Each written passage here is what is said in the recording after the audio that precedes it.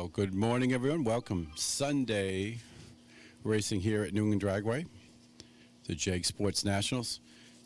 Folks, make sure we don't start any motors till 9 a.m. Just about 20 minutes away. But when we do start calling vehicles to the lanes, it'll be Super Street will come up first. So those that are in Super Street, please start getting yourself ready to go because you will be the first that we call to the lanes.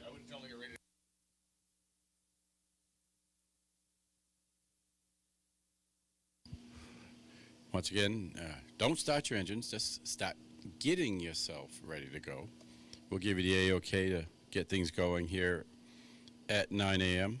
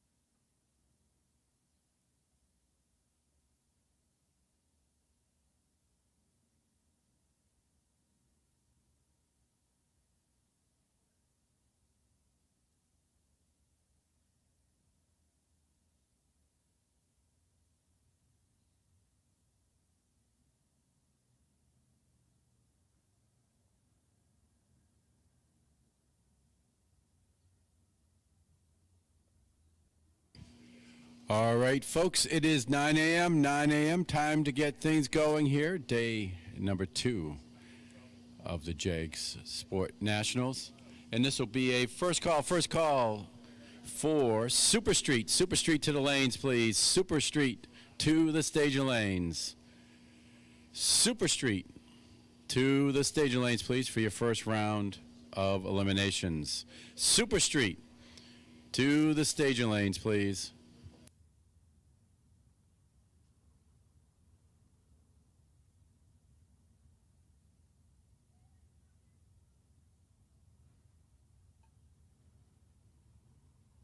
As I look at the schedule here, the way things will run, we'll start off with Super Street, then we'll go into Stock, Super Comp, Super Stock, Super Gas, Top Dragster, Comp Eliminator, Top Sportsman, and we'll start it all over again as we'll start with Stock in that next round. So Super Street needs you to the staging lanes, please. Super Street to the staging lanes, please.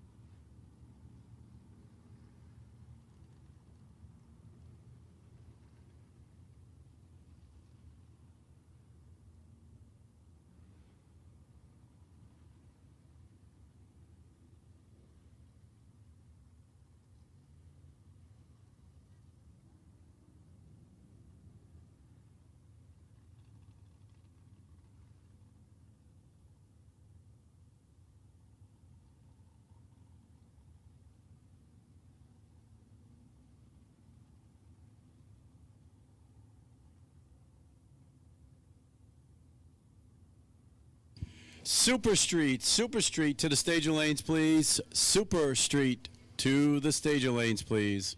Round one elimination, Super Street to the staging lanes, please.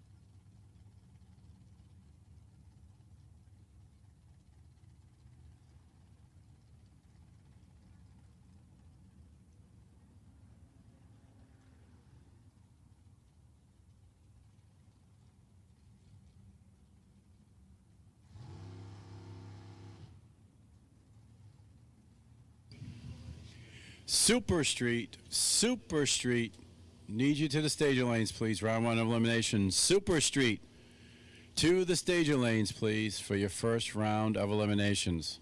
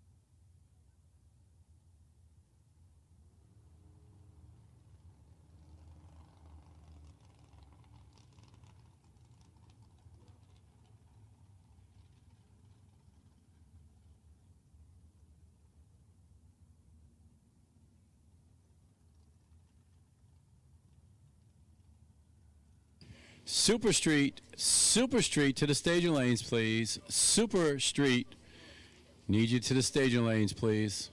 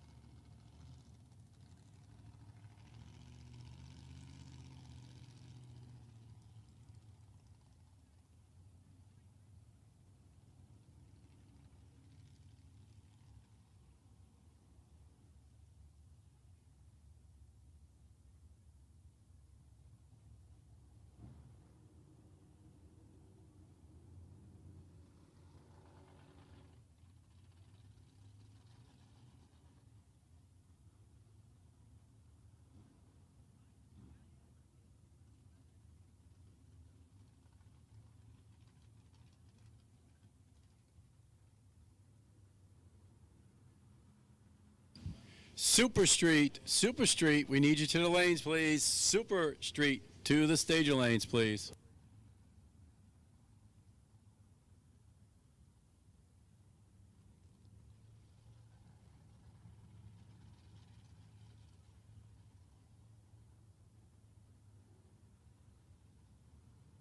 Okay, this will be last call. Super Street, we need you to the lanes. Last call, Super Street to the staging lanes, please.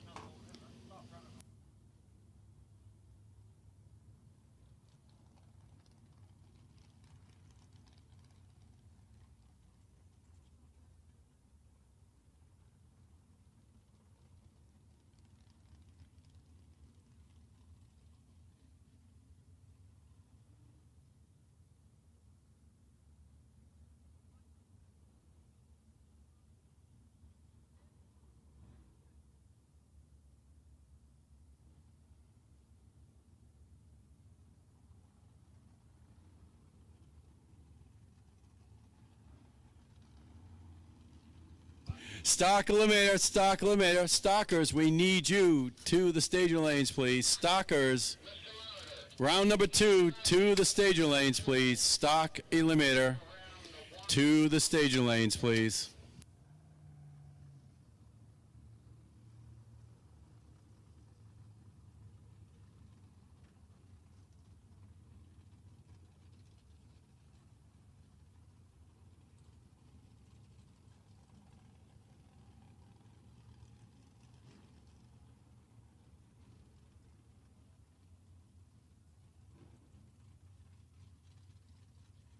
Stock eliminator, we need you to the lanes, please. Round number 2. Stalkers, To the staging lanes, please. Round number 2.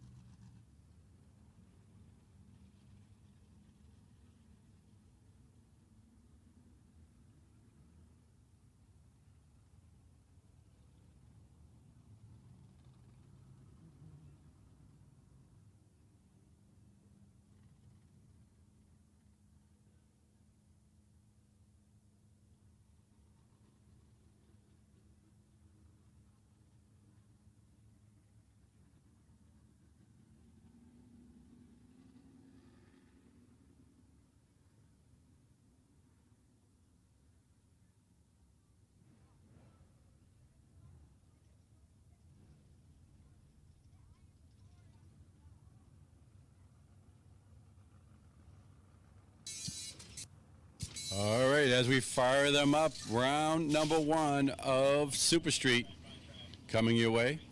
Stockers, stock eliminator. We need you to the lanes, please. Stock eliminator to the staging lanes.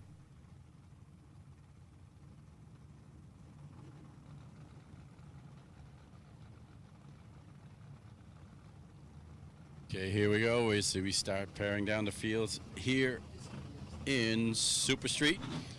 It'll be Ted Freeman coming up right now. 81 Mustang out of Hatchville, Massachusetts, the truck driver. Gonna take on Ron Pomelo. The RPM Motorsports 72 Vega out of Brockton, Mass. Last time we saw.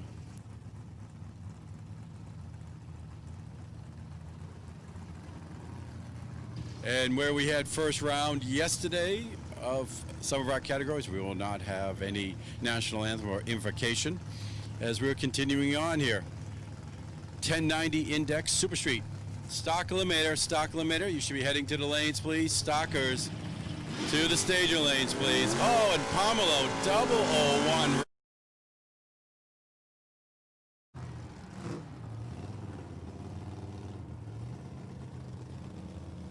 It'll be Freeman 1090 with a 3, but the D was down on the line as Pomelo and the Vega goes 001 red. Next pair to be Jesse Jameson taking on Robert Wolf, the Chevelle out of North Kingstown, Rhode Island, O'Reilly Auto Lane. He's going to take on the Contractor and his Pontiac out of Hamden, Maine. And Wolf Siphon goes. Wow. 001, 002 red. Jameson goes way too quick, but he had the win in his back pocket there. 017 reaction time, but a 002 red for the Chevelle. Michael Falcone comes up right now, the Mission Impossible. Dodge, Chrysler Power, taking on the 67 Firebird of Darren Wood.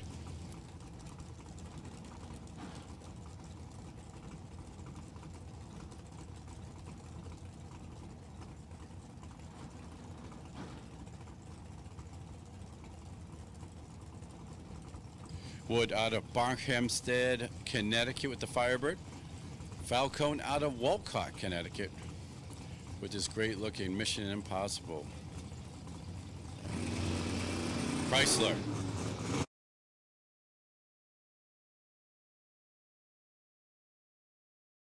We need you to the lanes, please. Stockers to the staging lanes, please. And it'll be Wood 1090 with a 1 taking the win. Better light did go to Falcone, but he ran a 1092 with a 5. Pete Maduri comes up right now. The Dyna Braid Power Tools. 78 Malibu out of North Tonawanda, New York, taking on Dan Jelinas and his 84 Porsche. Convertible here in the New Hampshire lottery lane.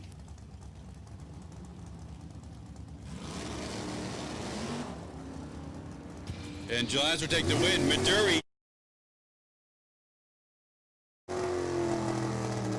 over there in the O'Reilly Auto Lane. So we had a 001 red, 002 red, and now a 003 red. So Jelinas and the Porsche goes on to round number 2. Stock eliminator. We need you to the lanes, please. Stockers to the staging lanes, please. Jeff McMillan will come up right now. 65 fastback Mustang here in the New Hampshire Lottery Lane out of New Paris, Pennsylvania. Taking on Doug Wood, the Standards Testing Lab 69 Cutlass out of Massillon, Ohio.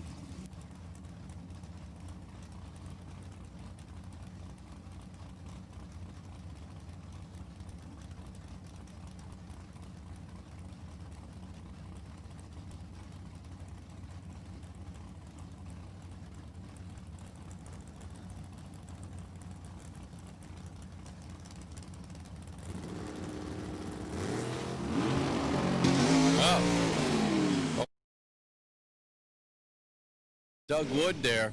It'll be Jeff McMillan and the Mustang. Moving on. 1094.4.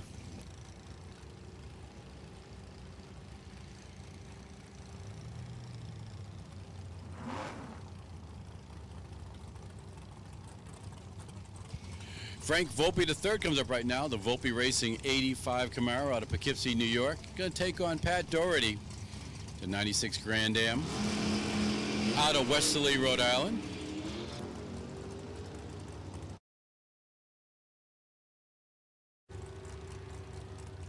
Comes down now to the index at 1090, and it will be Doherty taking the win, 1093. Volpe 001 green ran an 88 with a 1. Doherty 040 runs at 93. He'll move on to the next round. Pete Sanka comes up right now, 77 Vega wagon. Michael Handress, you have a package at the base of the tower. Michael Handress, you have a package at the base of the tower. Sanka going to take on Nick Willett here. Willett, the 57 Chevy. Wow, this is going to be a race here. Separates the reaction times here, and at the stripe it will be Sanka 1090 with a 6, 002 reaction time. Willett 001 runs a 94 with a 7. So Sanka says early on Sunday morning, take that 8,000s package right to the next round.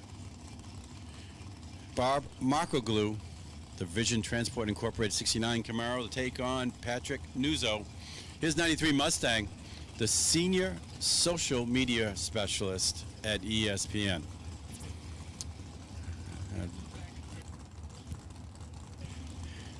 And Michael Handress, cancel that on that pickup. Michael, it's all taken care of. Don't need to come to the base of the tower. All right, Nuzzo, the Mustang. Marcoglou, the Camaro. Round 1, Super Street. Stockers, we need you to the lanes, please. Stock eliminator to the lanes. Stockers to the staging lanes, please.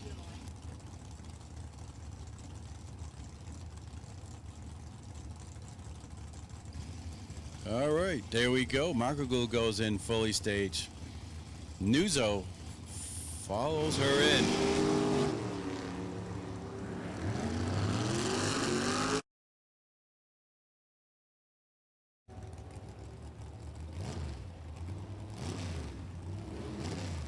And it will be Marcoglou 1091.3. Nuzzo a breakout 88.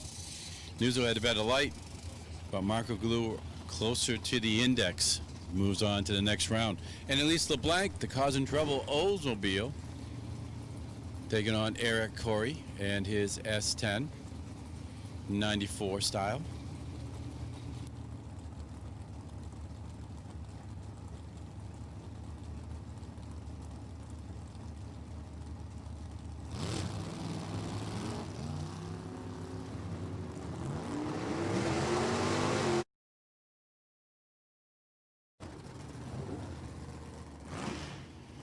Advantage off the line, win to LeBlanc. She'll take the win, 10.94. Move on to the next round of Super Street. Stock eliminator. We need you to the lanes, please. Stockers for your round 2 eliminations. Sorry, and at least now we'll see Dennis LeBlanc in the Vega Camback taking on Bill Krug and his 72 Nova.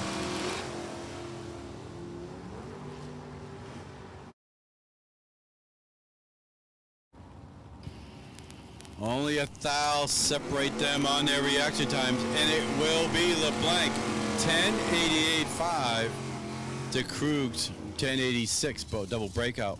LeBlanc takes the win. He had the better light, 0.11 to an 0.12 for Krug. Ethan Sutherland will come up right now, the 20-year-old electrician, 79 Malibu, out of Chicopee, Mass, taking on Stephen Knight. The 89 Mustang, an electrician out of Fall River, Mass.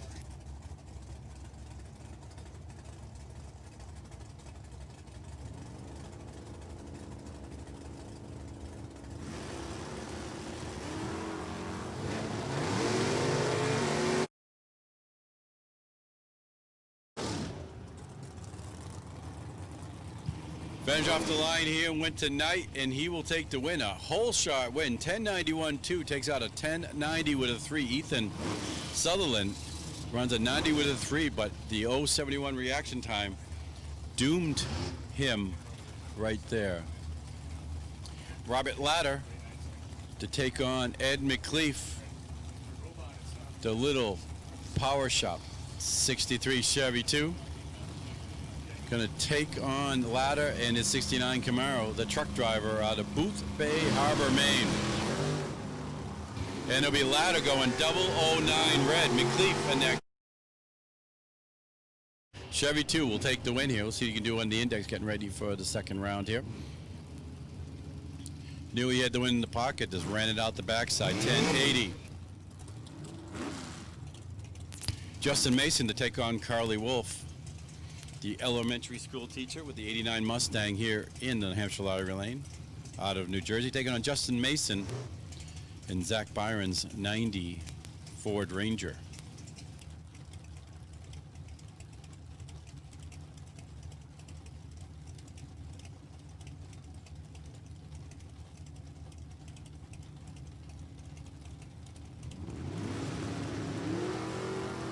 And it'll be Mason going 0.37.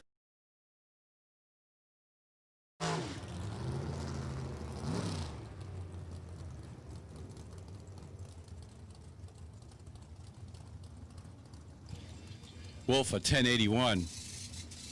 Zach Byron comes up right now in his S10. Gonna take on the man, Keith Mayers, the 85 Porsche.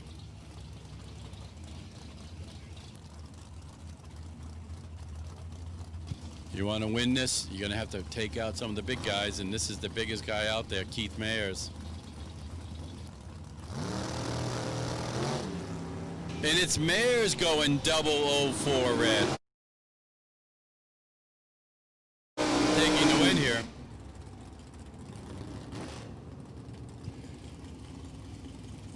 Byron on to the second round. Larry Payton comes up right now, 88 S10. Chevrolet power plant. The contractor out of Chester Springs, PA. Going to take on Brian Sawyer, the Sudden Impact 1 Autometer 67 Camaro, the financial advisor. With a long list of accomplishments here with that Sudden Impact car, all the way down through the generations. The car that started the whole thing for the Sawyers.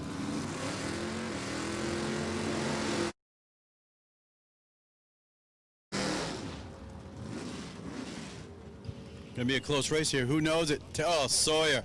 10.90 with a 2 with an 014. Take a 16,000 package. Patton goes 001, but breaks out by 7 thou. So Sawyer moves on to round number 2. Peter Neal coming up right now, taking on Taylor Iacano. Iacano going for the double up here. She took the win at the D1 event here on Peter Neal and the Corvette. And she'll be moving to the next round, ready for round number 2 in Super Street, trying to get the big Wally at the end of the day. Stock eliminator, stock eliminator. If you're not there, you should be. Stock eliminator. To the lanes, please. Tom D. Pascal to take on Paul Laurenti here. The Vega Wagon Camback taking on the 67 Camaro.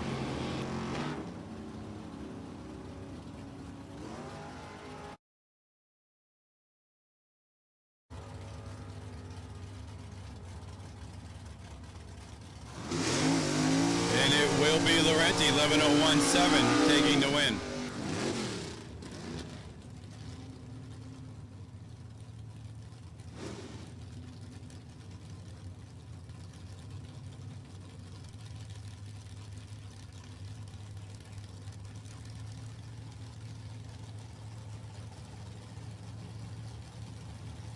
Kelly Kondratic to take on Jaron Harper here.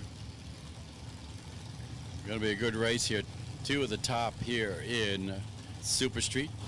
The 87 Monte Carlo taking on the 55 Bel Air out of Wiscasset, Maine. Stockers, we need you to the lanes, please. Stock eliminator. To the lanes, please.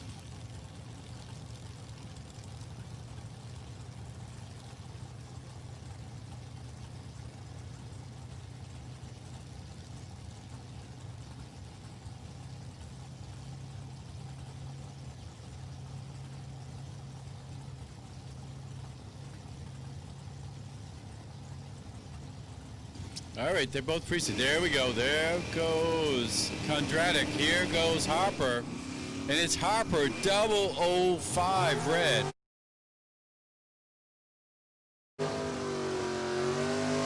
Kondratic will go on to round number 2. Harper runs a 90 with an 8. Kondratic at 89 with a 5, but the D was down on the line with the 005 red for Harper. Neil Vaccaro to take on Jonathan Leahy here.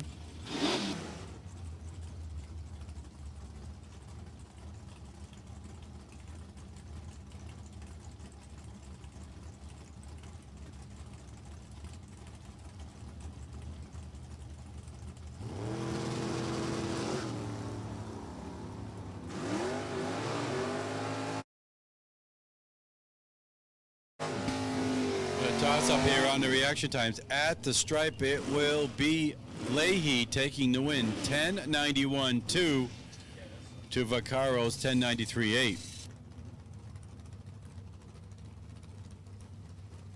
Next pair to be Sean Frick taking on Pat Smith.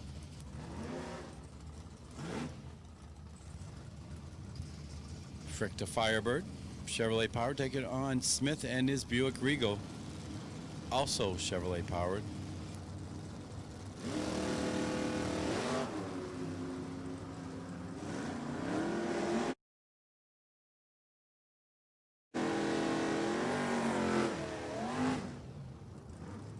At stripe, it will be Frick on a hole shot.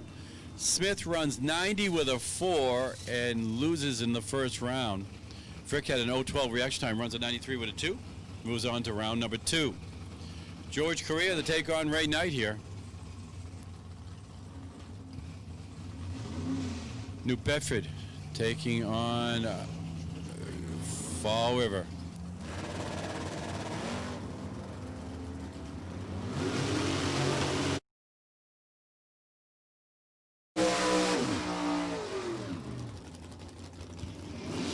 Correa with the win here. Hole shot, 002 runs a 92. Knight 91 with a 4, but the hole shot advantage went to Correa. And he'll take the win, 10:92.4.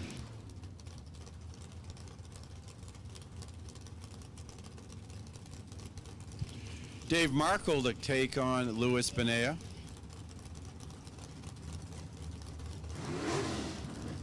This great looking 66 Chevy 2 taking on the excellent looking 67 Chevy 2 of Markle.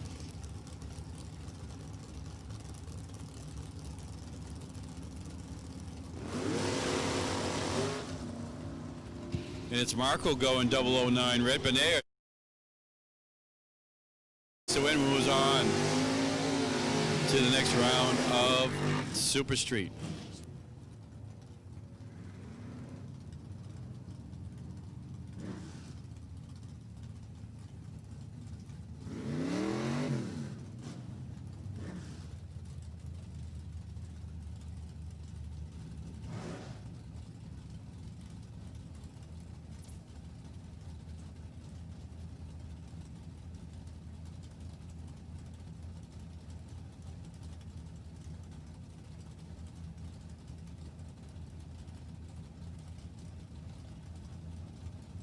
Jason Mazzata to take on Tim Fletcher here. 68 Nova taking on the 69 Nova here. And it's Fletcher going 007 red.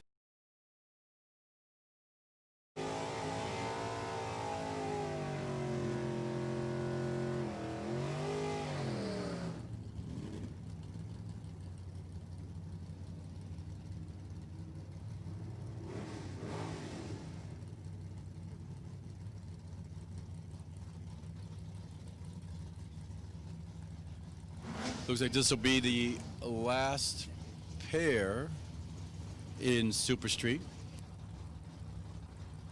It'll be Hong Lee in a 66 Chevy 2 taking on Clint Walters and the 86 Camaro.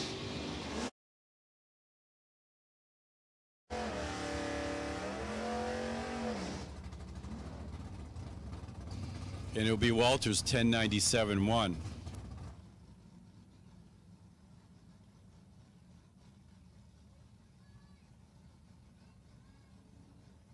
So that takes care of that round of Super Street.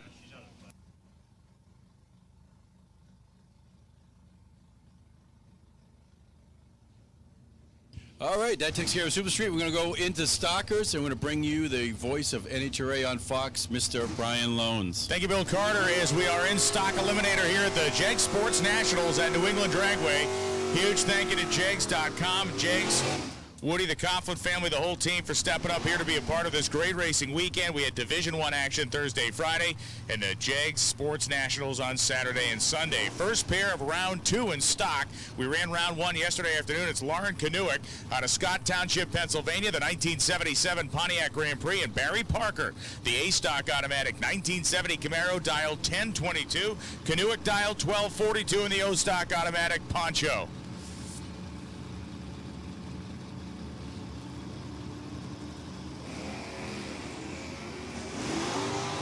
Green lights on both sides of the racetrack.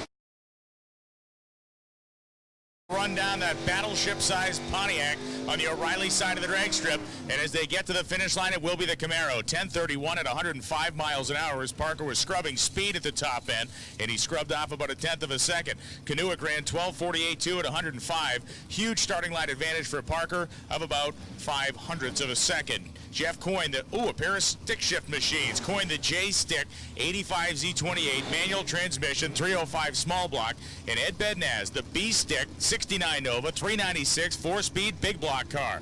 1.2 second head start for Jeff Coyne.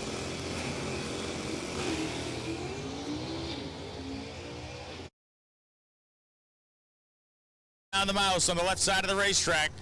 Bednaz running out of drag strip as Coyne almost to the stripe, and Coyne pulls it off. A 13 light, 53.9 on a 53 dial, a 22 pack he threw up against Bednaz. Ed Bednaz loses going 10:35.8 on a 10:33 dial in, and Bednaz was by no means sleeping at the starting line. He had a 26 reaction time.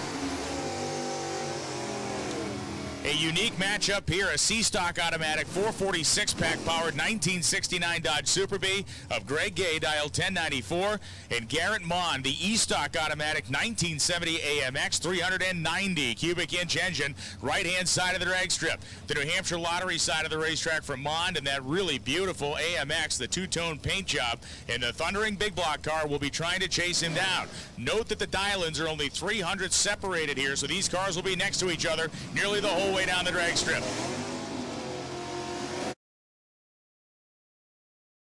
Peabody body Mopar fenders on Mond by the time they get to about the 8th mile. Finish line driving will favor Garrett Mond. A 10.96.8, a double breakout win. Mond runs 2 thou under his 10.97 dial-in and gets the win light.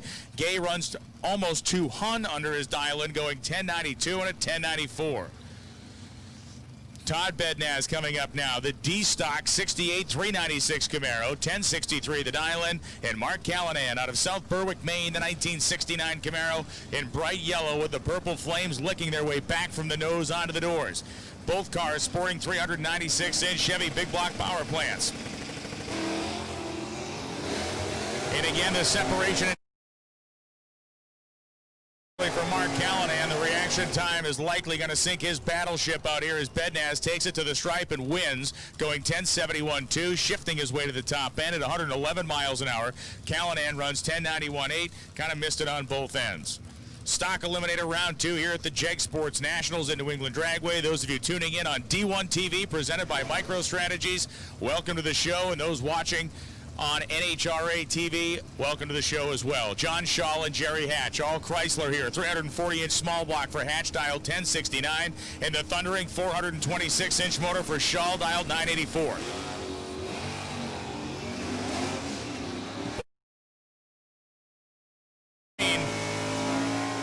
Jerry Hatch got to start making some decisions right about now at the finish line, and Hatch makes the right one, going dead on 5 with a 008 light, throwing a 13 pack on John Shaw's lap.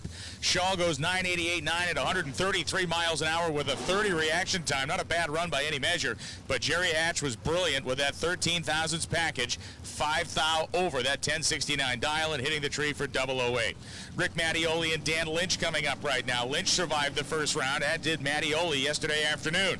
Mattioli dialed 1091 on the right side. Lynch dialed 1130 on the left-hand side of the racetrack.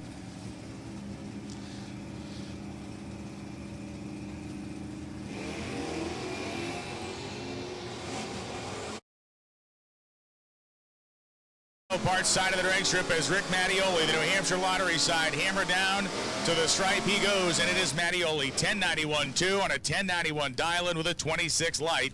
Daniel Lynch broke out going 1128 at 114 on 1130 dial-in. We need Super Cop 890 index machines to the staging lanes, please. Super Cop, dragsters, Altereds, and Roadsters to the staging lanes, please. We do not have a full-bodied Super Comp car in the field this year at this event. Tom O'Loughlin and Shane Oaks coming up. Oaks dialed 1114 left side. Tom O'Loughlin, the runner-up at the Division I event that concluded on Friday, dialed 1122 on the right side in his 1968 Chevelle.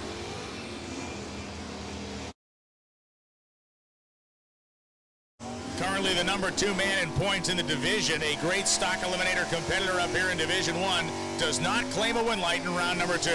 Tom O'Loughlin continues his rampage this weekend. 17/10 thou, the margin at the stripe. O'Loughlin runs 11:24.9 on an 11:22 dial-in to get the win, as Oaks ran 11:18 on an 11:14. O'Loughlin was off the starting line second, but was tighter to his dial-in and wins by nearly the slimmest margin we've seen all day, 0.0017 seconds. Bob Vogel coming up. East Hampton, Massachusetts, a gorgeous 1981 Malibu. Brilliant paint job. You got to love that kind of machine-turned gold leaf style lettering and his name along the door. And John Gray, probably the best looking pair of cars we've seen on the drag strip all day long with Gray. The AA stock automatic 69 Camaro, the incredible paint job. 983 the dial-in for Gray, 1176 the dial-in for Vogel. 3-second head start. Here we go. Or a 2-second head start, I should. Look at Gray trying to reel in Vogel at the finish line stripe. It will be Gray. 984.5, 983 dial-in, 49 light for John Gray. Vogel a 7th thou advantage on reaction time, but he broke out, taking the stripe first and running 1171 on his 1176 dial. Defending world champion in stock eliminator, Allison Dahl, right-hand side of the racetrack, dialed 1039. Scott Gove, current divisional points leader, on the left-hand side of the drag strip, dialed 1003.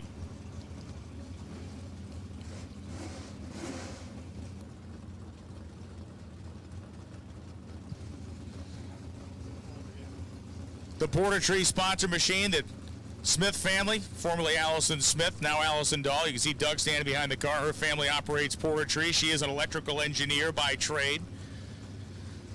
A stock eliminator racer by choice. Scott Gove, A stock automatic, 396 powered 69 Camaro, a chassis builder out of Dennisville, Maine.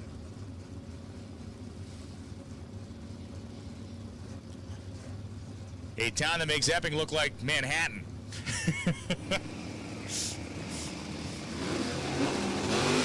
Huge wheel stands on both.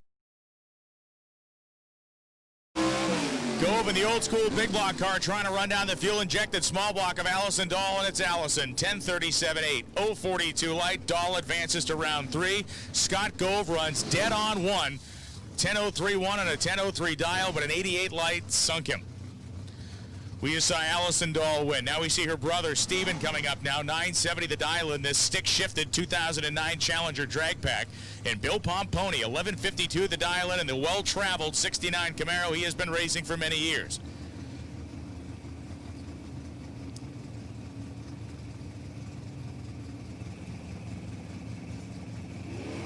Pomponi leaves first. Steve dumps the clutch. The car wheel spin, it could be the end of him, but there was none for Steve Smith. Smith grabs high gear and powers to a win light. 979.2, 970 dial-in, 22 reaction time.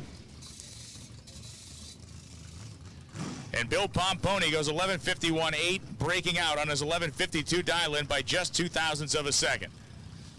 Don Moulton and Jim Perrone coming up now. Perrone, the G-Stock automatic 69 Nova. Advanced out of the first round on a heads-up yesterday.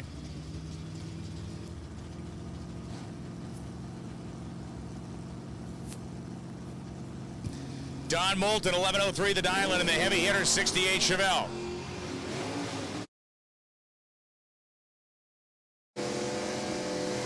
Margin on the reaction times absolutely razor thin as Perrone goes to the stripe and loses. 11:02.5 and 11:03 dial-in. Moulton wins in a double breakout as Perrone goes across the finish line first, or Perrone I should say. 11:25.2 at 115. He took 200 worth of stripe down there, and Don Moulton, the beneficiary of Perrone's aggressiveness at the finish line, he advances. James Whitehead and Ryan Herensky, B-Stock automatic 68 Shelby GT 500 Mustang, 428 cubic inch FE big block, dual 4-barrel carburetors on top, dial 1033. And James Whitehead, the C-Stock automatic 1086 dial 98 Camaro, waiting on the left-hand side of the racetrack. Dial-in separated by half of 1 second. The wheel standing are inside, outside, and upside down, as we'll see what Herensky can do at the finish line with Whitehead, and he can get himself a win light. 10:34.6, 10:33 dial-in, 20 light, the math for Ryan Herensky. And James Whitehead goes 10:87.1 on a 10:86 dial with a 31 reaction time. Herensky wins by 6 thou. It is the Chrysler Hemi taking on the small block Chevy. Here is Todd Hoven, AA stock automatic 65 Dodge Coronet, 986 the dial, and Matt Lisa will be running for his life when the tree comes down. The 24-year-old student dialed 1105. And Todd Hoven, the car way more power, will be coming by with a whole big head of steam, but Matt Lisa, a perfect reaction time, dead on 1. Matt Lisa, a 1 thou pack against Todd Hoven, and you're simply not beating it. I don't care who you are. Matt Lisa, when you have a 1,000th package, a perfect reaction time and 1 thou over your dial, nobody's getting around that. Todd Hoven, 983.8, tried in vain to catch him at 128 miles an hour. Hoven in the Hemi car, eliminated. Tom Auger coming up, the H-Stock automatic 63 Dodge 330 with a 383 engine, black with the red guts inside, beautiful car. And Ann Toes, 12:45 the dial-in. Toes rolls up that 69 Camaro convertible with a 350 engine. Auger up on the torque converter, slowly moving the car ahead. That converter getting mighty warm by the second, trying to find that fully staged spot. Now he comes down off the revs in both cars, and drivers sitting there. And Toes, she's back. First race since 1973, and she's going to get into burn down here. I love it. Auger goes in. Toes decides to go in.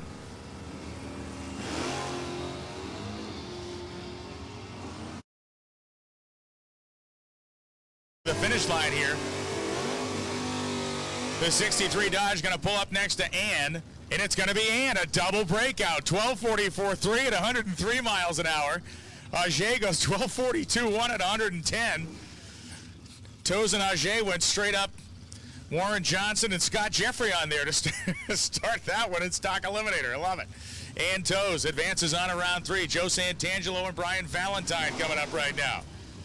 Valentine, the J-Stock automatic 1190 dialed Camaro, and Joe Santangelo, the wheel standing 396 machine owned by Anthony Bertozzi, dialed 1038.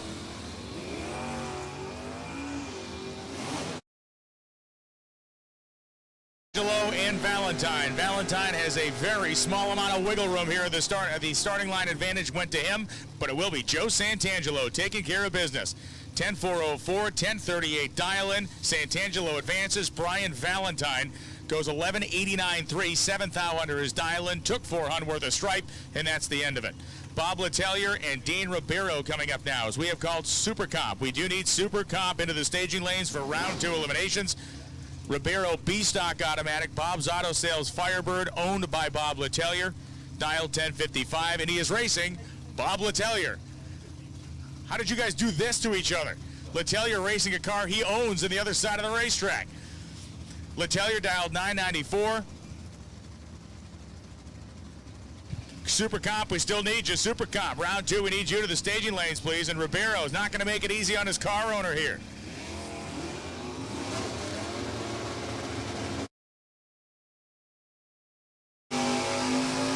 This may be the last race Ribeiro ever drives for Letelier as they get to the finish line and Letelier gets the win light. He's smartened up at about 800 feet. 993.4 at 134 miles an hour. Letelier beats his own race car as Ribeiro takes 400ths worth of stripe, goes 10:52.6 at 125 miles an hour, and clearly knows which side of the bread is buttered there. Philip Langford and George LaBelle coming up right now. Langford, the Gold Rush Trailers machine. He is the operator, proprietor of Gold Rush Trailers out of Langhorne, Pennsylvania. The golden 2014 Copo, 427 in it. And George LaBelle, dial 1217, the 69 Camaro convertible out of Newbury, Massachusetts.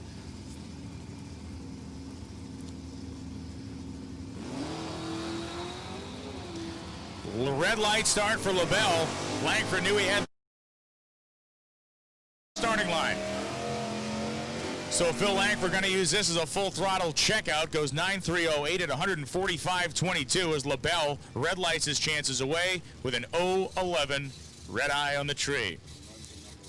Sean Conway, and yes, to add insult to injury, he ran his dial in with an 8 behind it.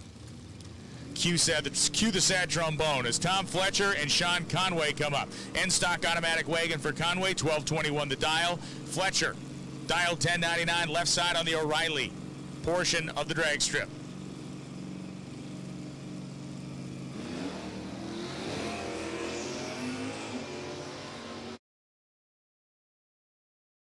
Couple of sporting reaction times here as Fletcher tracks down that breadbox shaped station wagon and turns on a win light. 10:025, or rather 11:025 on a 1099 dial-in. Sean Conway goes 12:27 on a 12:21. Ran 600 off the number, and his blacked out station wagon is retired. Oh man, this right here is going to be a rock fight. Joe Lisa and Dan Fletcher, two of the most talented guys in stock eliminator from Division I or across the nation, as Lisa from Vernon, New Jersey. The D-Stock automatic 1077 dialed Camaro for Lisa, 1141 the dial-in for Dan Fletcher. H-Stock automatic the category, 350 power plant, and 1141 scrawled on the dial-in board. ATI, Strutmasters, Mickey Thompson, Denzo, and VP Fuels the sponsors for Dan Fletcher.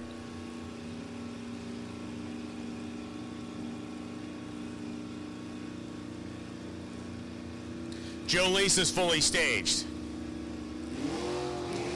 Fletcher's clean and Lisa's clean. Will be played at the top end on this one. Some ripping big time down there as Fletcher runs dead on 6 and 18 pack. Fletcher takes 200 worth of stripe, wins the drag race. Lisa runs 1076.9 in the loss. Couple of competition singles coming up here. Rich Boyle was supposed to be racing Robert Dean in his Camaro. Dean unable to make the call.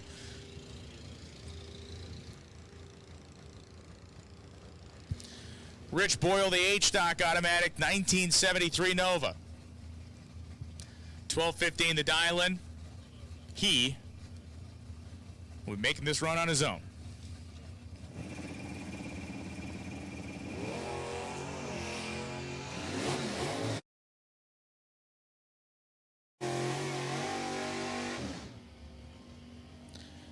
And Rich Boyle hammers it through the traps, goes 11:23 niner at 115 miles an hour. Just ran it down there with the index on the board, if you will. Bubba Linke supposed to be racing Bob Moran. Moran unable to make the call. And this will be the final pass of the second round of Stock Eliminator. We have made a last and final call for Super Comp to the staging lanes. Be here or be somewhere else.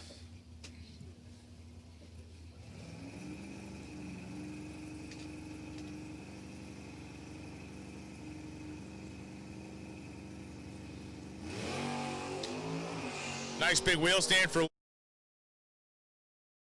time for the well-traveled 97 Camaro, 102 in the 8th mile. And Linke thunders it down, 10:38.2, 128.11 miles an hour. Big day in the world of motorsports across the country today. Indy 500. Green flag flies at 2:30 p.m. this afternoon out there at Indianapolis Motor Speedway. And we have more fans in the stands here than they will have at Indy. That's right. I tell you, Roger Penske, if Roger Penske had not assumed the ownership role of IndyCar, I'm honestly fearful where that thing would be. That guy, unbelievably, has done an incredible job with the series this year, been able to float it when I don't think anybody else would have been able to. So looking forward to catching the tail end of the Indy 500 once we get done this afternoon, find out who can handle their business. It's a great track to go to. I know. Oh, yeah. I've been out there to watch that, and it's an excellent place. Yeah, it's a mammoth place. If you've ever get the chance to go visit, if you ever go to the U.S. Nationals, take an extra day because it's only a few miles down the road. You can actually take a tour of the Speedway. You can take the van trip around. I believe they're back in business, probably doing those soon. And the museum, the whole thing is yeah, they strap you to the top of the van now to make sure you're socially distanced so that you get the fresh air. You get a mask on so you don't have to worry about the bugs getting into your teeth and stuff like that. We'll find out how Graham Rahal, of course, Courtney Force's husband Graham, will be racing today. Alexander Rossi, the whole lineup of IndyCar stars. Looks like we're just about finished up pairing up our Super Comp racers. Well, we have a moment of quiet as we're going through these rounds. We're seeing trailers load up and trucks and trailers hit the highway. Safe travels to everybody that's kind of packing up and heading down the dusty trail. We sincerely appreciate all the participation this weekend. Over 400 cars part of this weekend of competition here at New England Dragway, and I think I speak for all of us involved in any aspect of the sport of drag racing. It is awesome to see the spirit, to see how much people love this sport, how much they're willing to come out here. And we know we got these crummy rules we got to follow with the mask and all the other stuff, and thank you for being good stewards of the sport. Everybody's stepping up and doing what they got to do, and it is a great thing for racetracks like New England Dragway, anywhere across the country that we're able to have these races. So thanks, everybody, for being here. Safe travels for those of you hitting the road, and those of you that haven't yet, good luck, as we're going to continue through eliminations until we close this thing up this afternoon. Super Comp has come around the corner, and Mr. Bill Carter will take you through that category. Well, thank you, Brian, and thank Brian for coming up here this weekend. You know, he's got that big schedule that he has to try to keep up with all his things that are going on, and the ability to come here to New England. I used to have a big schedule. Nobody's got a big schedule this year, but no, this is a spectacular weekend, Bill. All right, well, once again, thank you for coming up this weekend to give me a hand here. All right, we go into Super Comp. 890 Index Racing. Janice Willard, yesterday, in the first round of Super Comp, she just hit with a 2000s package. She ran the number with a 1 with a 001 reaction time. She's going to be the first pair up here to see what she can do about trying to top that. Very hard to top that, a 2000 package. Going to take on Antonio Pineda here in the second round here in Super Comp.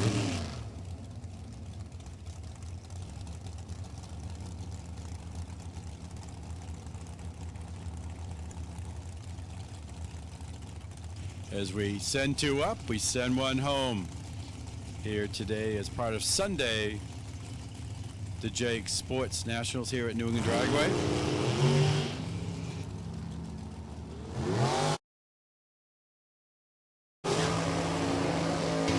Let's see who's going to take the win here at the stripe. It will be Benayer by 66 as Willard runs the number with a 2. but the better reaction time went to Benea, and he'll win by 0.06 of a second. So Benea on to round number 3. Next up, Howie Smith to take on Jess Stadowski. The Willard Auto Service undercover chassis drag shot of Leominster, Mass. The school teacher taking on the automotive technician. H2 Motorsports in his undercover chassis dragster. Oh, and it's Jess going 008 red.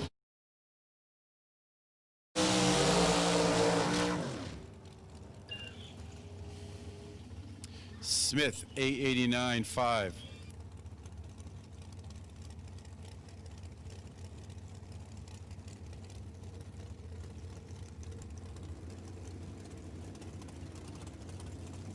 Dead to the pits, I need super stock designated pairs. Santangelo, Ribeiro, Glade, Letelier, and Lisa and Valentine. Super stock designated pairs. Santangelo, Ribeiro, Glade, Letelier, and Lisa and Valentine. Need you to the lanes, please. William Pitts to take on Jason Kenny here.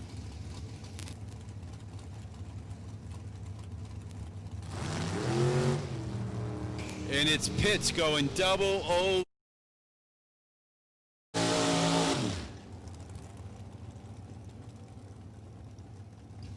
And it'll be Jason Kenny moving on to the 3rd round. Designated pairs in Superstock, Santangelo and Ribeiro, Glade and Letelier, and Lisa and Valentine. We need you to the lanes, please.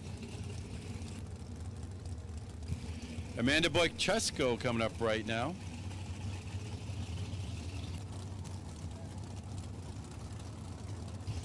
Boychesko took the D1 at Wally here just on Friday, trying to double up, taking on T.C. Smith, the Racecraft chassis, self-employed out of Hughestown, Pennsylvania.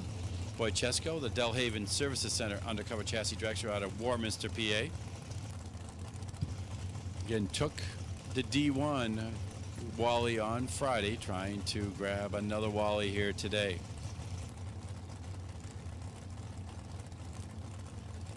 Super stock designated pairs. Super stock designated pairs. Santangelo, Ribeiro, Glade, Letelier, and Lisa Valentine. We need you to the lanes, please.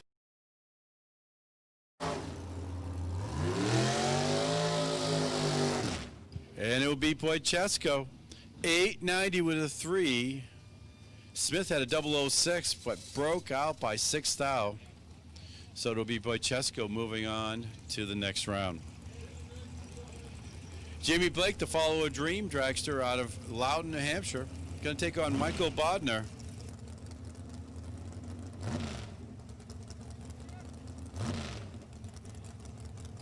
Bodner was the runner-up on Friday in the D1 race out of Kendall Park, New Jersey.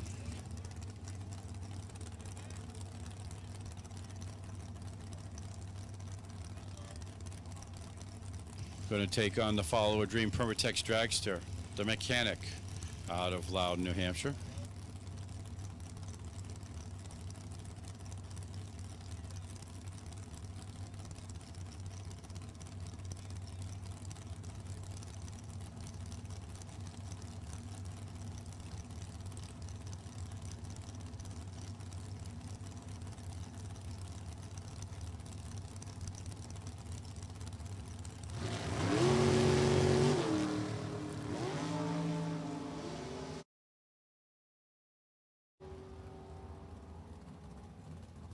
At the stripe, it will be Bodner on a double breakout. His 888.4 to Blake's 888.3. Next pair up would be Randy Winfelder, going to take on Patty Blake. The other half of the Blake Racing team here in Super Comp. Patty, the nurse out of Raymond, New Hampshire.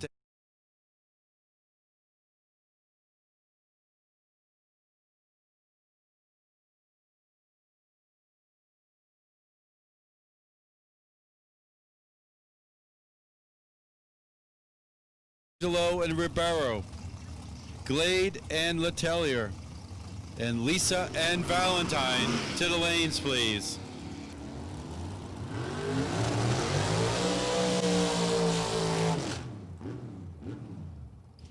And it will be Blake taking the win, 891.4. Winfelder had the light at 012, but ran way too quick, as he did an 84 with a 5 on the 90 index. Next up, Brad Coryell to take on Bill Krug.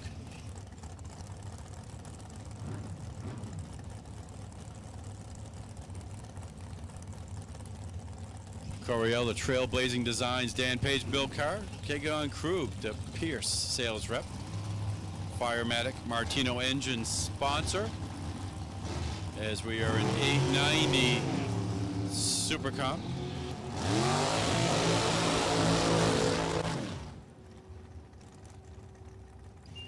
At Stripe double breakout win goes to Bill Krug, 886.9. Superstock designated pairs, Santangelo Ribeiro, Glade Letelier, and Lisa and Valentine. We need you to the lanes, please. Designated pairs in Superstock, Santangelo Ribeiro, Glade Letelier, and Lisa and Valentine. We need you to the lanes. Mike Robolato to take on Heather Fetch here. Robolato out of North Carolina. Let's see if he's going back. Not right away. Whole shot win there, 893.9. Fetch runs an 893 with a 2. Better Light went to Robolato, 015, gets him the win. Joe Mokel coming up right now, going to take on Walter Olt. Olt, the Mullis chassis dragster out of Medford, New Jersey. Going to take on Mokel, the American chassis dragster out of Bradenton, Florida.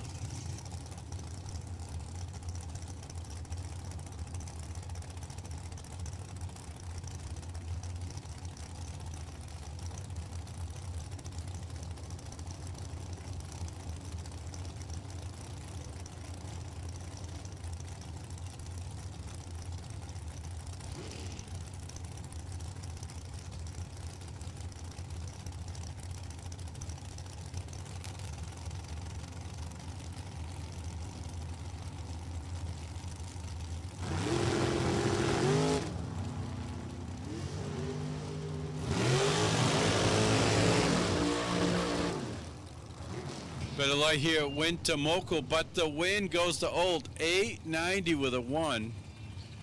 Mokel had the better reaction time, but an 011, but Olt runs the number with a 1. Breakout run there for Mokel as he does an 88 with a 7. Philip Mollicella coming up right now. The Mollicella Racing Crespin chassis out of Westchester, PA, taking on Deb Moses. The Ken Moses race transmission. Superstock. Need you to the lanes, please. Superstock to the stage lanes, please. Superstock.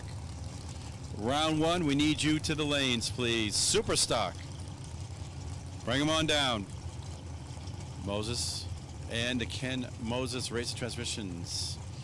American chassis dragster here as we are in 890 Supercomp.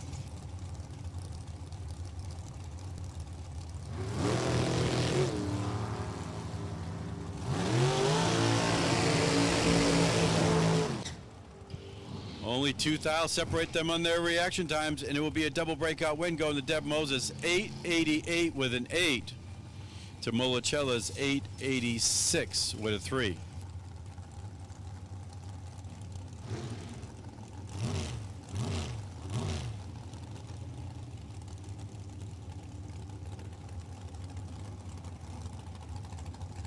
Michael Handris coming up right now, going to take on Ken Moses.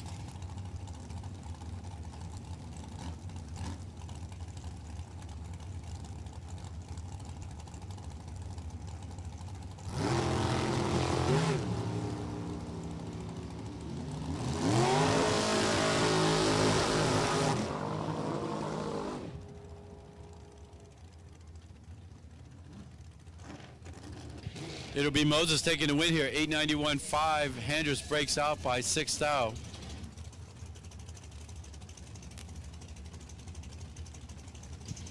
Next up, it'll be Chris Garrettson here. The Blind Squirrel Racing entry out of Middletown, Delaware. Going to take on Chris LeBlanc here in his Dan Page build car. The Rob Hyatt owned vehicle.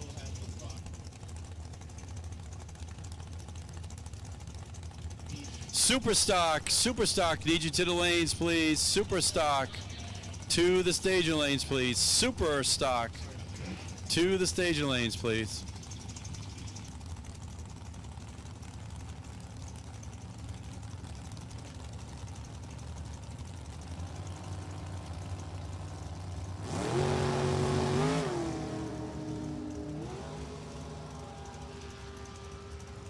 LeBlanc going, whoa, where's he going? And then, of course, Garrettson does the reverse psychology and takes the win. Whole shot win. LeBlanc runs a 90 with a 5, but the win goes to Garrettson, 891.3. 007 reaction time.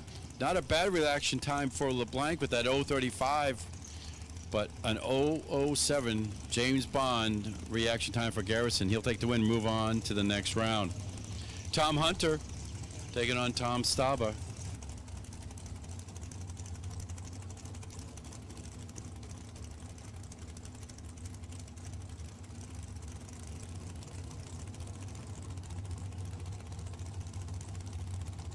Staba out of New Jersey. Hunter out of York, PA.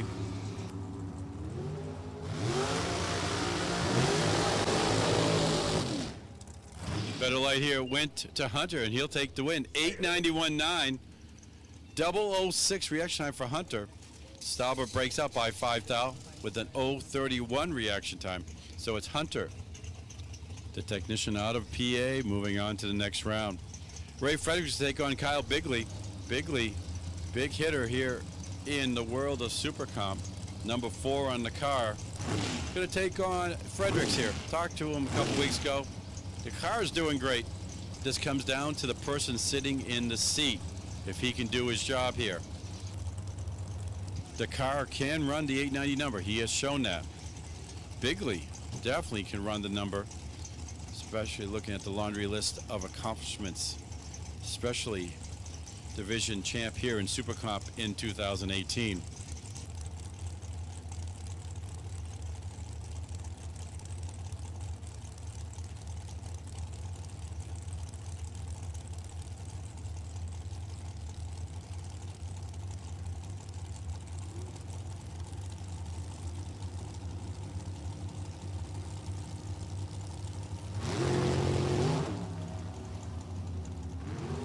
Going to be a race here.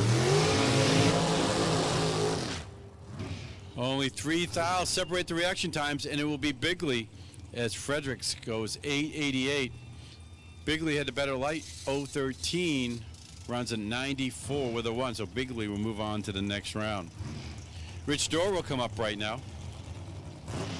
Going to take on Justin Mason. Dorr out of Watertown, New York. The Palowood Services undercover chassis dragster. Was the 2017 New England Nationals winner here. Taking on Mason, the Dan Page build car out of Northborough, Mass.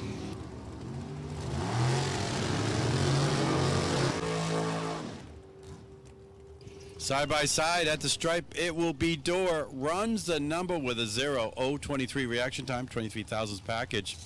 Mason a 92 with a 6. But there's no way when your competitor leaves before you and gets there and runs the number, there's no way you're going to take the win. Right there. So Dorr moving on. John Smith to take on Rick Rollinson. Super stock, need you to the lanes, please. Super stock, to the staging lanes, please. Super stock, need you to the lanes, please.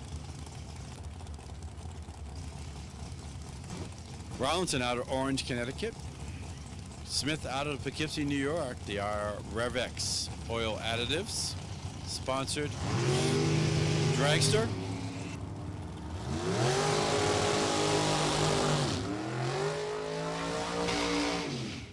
Let's see what happens here. A 9th package for Rollinson. Perfect reaction time. Runs an 890 with a 9. So he'll be sitting around a little bit longer here before heading back to Orange, Connecticut. Smith, an 022, runs a 94. But when your competitor is a perfect on the tree and then runs the number with a 9, not going to take that win there. Dan Fletcher comes up right now, the strutmasters.com. Denzo, VP, ATI, Mickey Thompson, undercover chassis, drags. You're going to take on Chris Cumming. Let's see what Chris can do in the wife's car. He'll go red.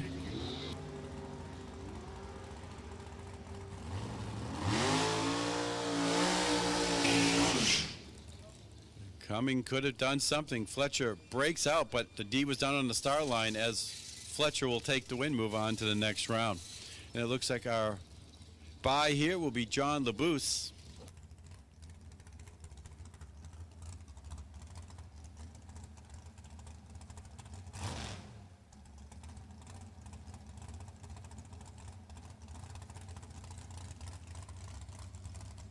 Labuse out of Tennessee.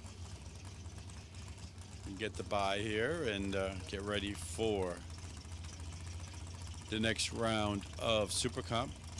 Superstock, you should be in the lanes for your pairings, please. Superstock, you should be in the stage lanes. How are we doing today, guys?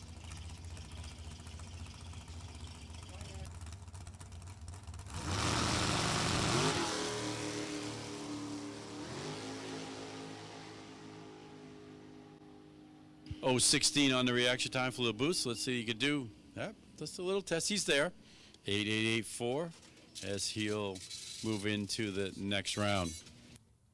Superstock, if you're not already there, you should be. Superstock.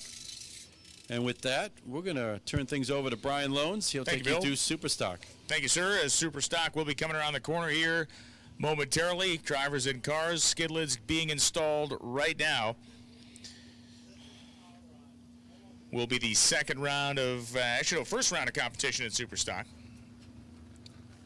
We got some first rounds run last night, kind of brought everybody into that 5-round field size, kind of even everything up, square everything up for today's eliminations here at the JEGS Sports Nationals. So winners today will receive the unique full-size Sports Nationals Wally, a bronze Wally.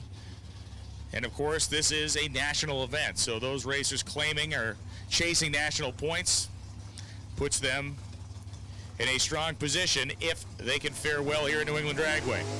Patrick Glade and Bob Letelier who escaped stock eliminator round 2, will take on Patrick Glade's car. Glade's car is really awesome. 1985 Buick Somerset, one of those very short, I believe these were the J body or J chassis cars they were called, that GM built when they really downsized their fleet in the mid-80s. But watch Glade's car leave. For a little short wheelbase car, it pulls some really awesome wheel stands. He's got the wheelie bar set about 6-8 inches off the ground, and when he gets this thing up on him, it carries the front end a while. Letelier's factory GTC 2013 Copo Camaro runs a 427, is dialed 980. GTG automatic, the category for Glade, in the Buick Somerset, 998 the dial-in.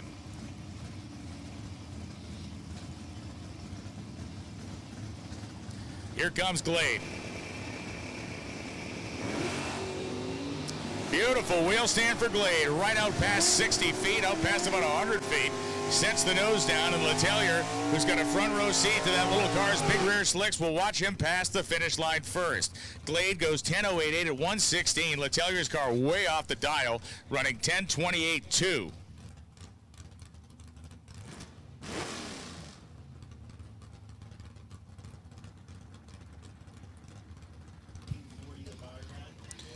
Dean Ribeiro and Joe Santangelo. Santangelo from Marlboro, Connecticut, won in the first round of stock. And here he comes again in his fearsome 87 Camaro with a 327, dialed 1007. Ribeiro dialed Superstock J, or in Superstock J automatic, dialed 1080. And Ribeiro rolls through the beams. Brought the car up on the converter. It pushed its way through the beams. Santangelo gets a freebie. 10:18.5 with a speed of 117.08. Joe Santangelo advances on to the next round, and Dean Ribeiro undoubtedly frustrated in the seat of that automobile. Joe Lisa was supposed to be racing Brian Valentine. As you can see, we are short one Brian Valentine. So Joe Lisa has the competition single here in the first round. GTJ automatic category, 350 cubic inch small block for the man from Vernon, New Jersey.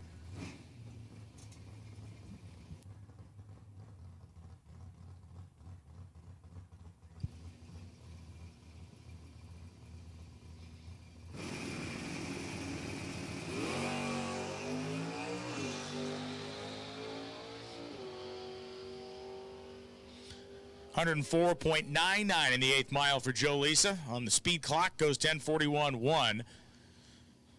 Down the racetrack at 106.88 and advances on to the next round. Next pair will be coming momentarily. Super Stock being paired up in the back of the staging lanes. Super Stockers. That's where we're at right now. Lots of cars stacked up there. We're sending them ahead 2 by 2. 45 cars making up this first round of eliminations in the Super Stock category.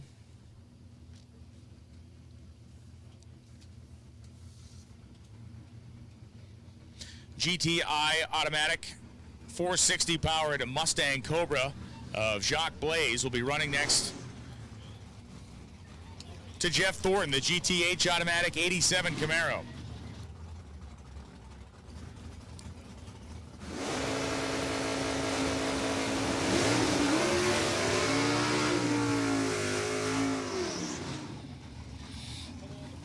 Rear tires heated on both sides of the drag strip here. Thornton dialed 999, Blaze dialed 994, so very little going to be separating these two on the Christmas tree in terms of the differential. We'll find out what separates them in terms of aggressiveness and talent level leaving the starting line. That could be a deciding factor, as it so often is in this handicap world of bracket racing, unless we get a heads-up race in Super Stock, of course. Get those two categories the same next to each other, we go heads up, but this is a dial-in race. Here we go. Jeff Thornton flying off the starting line, but did he fly quickly enough?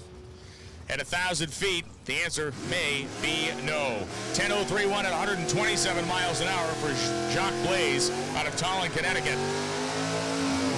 Jeff Thornton goes 9 at 98.8 at 130.48 and loses. Blaze got to the finish line first and was closer to the dial-in without going under. Mark Nowicki and Bill Arpine coming up now. Arpine GTC automatic 05 Cobalt 347 cubic inch engine, dialed 981. And Mark Nowicki from Gaylord, Michigan, 1998 Dodge Avenger 360 inch LA Series small block engine for Nowicki, 970 for the dial-in.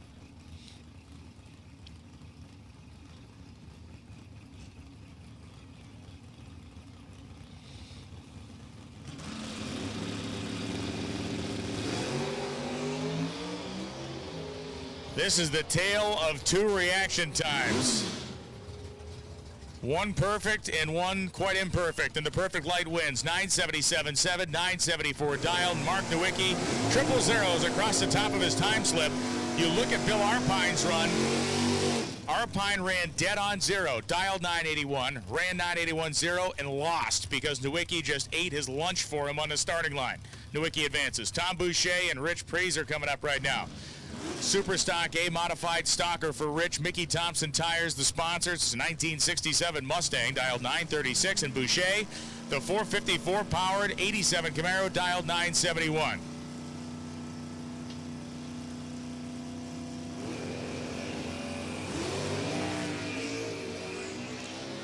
Gorgeous launch for Tom Boucher. That car leaves so well. The big tires planted, the nose in the air, the power from the big block sending him down the racetrack. But it's going to be Rich Praiser. Wow. Boucher was 005 on the tree and breaks out by 9 thou, running 9.701 on a 9.71 dial-in. And Praiser will be thanking the heavens for that one. He was 97 on the tree and advances out of this round. Goes 9.39.0 on a 9.36 dial. And Tom Boucher retired for the day, but Rich Praiser will race on.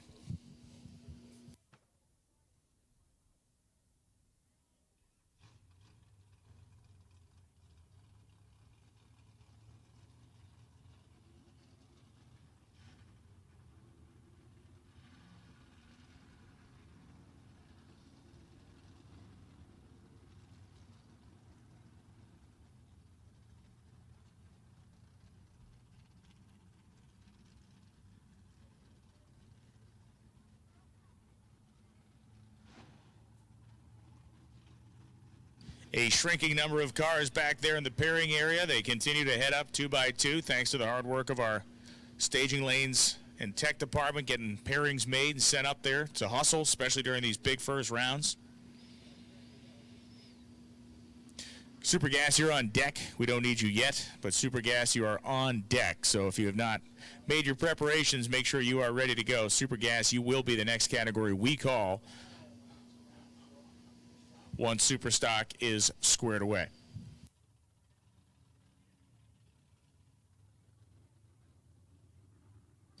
And just like that, word comes from the staging lanes that they want Super Gas. Super Gassers to the staging lanes, please.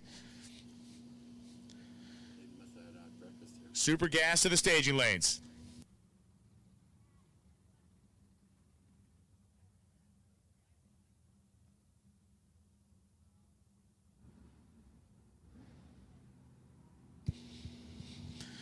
Raspy Idol, the next pair of Super Stockers, fills the air, and they are around the corner.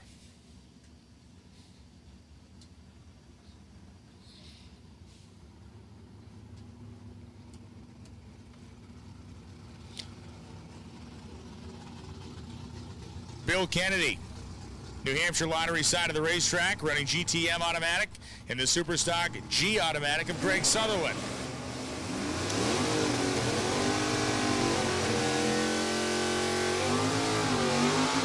$998 or $998 the dial-in, I should say, for Greg Sutherland. $1034 the dial-in for Bill Kennedy out of Pennsylvania. Sutherland, a mechanical engineer, that gorgeous two-tone 1966 Chevy 2. Kind of flame licks separating the metallic orange from the red, making the bottom and upper half of the bodies. And great paintwork on Kennedy's car as well. 400 cubic inch Pontiac in the nose for William Kennedy. Moving this car to the GT designation.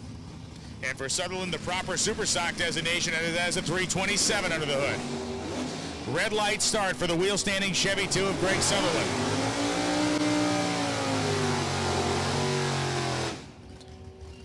So Kennedy goes 10:33.8 at 129 after Sutherland red lights his chances away.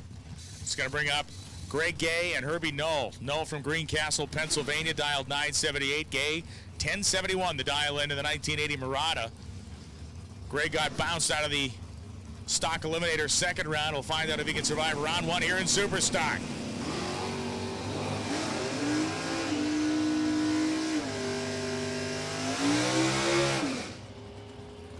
Greg looks to his left. Herbie Nell shows up at the finish line, and it's going to be Greg Gay. 1076 on a 1071 dial. 012 reaction time for Gray as Null runs 79.5 on a 978 dial, but an 061 reaction time was his undoing.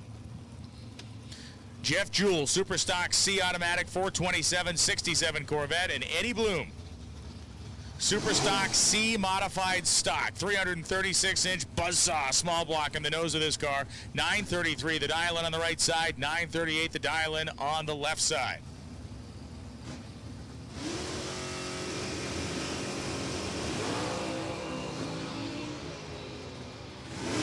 Bloom's car moving around the lane a little bit. Reaction times imperceptibly different. Finish line driving makes the difference here, and it's Jeff Jewell. 941.4, 938 dial with an 014 reaction time. Eddie Bloom broke out by 1 thou. 932.9, 933 dial in. He took 3 hun worth of stripe at the finish line. So Eddie Bloom in the modified C modified stalker is done. Jewell sticks around. Now it's Larry Jewell's turn. Ulysses, Pennsylvania for the 427 Super Stock D automatic Corvette. And Mark Lebrecht wheel standing his way up the starting line in the 2000 S10. Both looking pretty good when they get down to the stripe. It is going to be Larry Jewell, 969.7, 127.52.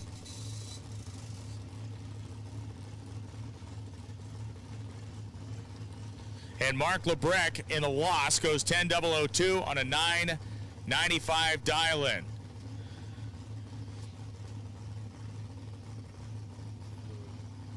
An unfortunate turn of events on the left-hand side of the racetrack is Paul Sutherland being backed off the starting line as that car, you can see clearly under the, right behind the front bumper, it is leaking Looks like the cooling system perhaps developing a leak. So it will be a free pass for Jeff Roll here.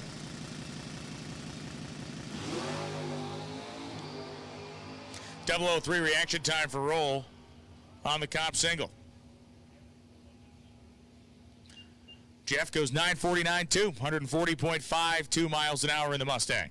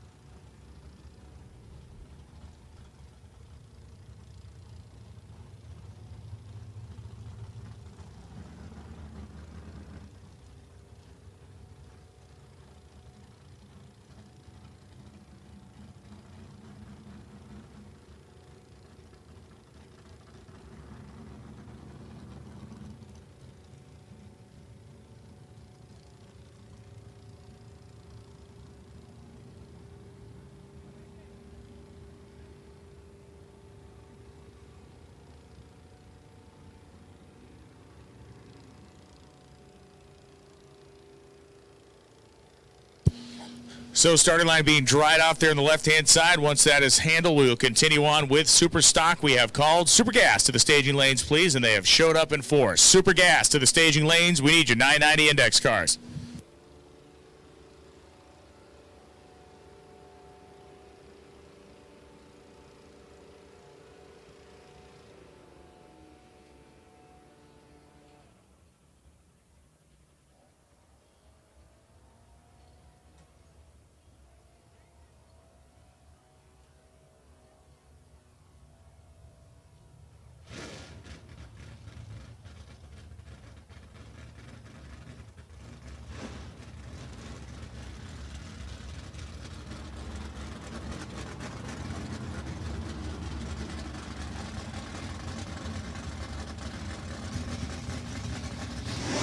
Tim Stickles and Dwayne Hoven coming up right now.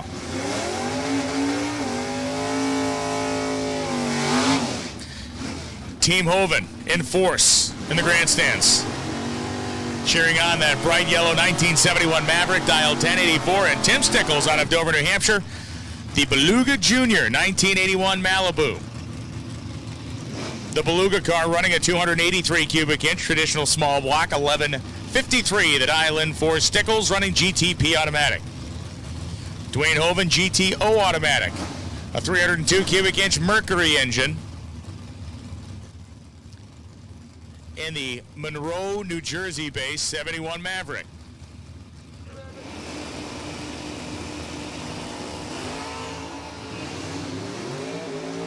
They both leave the starting line on green.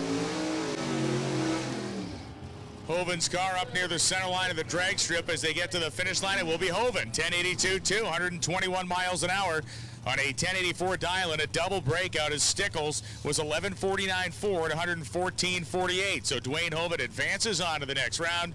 The sign will be flying in round number 3. Pete Diagnolo and Ed Schrader coming up now. Schrader, the factory super stock D 2016 Copo, dialed 893.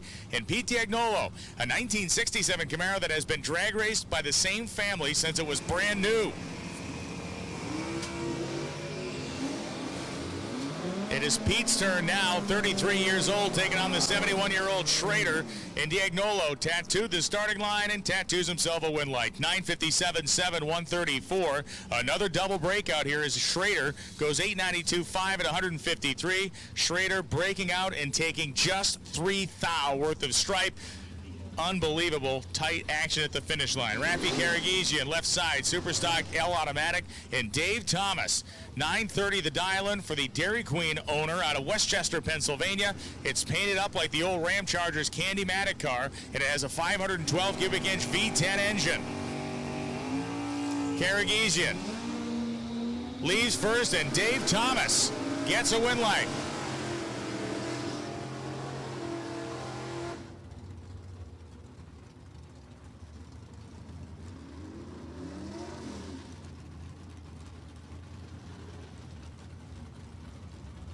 So Rafi Karagizian, 11:07.4, gets the win light as Thomas goes red by 38 thou.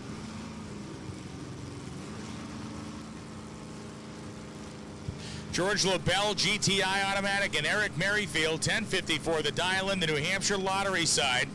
The Bounding Beagle even has a beagle on the trunk, on the the tailgate.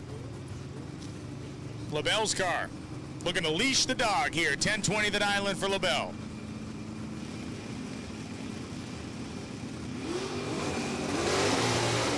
The Bounding Beagle does what it always does, stands up on its hind legs, leaving the starting line, and George LaBelle has to lift. LaBelle has problems. Merrifield drives to the finish line and goes 10:93 at just 99 miles an hour. LaBelle, 13:53, coasting at 64. And this is a good one right here. Steve Smith coming up right now, the patriarch of the Smith family, driving his 1968 Superstock A Hemi Barracuda. Talked about it. 426 cubic inches of Chrysler Hemi engine, cross ram intake manifold. These cars, magical machines. The Hemi Shootout will be coming back to the U.S. Nationals again this year, as it has for over a decade now. Smith's car, very quick. He's dialed at 863. And Mike Iacono dialed in at 993 as George LaBelle's car has rolled to a stop down in the shutdown area. So Iacono will be leaving 1.3 seconds ahead of Al Smith. Of course, back in 1968, the Hurst Hemi Darts and Hemi Barracudas took the drag racing world by storm. They were designed to kind of show up and just obliterate the world of superstock drag racing, and they pretty much did just that. These cars really set the wheels in motion for what would become the pro stock category that NHRA would introduce in 1970.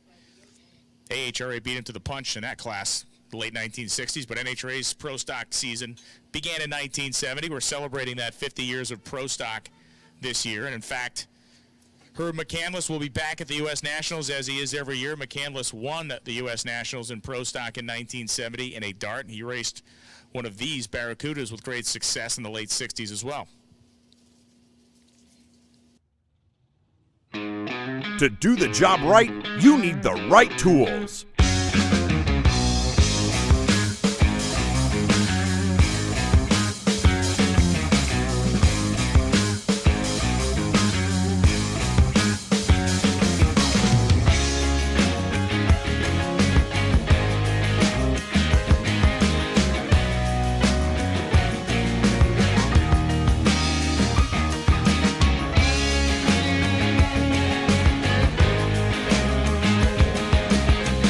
Log on to jegs.com today or call 1-800-345-4545.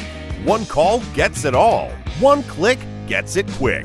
Racers at all levels, weekend warriors and outlaws, to our own in-house Team Jegs drivers. Rely on Jegs to get the tools they need and the results they want. Log on to jegs.com today, the most trusted name in automotive performance. Jegs. Lucas Complete Engine Treatment is designed for use in both your fuel tank and engine oils. Once added to the fuel, it cleans the entire system from your tank all the way to the injectors, allowing for your fuel to burn more efficiently. The same special Lucas additives go to work in your engine oil, thoroughly cleaning all internal components. Adding it to your engine will also lengthen your oil life. As it cleans, your fuel economy improves and your oil lasts longer too. Lucas Complete Engine Treatment. It works.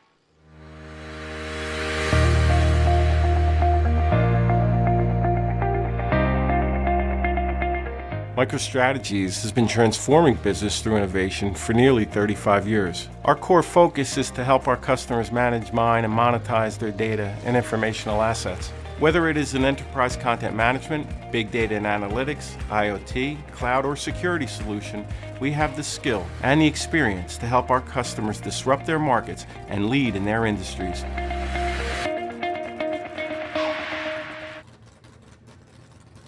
Vortex Superchargers top dragster. Once again, Vortex Superchargers top dragster. Into the staging lanes, please.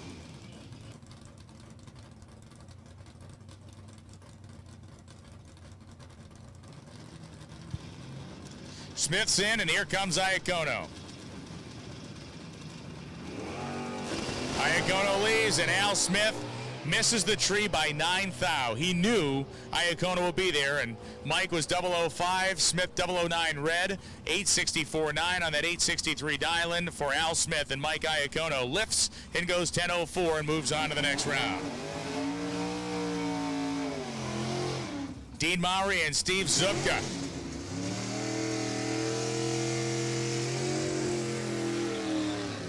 Zupka rolling up the 2018 Copo Camaro with a 427 naturally aspirated LS style engine, 928 the dial for Zupka. And Dean Mowry, the 1996 Avenger, 360 cubic inch engine, 980 the dial in for Mowry.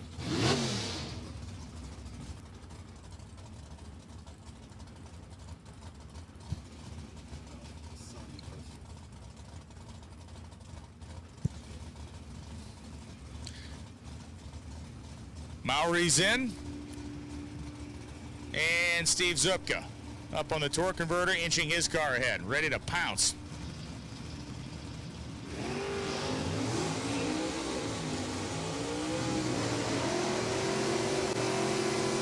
Zupka at 118 in the 8th mile, goes down next to Dean Mowry, and it's going to be the Copo. 929.9, 928 dial. Steve hit the tree for a 10.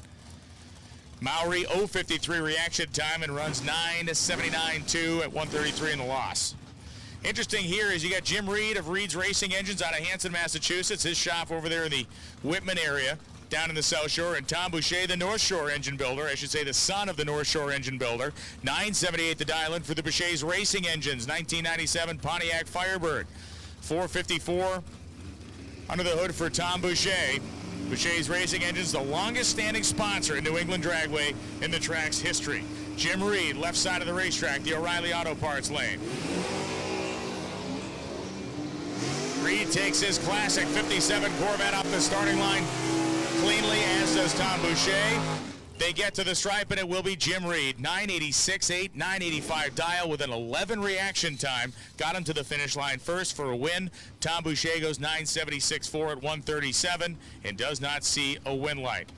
Arnie Martell Jr. and Anthony Bertozzi coming up right now. Martell Jr., the son of Arnie Martell, one of the great drag racers of this region, the 1988 Camaro on the O'Reilly side of the racetrack, dialed 1013. And Anthony Bertozzi, one of the greatest sportsman drag racers in history, super stock A-modified stocker, the 98 Grand Am, dialed 903. 394-inch engine for Anthony. Martell is going to get the jump by 1.1 seconds. Arnie Martell Jr. is going to begin to sense trouble right about here as Bertozzi pulls up next to him early, whacks the throttle, and does the job. 907.2 at 143. Bertozzi takes 7 thou worth of stripe and wins the race by that margin. The guy is a surgeon. 006 light for Anthony. Martell went 13.5, went dead on 5, but he had a 50 reaction time. Martell's Bertozzi's 006 the deciding factor. Brian Warner and Timmy Fletcher coming up right now. Fletcher, the strutmasters.com 69 Camaro. The Fletcher family machine dialed 983, and Warner dialed 1003. Genesis, Team Mickey Thompson, Sunoco, the major sponsors. Legacy families in drag racing in Division 1 here, both throwing down. And the light will shine for Brian Warner. 10:02.3 at 129 miles an hour.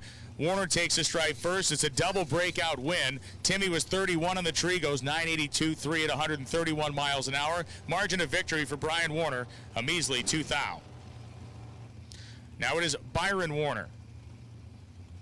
competition single is Shane Oakes. Not making the call this final pair, or final half a pair, in super stock with super gas at the ready line. Warner on a 1070 dial. It's a 1070 index, I should say. He's left that on the window.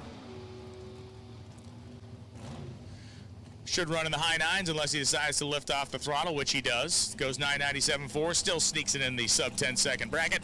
And 106.8 miles an hour for Byron Warner. So both the Warner boys are in for the next round.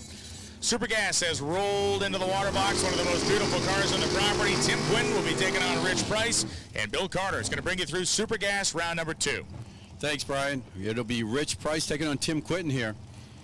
Quinton, the 71 Barracuda, or as they say down elsewhere, Barracuda, convertible, taking on Price. Then is Don Davis. Top dragster, Vortex, Supercharger, top dragster. We need you to the lanes, please. Top dragster to the staging lanes, please. As we go into Super Gas, round number 1. At the stripe, it will be Price, 991 with a 3. Taking the win here in Super Gas. Moving on to round number 2. Steve DeSantis will come up right now. He's retired. The Roadrunner, big Hemi under the hood out of West Dennis, Massachusetts, taking on Dennis Torito, his 68 Camaro Roadster, the engineer. Second pair here in Super Gas. Top dragster, need you to the lanes, please. Top dragster, the Vortex Supercharger, top dragster, need you to the lanes, please, for your second round of eliminations. Oh, DeSantis rolls it fully staged. We got to do a little bit of courtesy staging here. Torito will stay right where he is. Starter will go out there and say to DeSantis, back it up just a little bit. And then Torito will go in and pre-stage.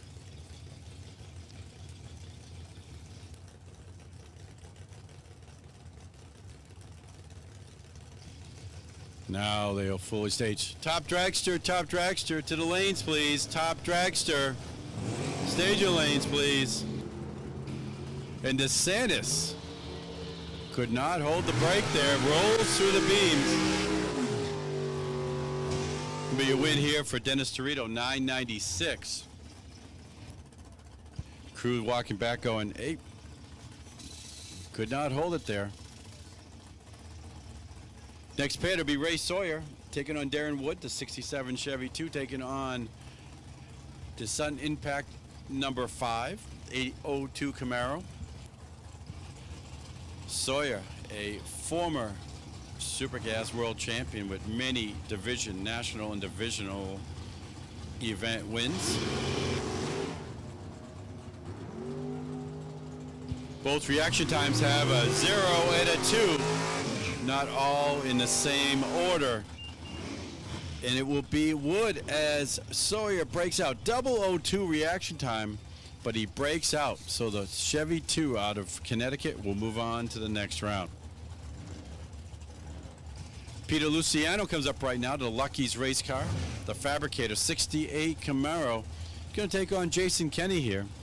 His 03 Corvette. Jags, Hoosier, Select. Performance sponsorships on the side of the Corvette Roadster. Better here went to Kenny, and the win goes to Jason, 992.7 to a 992.9. Kenny had an 012 to Luciano's 014. And the victory was by a little bit over 4 thousandths of a second. Ian St. Pierre to take on Justin Lopes here. Lopes a big hitter here in Super Gas. The truck driver, Select Transmission, Mickey Thompson sponsorship, taking on Ian St. Pierre, the Auto Tech out of Rochester, New Hampshire.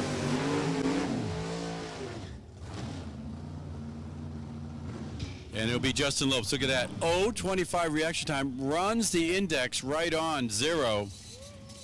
So Lopes on to the next round. 0.25 reaction time. St. Pierre, a 94 on the 90 with a 15 reaction time. Pretty good, but not when you run the number with a 0. The Seltzer and Pierce. Cutlass of Jerry Pierce taking on Scott Giordano in his 57 Corvette Roadster.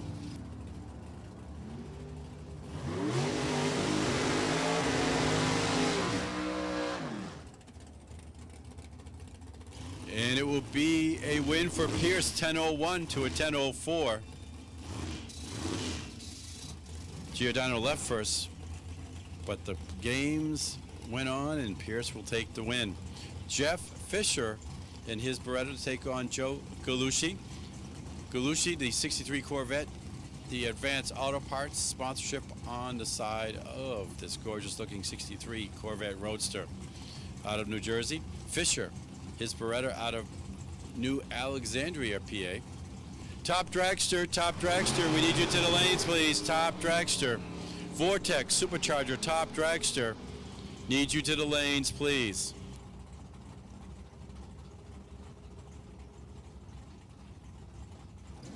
Whole shot win here for Fisher. 992.1 takes out a 991 flat. Fisher by 7 thou takes the win. Next up, Rich Homan to take on Tom Staba. Staba out of New Jersey. Multi-time national event winner. Multi-time divisional winner. Taking on Rich Homan. 67 Chevy 2. Great looking paint scheme on that Chevy 2 in the O'Reilly Auto Lane.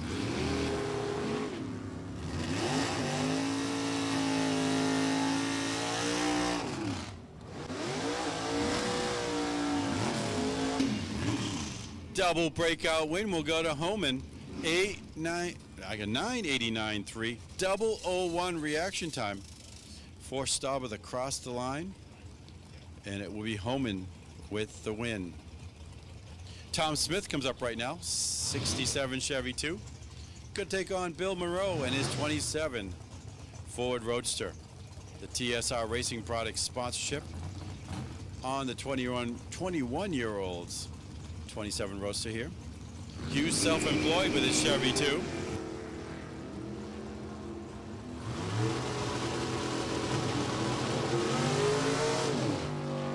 Slight advantage off the line went to Smith, and Smith will take the win. 993 to a 993 with a 6. Margin of victory 2 thousandths at the stripe. Smith had the better light by 3 thou. Takes the win by a little bit under 2 thou. Pete Maduri will come up right now. The Dynabrade, I should say. Dynabrade Power Tools Abrasive. 78 Monza taking on Henry Stanfield's 59 Corvette Roadster. Top Dragster, we need you to the lanes, please. Vortex, Supercharger, Top Dragster to the lanes. Maduri with the win, 995.2 to a 991. That was a whole shot win. Maduri in 012 to Stanfield's 063. As Maduri will take the win and move on to round number 2. Frank Tarawanowitz here, taking on Chris Rothermel. The Toolmaker, 38 Roadster out of Bridgeport, Connecticut, taking on Rothermel's 01 Pontiac here out of New York, and it will be Rothermel taking the win.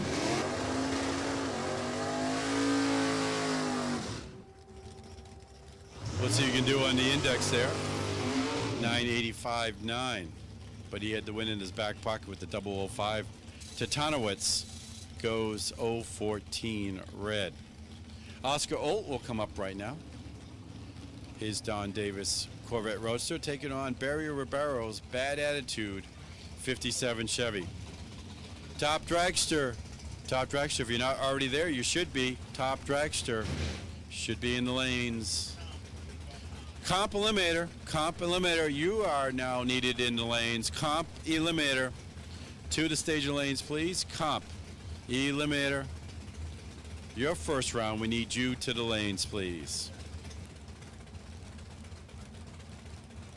Shoebox Chevrolet here of Ribeiro out of North Dartmouth, Massachusetts. And he will take the win as Old goes double 08 red.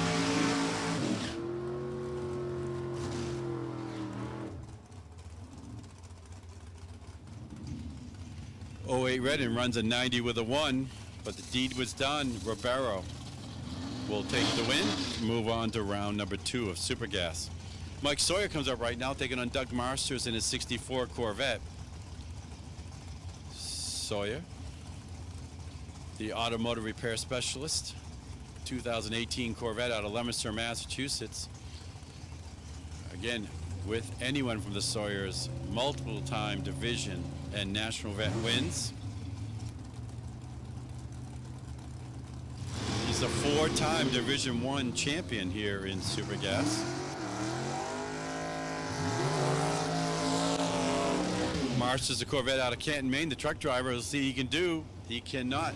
Whole shot win for Sawyer. Runs a 93 with a 4. Marsters runs the 90 with a 9. With a deed there was Sawyer 006 on the tree. To Marsters 055. Margin of victory 0.02 of a second. Next pair to be Kevin Carey, the 27 Ford Roadster, Dodge powered, taking on the 04 Cavalier C2 Converters, Shortline sponsored Cavalier of Michael Handress.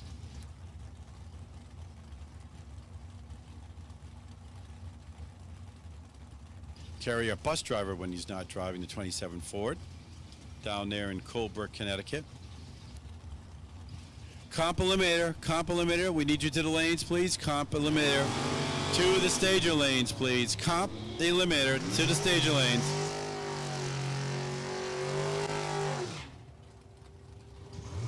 Identical reaction times, and it'll be Handress 891.8. They both had 0.23 reaction times, but Carey breaks out, runs an 87 with a 6. Handress on to the next round of Super Gas. Brenda Hunter will come up right now, the administrator, with the 63 Corvette Roadster out of York, PA. Going to take on John Puliak, 94 Beretta, Chevrolet powered, out of Rochester, New Hampshire. He's a welder fabricator over in the Rochester area.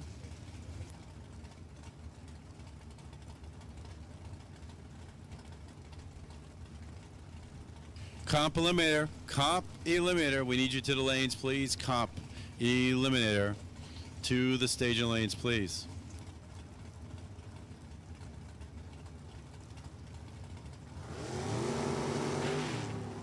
And it's Puliak going 017 red.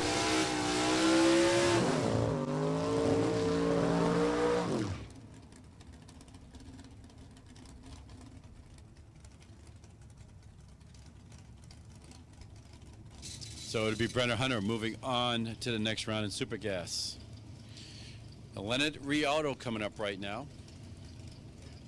He's a Volvo tech out of Bangor, Pennsylvania, with the LRX Novocaine 63 Chevy 2. Going to take on Iggy Boychesko's 2017 Corvette Roadster.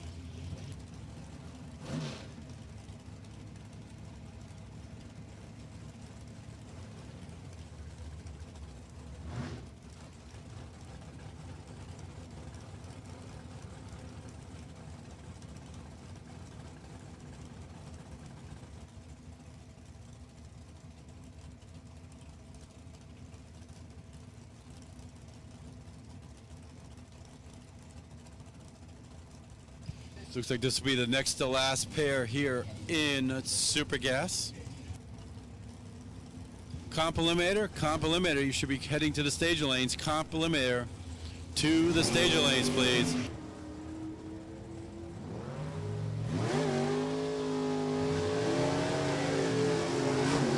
Ryota running for his life here. What can he do? No, it will be Boychesko. 994, whole shot win. Rialto runs a 90 with an 8.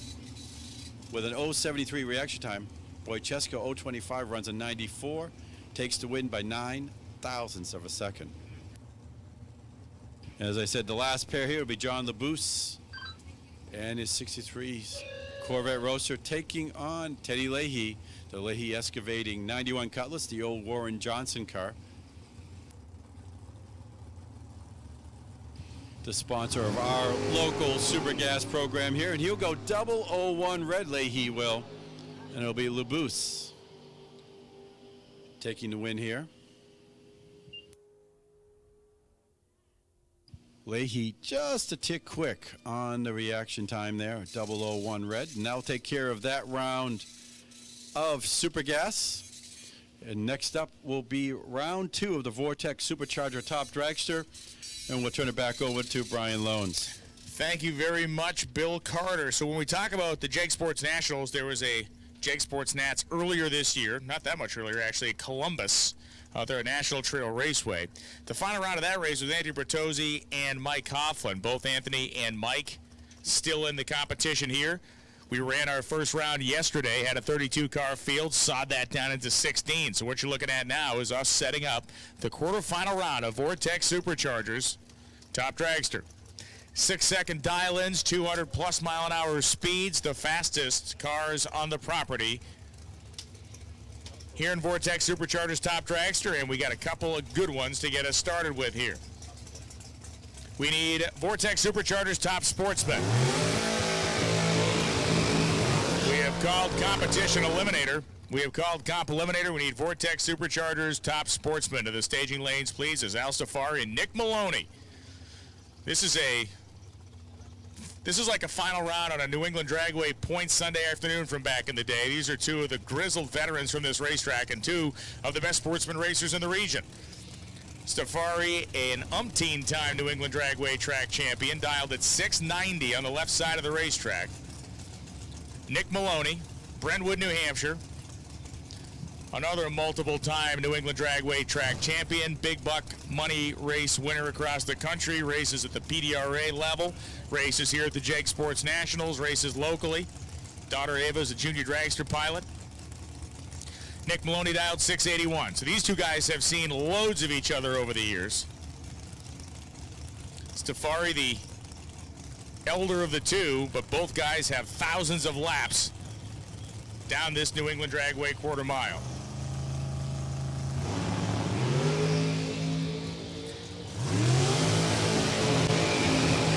Al Safari bought himself a little on the starting line, and he takes it all the way to the stripe. Double breakout win for Al.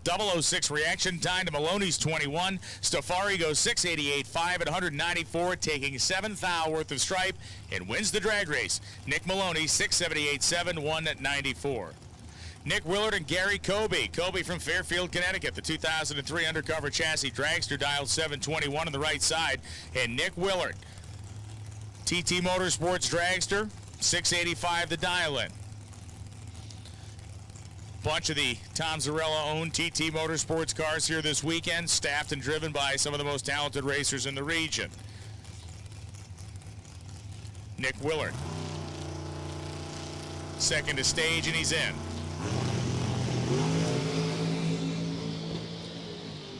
Little pop out of one of the engines. I believe that was Willard's cars. There's a big spread between the machines. Gary Kobe had a perfect light and lost.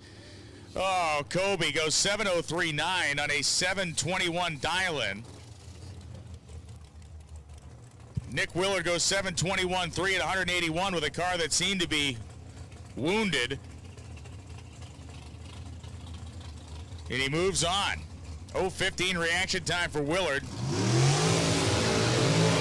Kobe took a lot of stripe down there. Craig Michaud and Brian Corey coming up. Corey 651 on the left side of the racetrack is the dial. Power Technologies is the company that Brian Corey owns and operates, an electrical contractor out of North Salem, New Hampshire. And Craig Michaud from Danvers, Massachusetts, the number 32 qualifier in the field. 764 the dial-in. Landon Cease Power Sports, the sponsor on the side of Michaud's Race Tech Dragster.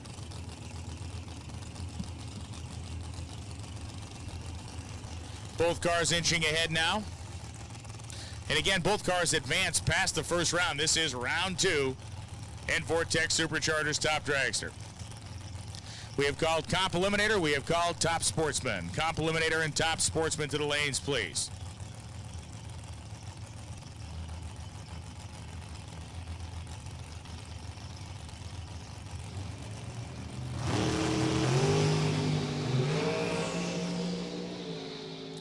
Brian Corey, the much quicker of the two cars, making up a lot of real estate at the top end, but it's going to be Michaud going 766.3, 764 dial. Craig hit the tree for 30. Corey was a 66, takes 2 thou worth of stripe and loses, breaking out 649.5 on a 651 dial.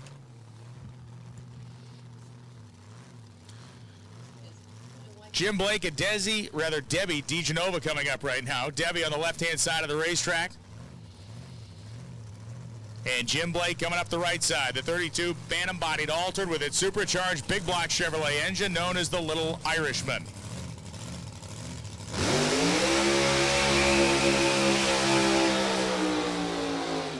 Nice burnout there for Jim Blake.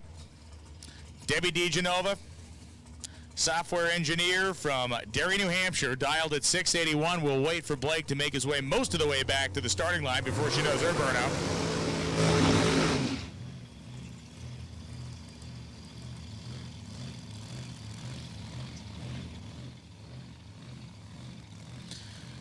The surging idol of that 540 cubic inch big block engine for Jim Blake. An engine that has been apart multiple times so far this weekend and is now equipped with a 1271 blower on top of it. He is dialed at 670. Car actually ran a 669 during the first round of eliminations yesterday. His son setting the wheelie bar. Darter gives the knuckles and a thumbs up. Jamie's saying, move that thing over the right a little bit, Dad. Which he does.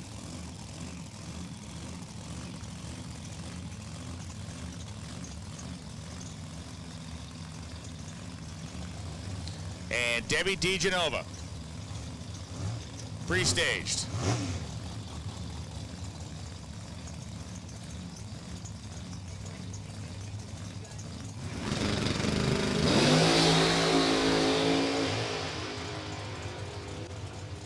DeGenova heading down the racetrack goes 685.8 for the win light as Blake goes 674.7 at 202 miles an hour. DeGenova had a crushing 016 reaction time, and that was the key to her win light. Vince Mussolino and Rick Bell coming up right now. Bell dialed 689 on the right side from Merrimack, New Hampshire. Vince Mussolino from Bridgeport, New York. Left-hand side of the racetrack, beautiful 2014 Race Tech dragster. Dialed 670. We have called Comp Eliminator, and we have called Top Sportsman. Comp Eliminator and Top Sportsman to the staging lanes, please.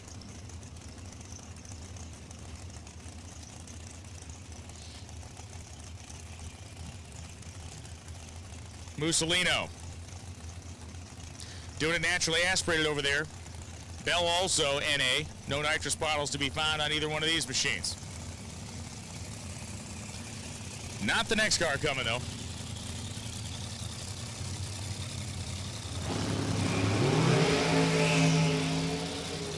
Red light start for Rick Bell by 6 thou. He was early. Mussolino wins. Mussolino goes dead on 8. Bell runs 90 with a 0 on an 89 dial. In his history, because of the red light start, Mussolino goes to the quarterfinals. Ken LeBlanc and Mike Coughlin coming up. It was Mike Coughlin that was the runner-up at the Jake Sports Nationals in Columbus, Ohio. He is once again dialed 610, as quick as you can legally go in this category. Ran a 612 last night. Kenny LeBlanc dialed 692, and Mike Coughlin will come by Ken LeBlanc fast enough to peel the wrap right off the side of his dragster down there at the finish line on the O'Reilly side of the racetrack. Speed differential will be somewhere north of 30 miles an hour if both of them make full pulls.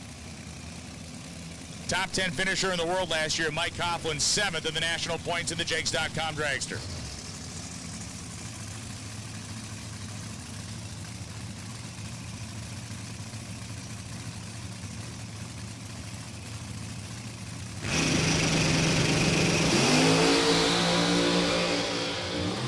Mike Coughlin's fast, he is accurate, he is quick off the starting line, and he's going to the next round. They dial a 610. They go 611.2 at 217. He's lifting the speed down by about 10 mile an hour. 025 on the tree for Coughlin. Kenny LeBlanc 691.6, and he got there second. Coughlin took 1 thou worth of stripe at 224, and he advances. Al Kenny and Kyle Coltrera coming up now. Kenny, the supercharged dragster, dialed 619.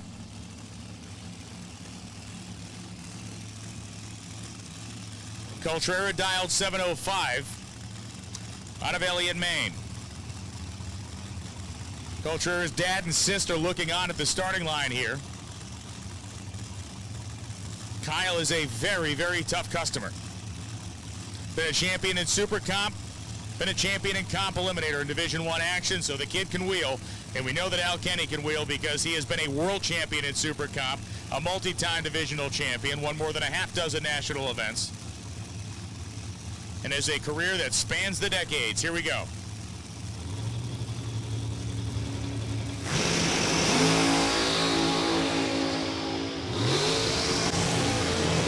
Al Kenny with the hammer down does not get a win light here as Coltrera, 7:04.2, 185. Kenny breaks out 6:17 at 2:20, taking 200 stripe at the finish line with a 16 reaction time as Al Kenny. Kyle Coltrera hit the tree for 31 and then goes 7:04.2 at 185.69 miles an hour. Now it's Anthony Bertozzi's shot, and he's going to take on Joey Wallace. Wallace last night had dinner with him. He was looking forward to this. No, he wasn't. But he was. Good test of his skills. 24 years old. If you're going to be the best, you got to pile on the best here. Dialed 690 is Wallace. Initially afraid he wasn't going to qualify. Then he saw there was 32 cars. He was happy about that. Bertozzi dialed 613. He's going to be coming by Wallace like a freight train at the finish line.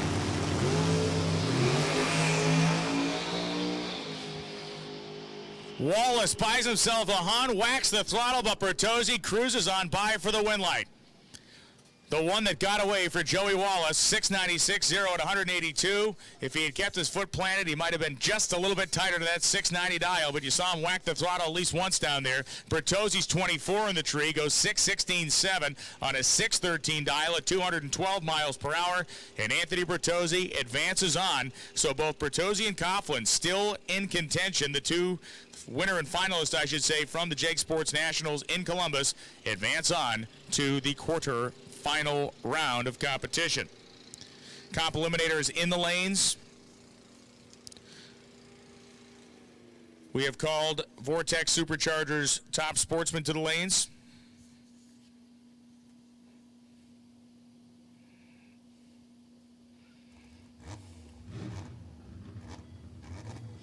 Coughlin will race Mussolino next round. Coltrera to take on Al Stafari. Bertozzi to take on Di Genova. Kobe to take on Michaud. Those are your matchups in the quarterfinal round. A couple of big ones there. Local heavy hitters, national heavy hitters.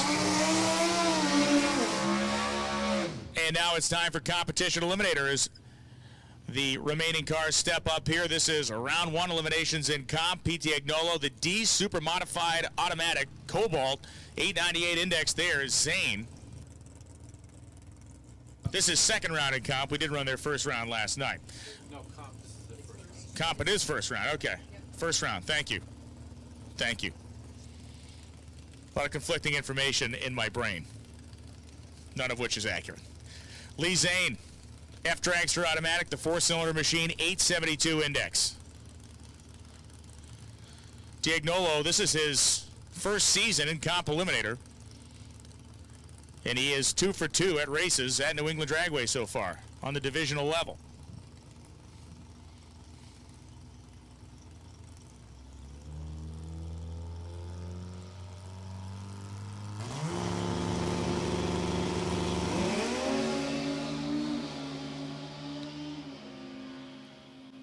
They left within 8 thou of each other. They go to the finish line, and it's Zane at 8:08 at 155 miles per hour. And Pete Diagnolo's win streak here at New England Dragway comes to an end. 8:401 at 145. Zane took 6 Hun worth of stripe at the finish line, and Lee Zane moves on to the next round.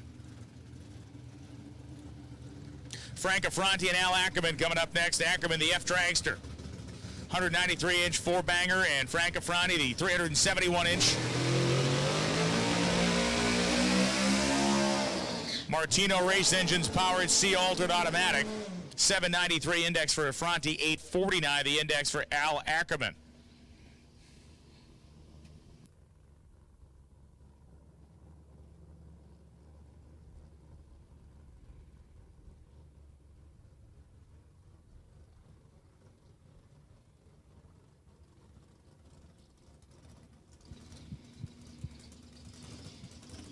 Affronti idling his way back.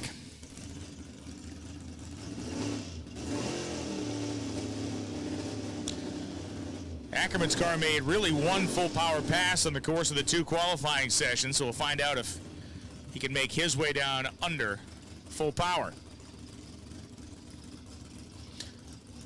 Mr. Race Oil Aircraft Services Group, the sponsors on the dragster.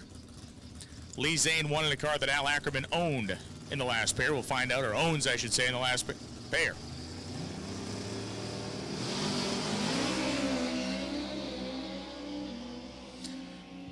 Ackerman's car shifting its way through the gears down there, and Ackerman takes this one handily, 801 at 168 miles an hour, as Affronti's car just wasn't performing up to snuff. He clicked it off, goes 863.2 at 133.14 miles an hour.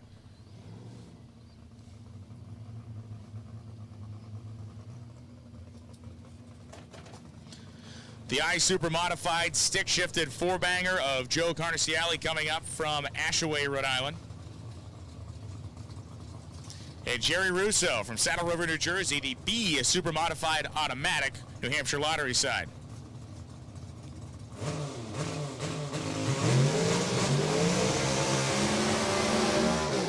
Both cars coming out of the East Texas Race Cars chassis shop when they were built.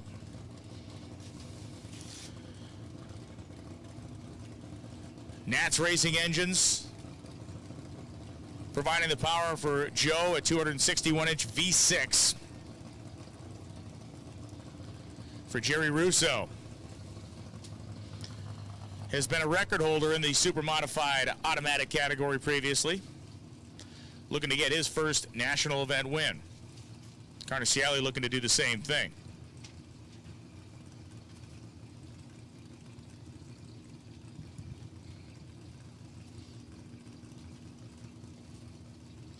Handful of cars left here in this first round of competition eliminator. Vortex Superchargers, top sportsmen. You should be in the staging lanes.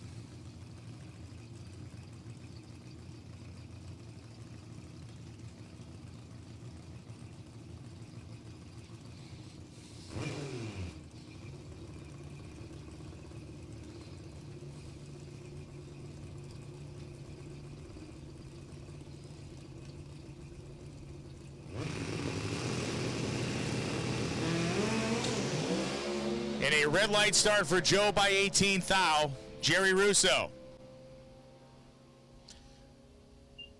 Goes 8:23.3 at 149.05.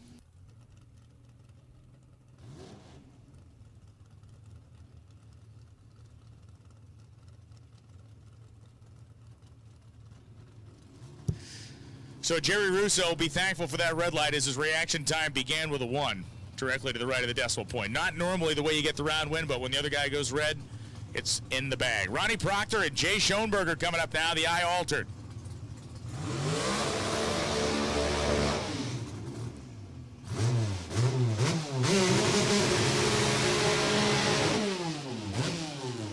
Another of our V6 cars here, 871 index for the eye altered Oldsmobile of Schoenberger. Ronnie Proctor, the C Dragster Automatic, 760 index left side. 2019 Spitzer chassis, 353 cubic inch engine. Proctor, the fearsome top sportsman racer, former national champion, having some fun in Comp Eliminator.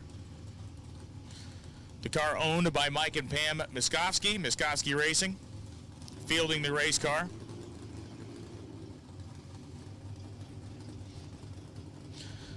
Couple of interesting rides in this dragster so far for Proctor. He qualified number 2 at 696.7, 633 under. Second qualifying attempt did not necessarily follow the script. Much different driving experience in this car than in the top sports machine. Here we go.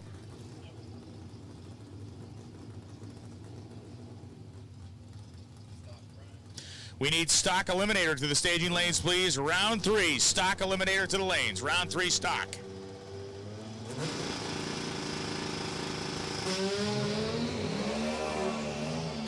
Wheels up, launch. The dragster yaws left and right over there with Proctor at the tiller. They get to the finish line. It will be Schoenberger by 7 hun. 8:17, 364 miles an hour, and a 005 light for Jay. He was off like a shot. Proctor goes 7:04.8 at 191 miles an hour. The wheel-standing dragster, as the front end was in the air, the car was trending a little bit left when it landed. He had to correct it, scrubbed off some elapsed time in the process. That's one Schoenberger through. We'll find out if Richard can make his way out of the first round. He has the ever-difficult Michelle Costa on the other side of the racetrack. Giacomo altered the categorization for the Ken Kier altered of Costa with a 4-cylinder engine. 882 the dial, or the index, I should say. And Schoenberger 954 the index for I Super Modified. Philadelphia Racing Products.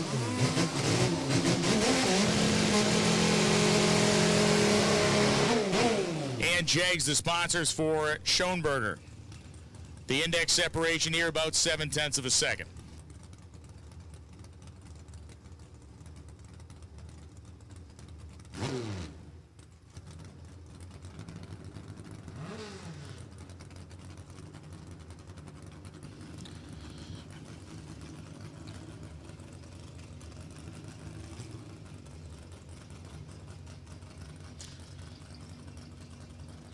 Be one car left to run. That'll be Frankie Aragona.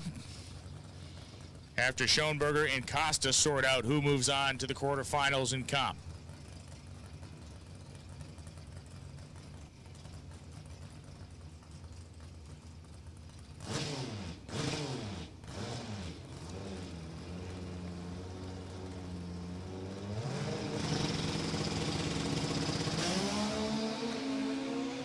It'll be a race to the finish line, with one driver having a 1/10 of a second advantage over the other at the starting line. At the finish, it will be Schoenberger. Both cars through. 9 flat, 8 at 146. Costa goes 8:27.1 at 157, and Schoenberger owned the starting line and hung on to basically that starting line advantage all the way down the racetrack. And finally, the inline 6-power J altered automatic of Frank Aragona.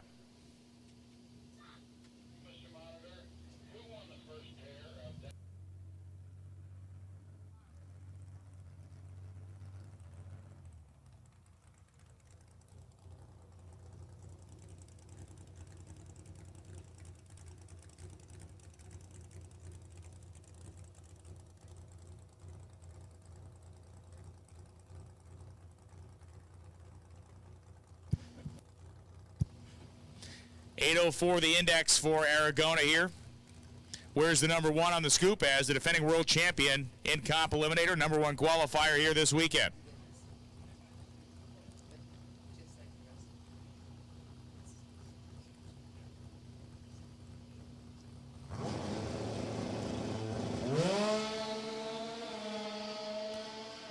Altered trying to do what Altereds do, kind of squirming around out there on the right side of the racetrack. And Frankie goes 8:02.2 at 123.8 miles an hour, lifting and shutting off early. Top Sportsman's at the ready line. Vortex Superchargers Top Sportsman. This will be round 2 eliminations here. Going to set up our quarterfinals just like we did with Top Dragster. They're at the ready line, and we have called the 21 remaining stock eliminator cars back to the staging lanes, please. All right, here we go. Round number 2 in the Vortex Supercharger Top Sportsman. And we'll start off with the TNT Motorsports Camaro of Nick Maloney.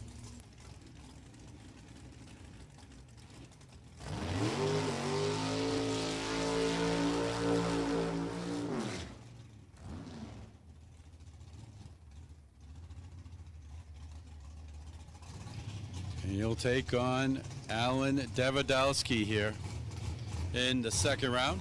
Davidowski, the 2010 Pontiac GXP. Taking on the TNT Motorsports Camaro out of Brentwood, New Hampshire, of Nick Maloney. Maloney's out of 7-11. Qualified number 14, made it through the first round yesterday.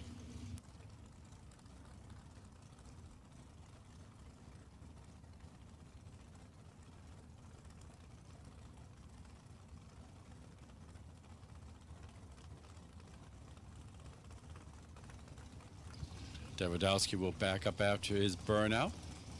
Style of 688 here. Davidowski was your number 7 qualifier.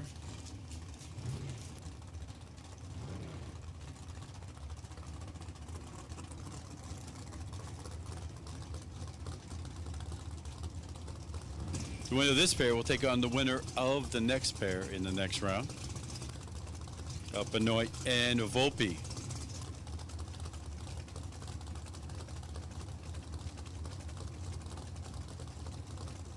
As been stated, Maloney, top in all the classes that he runs. Excellent on the tree. Let's see what he can do against Davidowski.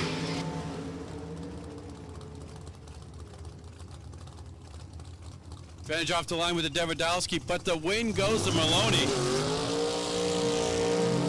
Maloney a 7-12 with a 2 on the 7-11 dial with an 0.22 reaction time. Davidowski left first with a 14.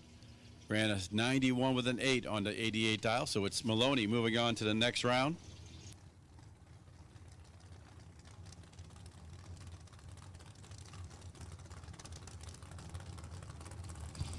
Next pair up, it'll be John Benoit. Benoit out of Montpelier, Vermont, the 2015 Corvette with the Charlie Buck power plant, 762 cubic inches under the hood. Taking on Frank Volpe, the 2018 Mustang, carting 622 cubic inches of Ford power plant out of Poughkeepsie, New York. 698 the dial for Volpe, 655 for the electrical contractor out of Montpelier, Vermont.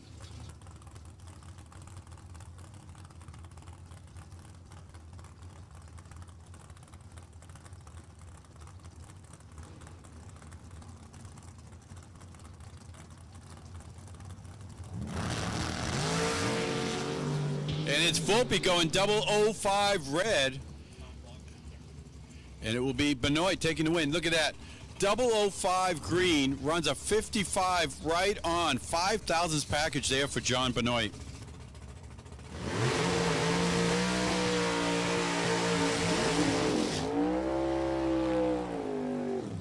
Next pair will be Craig Monroe, the TSR Racing Products 71 Duster, Chevrolet powered. He's going to take on Mike Sullivan, the engine builder, and his 63 split window Corvette.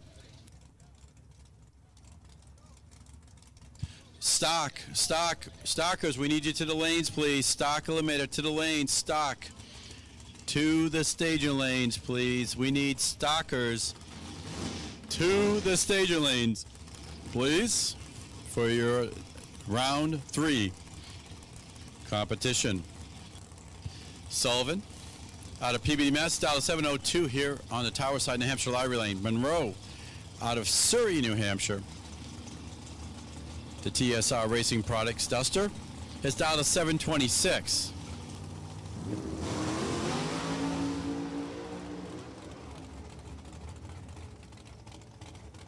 Slight advantage off the line with the Duster, and the Duster takes the win. 28 flat, 019 on the reaction time. Sullivan, a 36 reaction time, runs a 6 on the 02 reaction dial in there. So it's Monroe and the Duster moving on.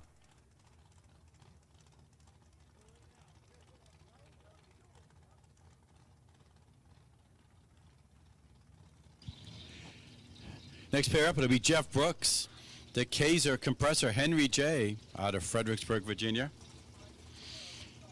Big old Hemi, 762 cubic inches, taking on Al Stafari and his T&T Motorsports S10.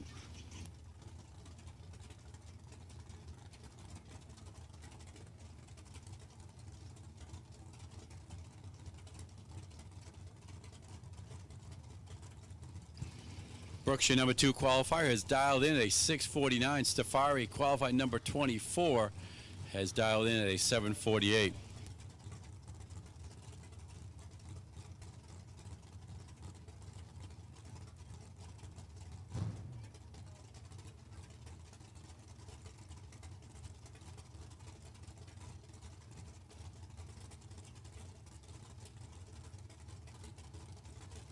Okay, here we go. Brooks to Henry J. O'Reilly Auto Lane. Safari in his S10 out of Tewksbury, Mass. Here, New Hampshire Lottery Lane, Tower side.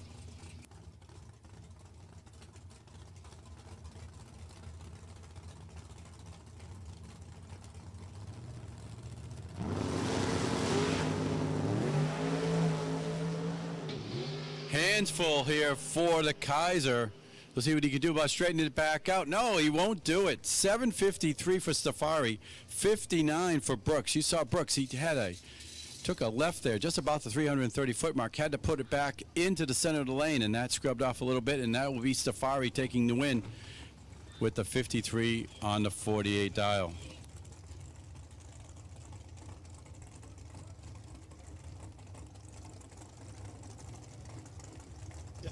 Stock eliminator, we need you to the lanes, please.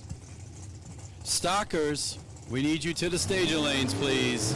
Stock eliminator, to the staging lanes, please.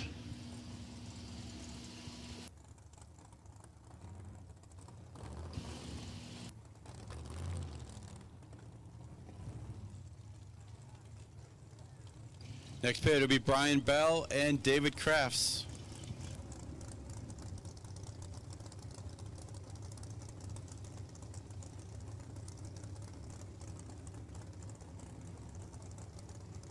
Bell, the T&T's Motorsports 68 Camaro out of East Hampstead, New Hampshire, taking on David Crafts, the Crafts Cars 63 split window out of Lisbon Falls, Maine, sporting 929 cubic inches of Chevrolet power,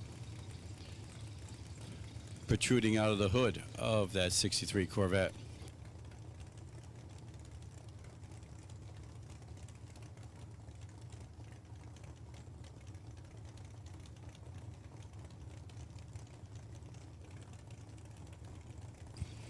Crafts fully staged here. Here we go.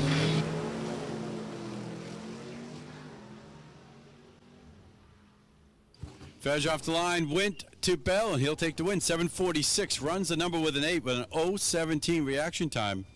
So it's Bell on to the next round.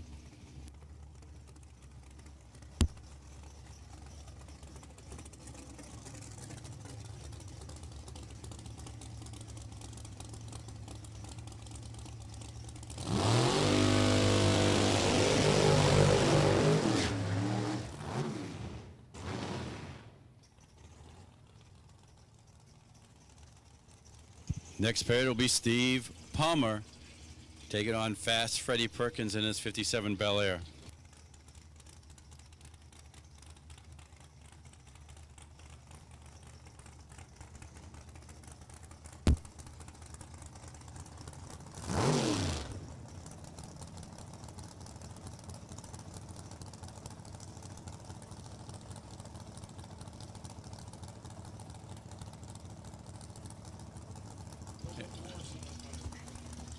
Rafi Karagizian or someone from your team, we need you to the tower, please. Rafi Karagizian or someone from your team, we need you to the tower. Fast Freddie Perkins here, the number 6 qualifier out of Plainville, Connecticut, the 687 dial. Going to take on Steve Palmer with the truck, the S10 T&T Motorsports sponsorship.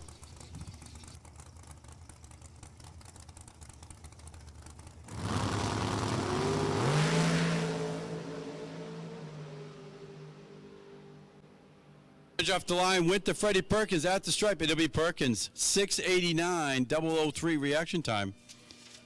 Margin of victory just a little bit over 100th of a second, as it'll be Perkins moving on to the next round. He'll take on Safari in the next round of the Vortex Superchargers Top Sportsman. Rafi Karagizian or someone from your team, we need you to the tower, please. Rafi Karagizian or someone for your team, we need you to the tower.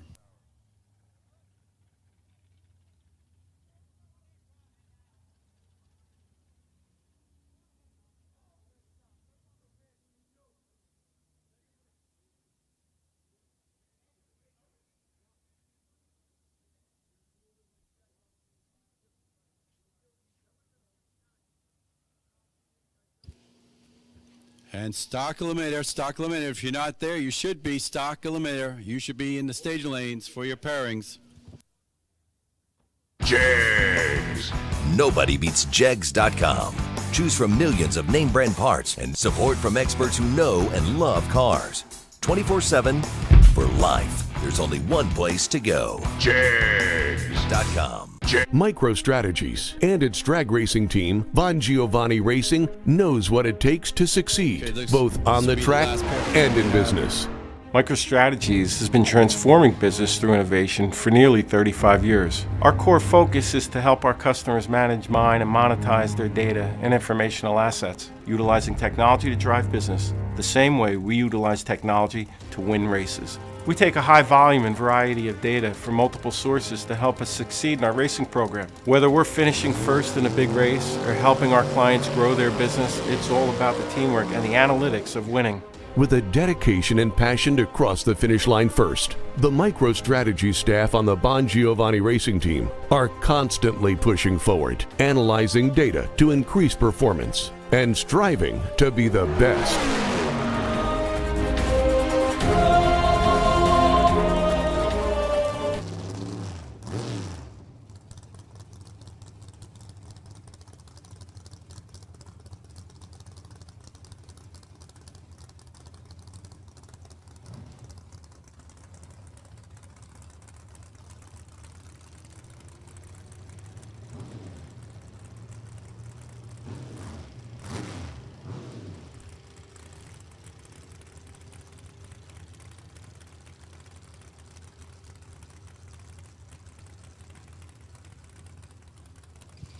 Got Karen behind the car there. Gonna click on the onboard computer.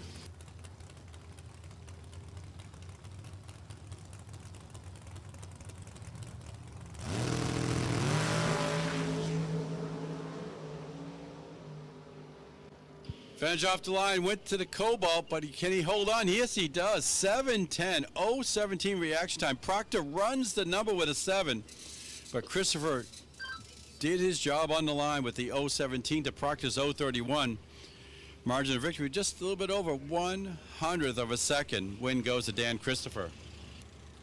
And the bye run this round will go to Larry Willard. The 57 Bel Air. Willard's Auto Service and Sales sponsored Bel Air out of Leominster, Mass. The patriarch of the family here.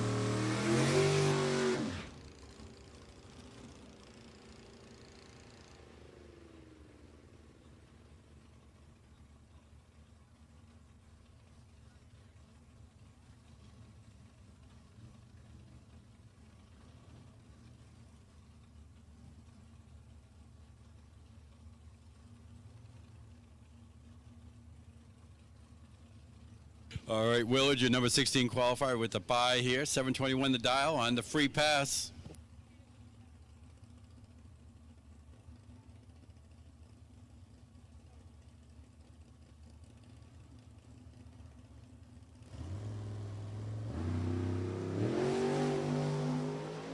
Oh, he's not wasting this run. 0:01 reaction time. Let's see what he can do on the 7:21. 7:25-2 with the 0:01 reaction time. So they'll take care of that round of the Vortex Supercharger Top Sportsman. And next up, Mr. Loans, it will be round 3 of stock. Batteries in too. Yeah, well, we're down to 21 cars in stock eliminator. I think all of them are in the lanes getting paired up as we speak. Super Street is on deck. We don't need you yet because our staging lanes crew is working on their pairings right now for stock. So as we update what the next round of Top Sportsman will be, Willard taking on Christopher, Benoit taking on Maloney, Stafari taking on Perkins, and Monroe taking on Bell in the next round of Top Sportsman. And important to note, John Benoit was the winner in Columbus at the Jeg Sports Nationals in Top Sportsman, so he would love to double down on those wins and certainly get one here at his home racetrack.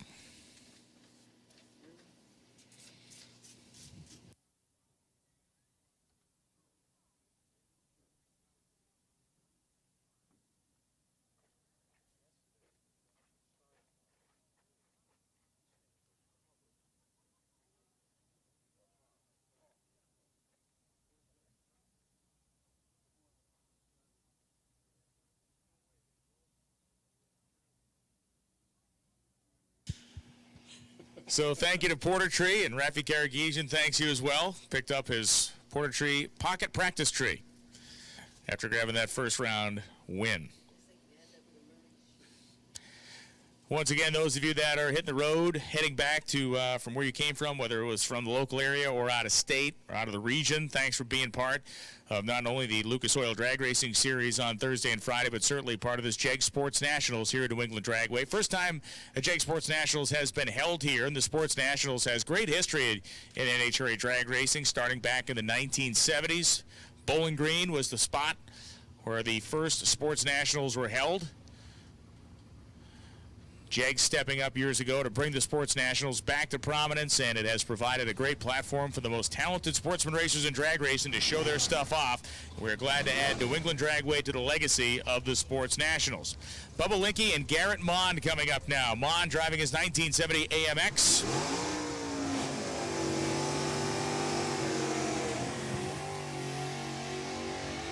Bubba Linke driving his 1997 Camaro 1042, the dial-in for Linke. Mond dialed 1099. We need Super Street to the staging lanes, please. Super Street, the remaining 22 cars in Super Street to the staging lanes, please.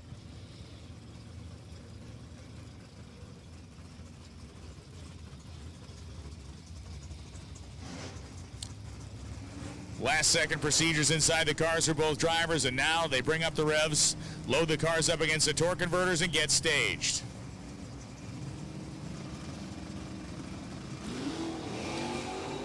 Big wheel stand for Bubba. Pretty good sized wheel stand for Garrett as well. Linke's car traveled to the left-hand side of the lane. Now it's bringing itself back to the center.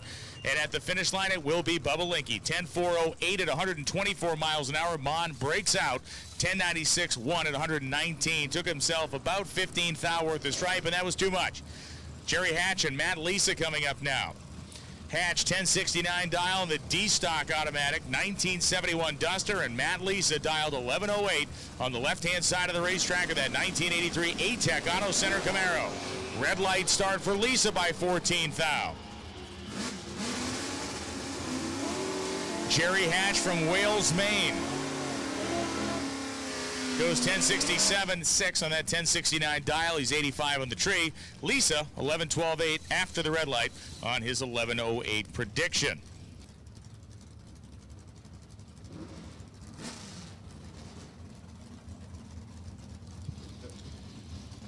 Joe Santangelo and Tom O'Loughlin coming up right now. O'Loughlin, the 1968 Chevelle, dialed 1124, and Santangelo, 1038 the dial, and O'Loughlin's been a giant killer all weekend long since we started eliminations on Friday. We'll see if he can take down one of the biggest swingers here in the stock eliminator category in Division 1.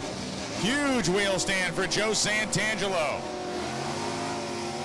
Santangelo, a brilliant 005 reaction time, and it will be Santangelo stopping Tom O'Loughlin. 1042.2, 1038 dial, taking a hun worth of stripe, drives himself to victory. O'Loughlin 1124.4. He was dead on 4, but had himself a 53 light, and that stopped his progress this weekend.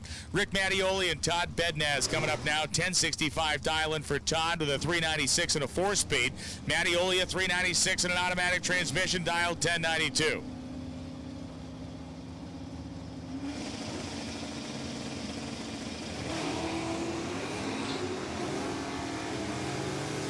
The two cars, 67 and 68 Camaro, respectively, side by side, nearly identical engine combinations.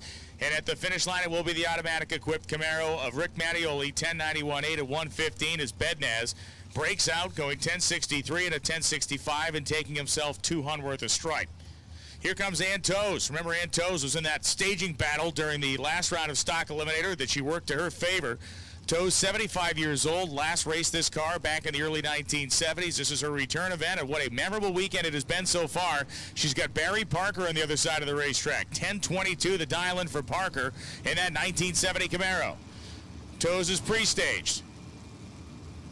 This time, Toes deciding to creep it ahead. Stage is second, but immediately after Parker went in. A red light start for Ann. And Barry Parker. We'll move on to the next round. Ann goes 12:46.7 as Parker goes 10:12.2 at 130.05. Great weekend for Ann. John Gray and Phil Langford coming up. Langford from Langhorne, Pennsylvania. Gray from Hudson, Massachusetts. 69 Camaro for Gray in AA stock automatic form. Dialed 986. Langford dialed 932. Super Street, you should be coming to the staging lane. See several of you down there. We need Super Street, all 22 of you. That we will rapidly turn into 11.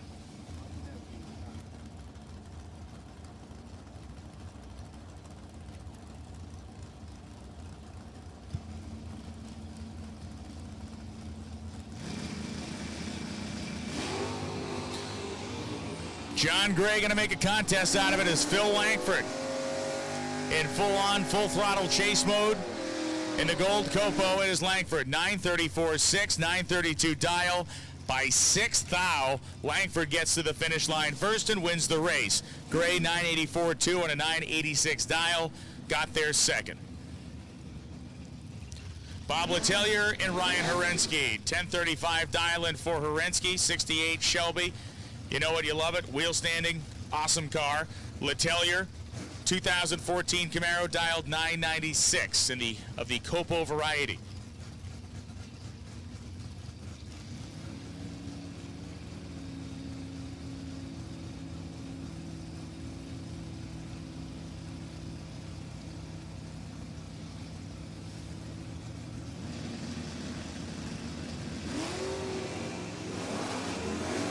Herensky, not only a great looking car, not only a great leaving car, a greatly driven car as well, as Herensky crushes the tree 002, goes 36.7 on a 35, and beats Bob Letelier.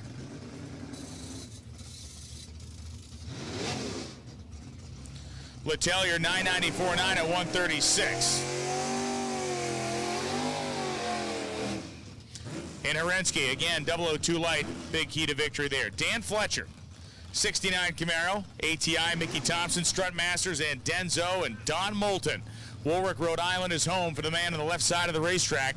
1105 is the dial, that 68 Chevelle, the heavy hitter. The heavy hitter is taking on perhaps the heaviest hitter. Dan Fletcher, more than 100 national event victories. Don Moulton will move on as Dan Fletcher goes red by 14th thou. So Dan Fletcher over aggressive on the starting line. Goes 12.095 coasting through, and Don Moulton 11.036 at 118.46 miles an hour. The heavy hitter turns out to be just that. Allison Dahl and Rich Boyle now. Dahl, the 98 Firebird, 1042 the dial. Super Street, you should be in the lanes. Super Street, you should be in the lanes.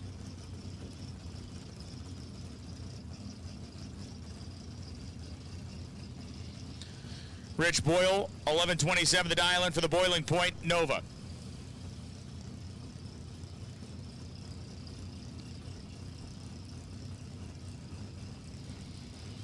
Allison Dahl finds her spot.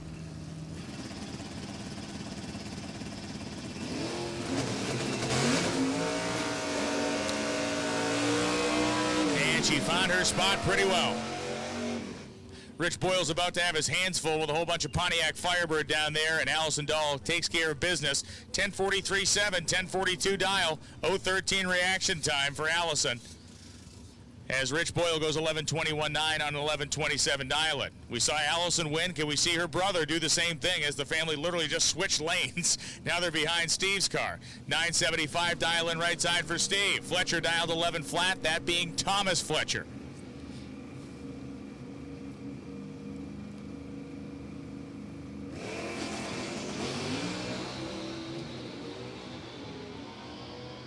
Car may have spun mildly through first gear. We'll see if that scrubs off some ET for Smith. He is charging hard at the stripe, and it will be Tom Fletcher.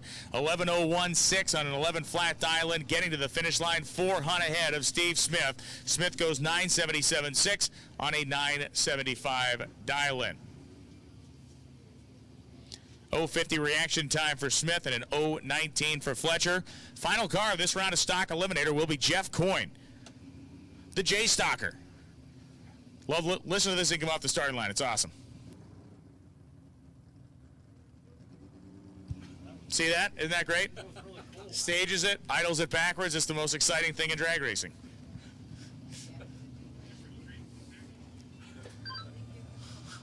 Normally he punishes that little 305 coming off the line, but I certainly understand what he's doing there. He had the buy run, and rather than beat up the clutch, beat up the rear end, beat up the engine, he lives to fight another round.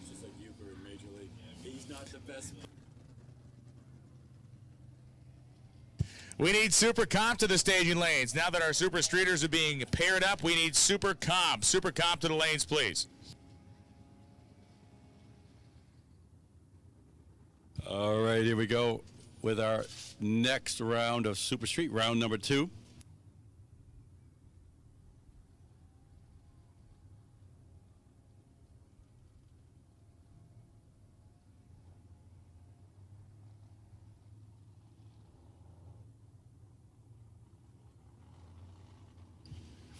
Doing the final pairings down there at the back of the staging lanes.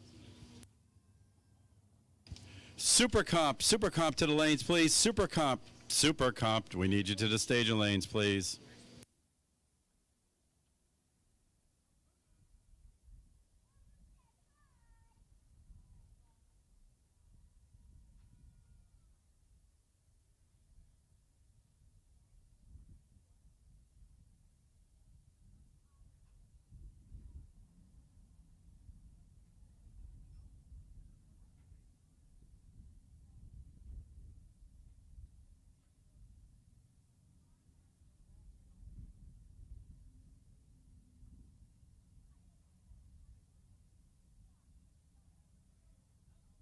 Once again, super comp should be making your way to the staging lanes. Super comp should be making your way to the staging lanes.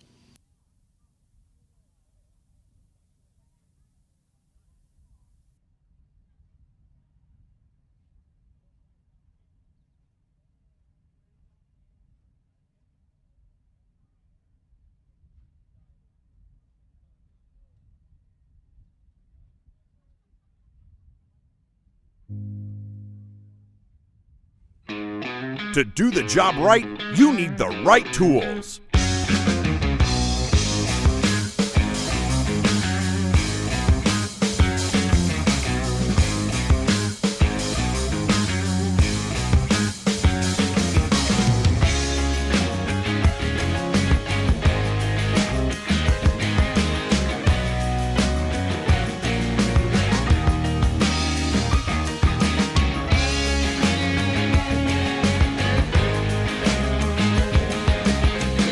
Log on to jegs.com today or call 1-800-345-4545. One call gets it all. One click gets it quick. Racers at all levels, weekend warriors and outlaws, to our own in-house Team Jegs drivers. Rely on Jegs to get the tools they need and the results they want. Log on to jegs.com today, the most trusted name in automotive performance. Jegs.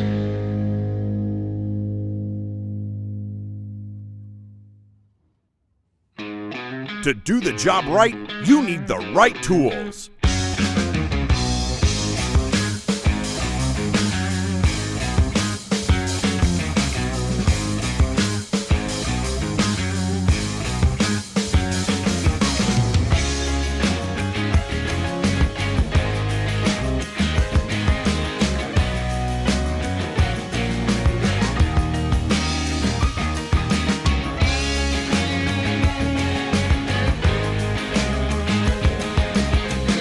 Log on to jegs.com today or call 1-800-345-4545. One call gets it all. One click gets it quick. Racers at all levels, weekend warriors and outlaws, to our own in-house Team Jegs drivers. Rely on Jegs to get the tools they need and the results they want. Log on to jegs.com today, the most trusted name in automotive performance. Jegs. One of the main reasons for poor vehicle performance is a dirty fuel system. It can cause decreased fuel economy and actually do harm to your engine over time. By adding Lucas Fuel Treatment to your vehicle, it cleans and lubricates the entire fuel system, pump, carburetors, fuel injectors, and valves as you drive. It also improves your vehicle's performance. It's a non-solvent product designed to protect both gasoline and diesel engines. Lucas Fuel Treatment. It works. Chevy 2 out of Jefferson, Mass. As we go into round number 2 of Super Street.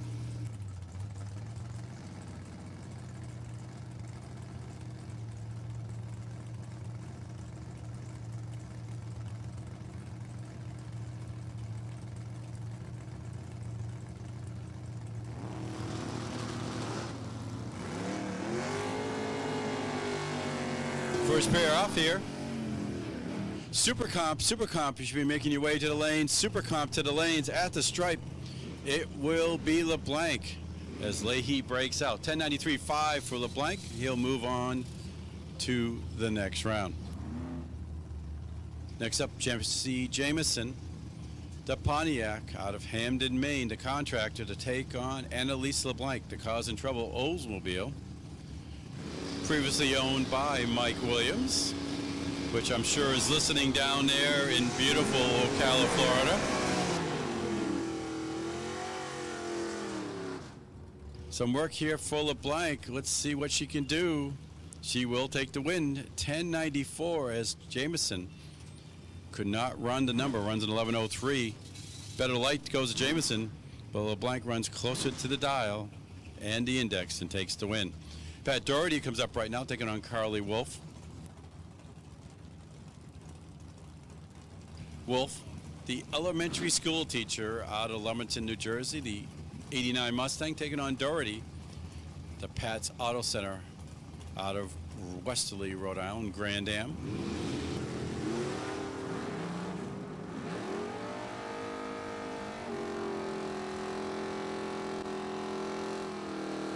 Better light here went to Doherty, but the double breakout win goes to Carly Wolf. Doherty 004 on the green, but breaks out with an 85 with a 5. Wolf an 86 with a 4.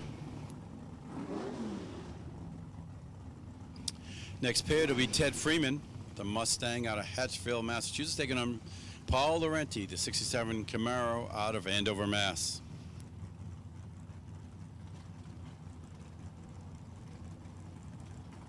Super comp, you should be in the staging lanes, please. Super comp, you should be in the staging lanes for your next round of competition.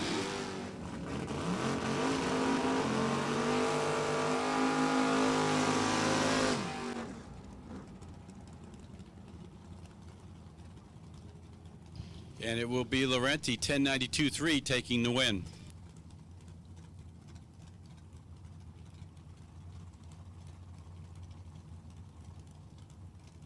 Next pair to be Dan Gelinas. And the Porsche going in red here against Stephen Knight. Knight will take the win. Gelinas in the Porsche. Just a little quick on the trigger there.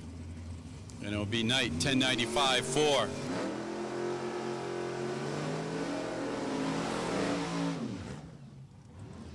Next pair, Louis Benea. In the yellow 66 Chevy 2, the electrician out of Windsor Locks, Connecticut, to take on George Correa, the mechanic, in his 86 BMW.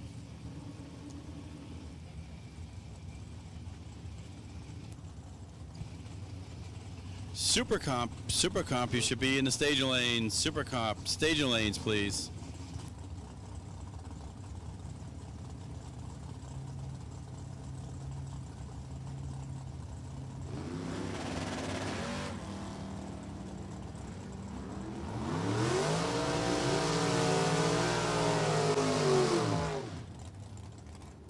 Finish off the line here goes to Benair, and he will take the win. 10.97 to Korea's 10.91.4. Whole shot win. Almost a full tenth of a second advantage off the line. Win to Benair. And he'll take his 97 to a win. Zach Byron will come up right now. The Byron Racing Orange S10 taking on Barb Markoglu and her 69 Camaro.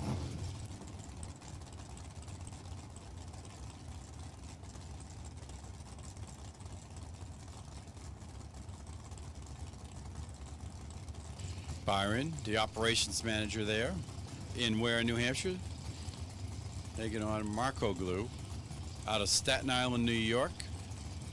Vision Transport Incorporated sponsorship on that 69 Camaro.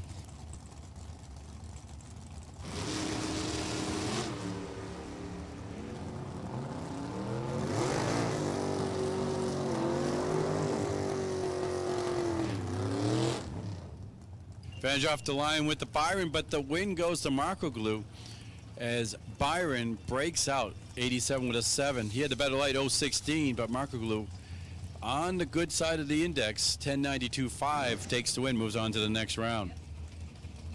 Ed McCleave comes up right now.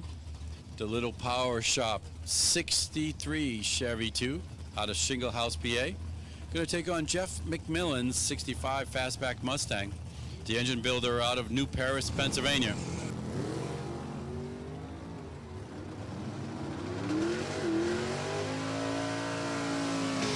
Auto stops used very differently in this round, and it's McMillan on a double breakout, 1084.3 to McCleave's 1081.4. Clint Walters comes up right now, the 86 Camaro, the Walters Racing yellow Camaro, the shop teacher there in Poughkeepsie, New York, taking on Brian Sawyer, the Sun Impact #1 Autometer. Financial advisor out of Lunenburg, Mass. Was the winner here in Epping last year, 2019. Let's see what he can do about continuing on and maybe taking home a Wally today.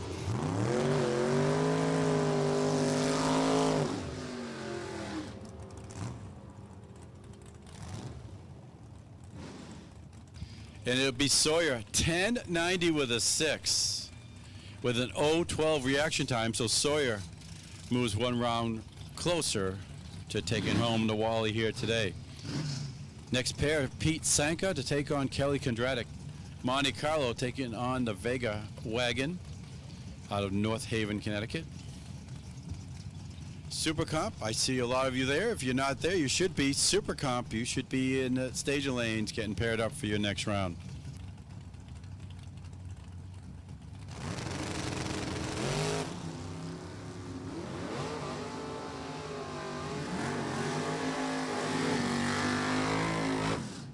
Slight advantage off the line, went to the Monte Carlo, and the Monte Carlo will take the win. A breakout run for Sanka, breaks out by 2 thou.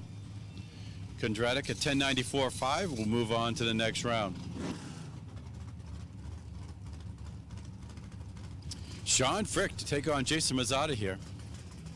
The Accelerated Travel Hoosier Firebird out of Flemington, New Jersey, to take on the 68 Chevy 2 Nova. 454 cubic inches of Chevrolet power for the Nova out of Bradford, Massachusetts.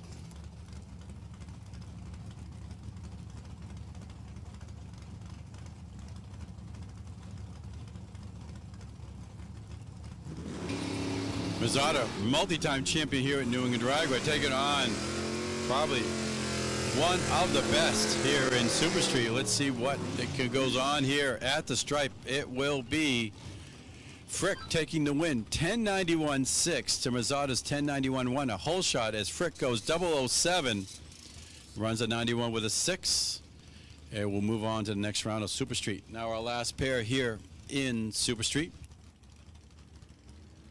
Super Stock, we need you to the lanes, please. Super Stock to the staging lanes, please. Last pair, Darren Wood taking on Taylor Iacano. Trying to double up here. She took the trophy home on Friday as part of the D1 event here at New England Dragway, trying to add to her collection. Taking on Darren Wood.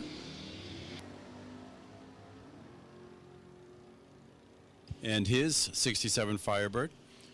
Advantage off the line went to Iacano, and she will take the win. Hole shot, 1091 flat. Darren Wood runs a 1090 with a 1.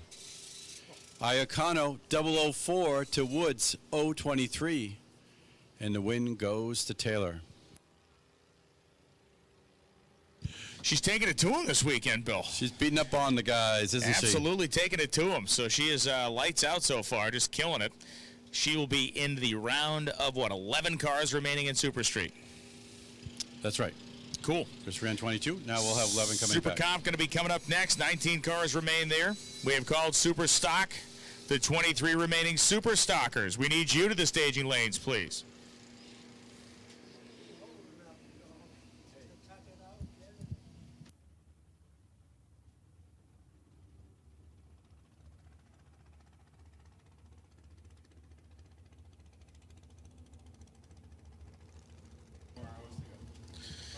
So here comes Super Comp to the ready line, and our 890 index dragsters making their way up right now. It has been intense so far. Will continue to be as we work our way down to the deep end of the pool here at the JEG Sports Nationals at New England Dragway. Through the water with speed comes Mike Bodner. Tom Hunter on the left side of the racetrack, O'Reilly side of the drag strip. Bodner just 22 years old, out of Kendall Park, New Jersey.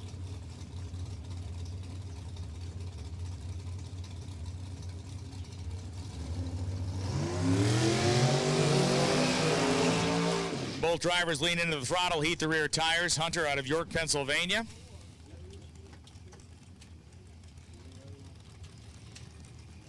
Beautiful day here at New England Dragway. It has been a great 4 days of competition. Had a little bit of a visit from Ma Nature yesterday. A little bit of liquid from Ma Nature. Then we had this like unplanned windstorm came in. That was exciting.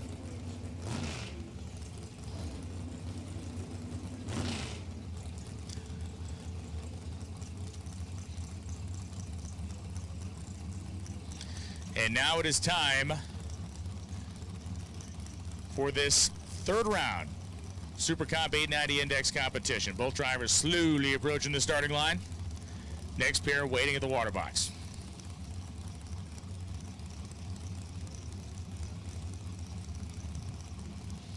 "19 cars about to make them 10.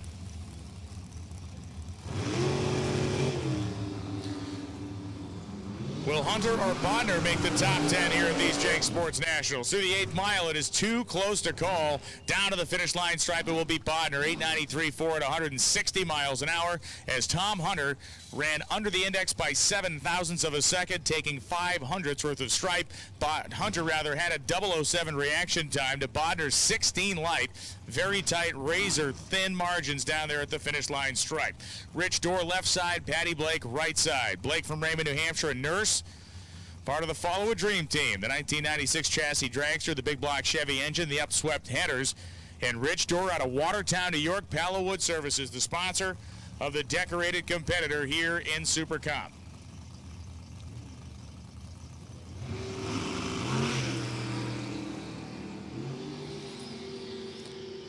It's been a good run for Patty Blake, but unless she's got some magic up there at the finish line, it may be going Dorr's way, and it is. 893.6, 156 as Dorr with a 13 reaction time, got to the finish line first and wins on a hole shot. Blake runs 891.2 at 163, but it was Dorr's starting line advantage that sealed Patty Blake's fate. Chris Garretson and Mike Robolato coming up. This is a great one here. A couple of guys that have been at this a long time and, frankly, who approach Super Comp drag racing in two totally different ways. Robolato, the more traditional car, you're going to see the throttle stop operate straight off the starting line. Garretson's car will run away like he's going to break out, but Garretson's car will slow itself rapidly at the finish line. He applies that throttle stop at the end of the run. He also still employs those tiny little aviation-style front tires that Don Garlitz popularized back in the 1980s. One of the few cars left in the country still running those small tires. He has a supply that he keeps for himself because you really can't even get him anymore. Short amount of rollout with this car. It is set up in a different way than almost every other Super Comp car you're going to find in the country, with the small tires, with the reverse throttle stop, and for Chris Garretson, all of it adds up to a successful combination. He's won national events, a top 10 finisher in the world in Super Comp drag racing and NHRA. This is a guy who does it his own way and does it very successfully in his own way. And Mike Robolato, a two-time Division I champion on the O'Reilly side of the drag strip, 2018 Jegs All-Star champ, a four-time national event winner, a four-time winner on the Lucas Oil Drag Racing Series Tour. In terms of racers who have accomplished a lot in Super Comp, few of them this weekend at this drag strip have the resumes that both Chris Garretson and Mike Robolato have. Only one can advance to the round of 10. Here we go.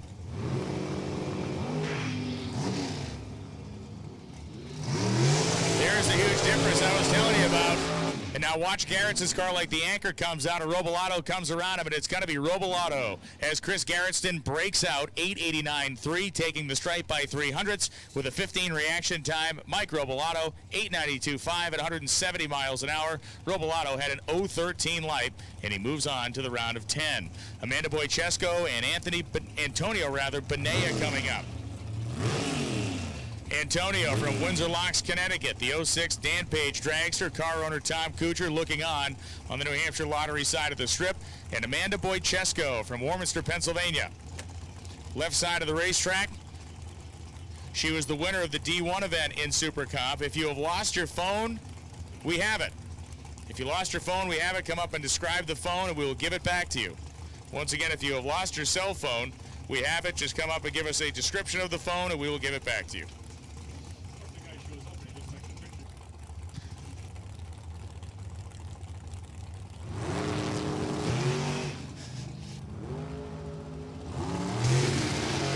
Boychesko and Benea down past the 8th mile, both nearly 140 miles an hour in speed, and it will be Benea. 43 light, 8:9.01. On to the next round. Boychesko was 13 on the hit, but then goes 8:95.0 at 172, not getting to the finish line first. Benea wins and moves on to the round of 10. Rick Rawlson and Walter Olt coming up right now.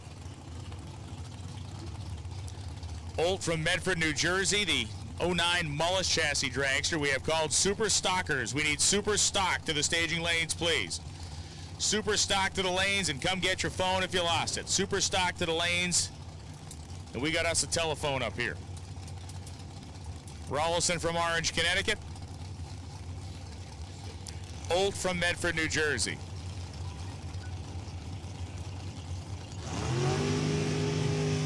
Red light start for Rick Rawlson by 9 thou.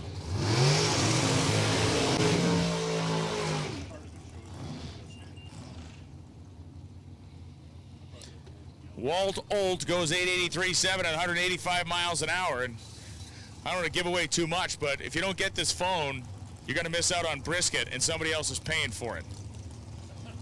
So this may be my phone now. Once again, if you lost your phone, you're about to miss out on a brisket lunch that somebody else is buying.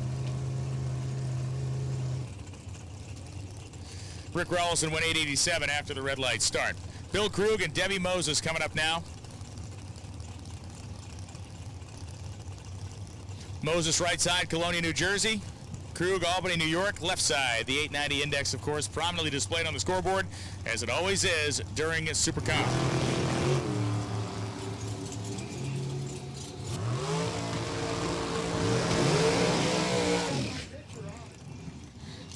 Debbie Moses goes 891.1 at 183 and beats the 893 of Bill Krug, or 891.3 of Bill Krug. Debbie Moses was one on the starting line. A 12-pack for Debbie Moses in that round, as Bill Krug goes 31 in the tree, 891.3.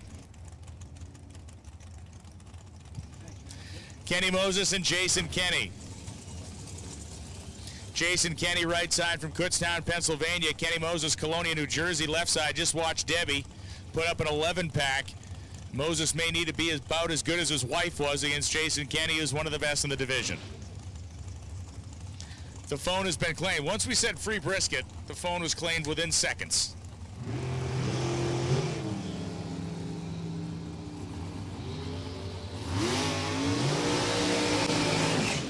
Jason Kenny, New Hampshire Lottery side. Win light, Jason Kenny. 891.1, 177 with a 12 light. Jason Kenny advances. Kenny Moses, 888.3, 187.99 on the O'Reilly side is eliminated. Kyle Bigley Johnny LaBouse, right side, LaBouse.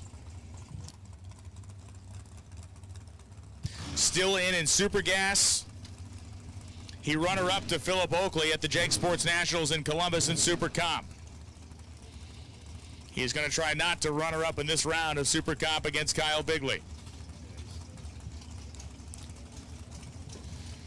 LaBouse going to be racing Pete Maduri in the next round of Super Gas, but right now his whole concentration is on this run against West Milford, New Jersey's Kyle Bigley, who also lists his occupation as a full-time sportsman drag racer, as is LaBouse. When you do this stuff to eat, you find ways to win.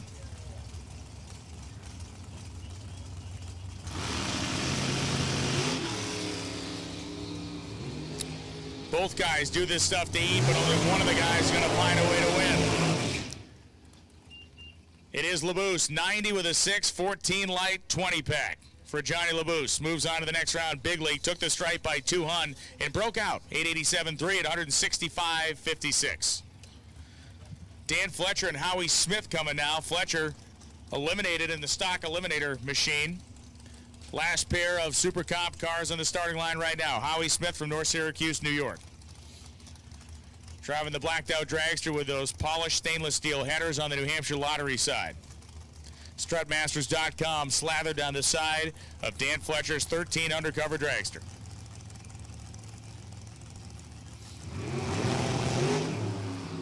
Huh. Howie Smith ain't scared. Neither is Dan Fletcher. Who's got the guts at the stripe? Turns out it's Fletcher. 891.4, 155. It was Smith getting there first, but too quickly, going 888.7 and taking 300 of the finish line for himself, which was too much. Dan Fletcher, 891.4, 155.96, advances in the Super Comp dragster.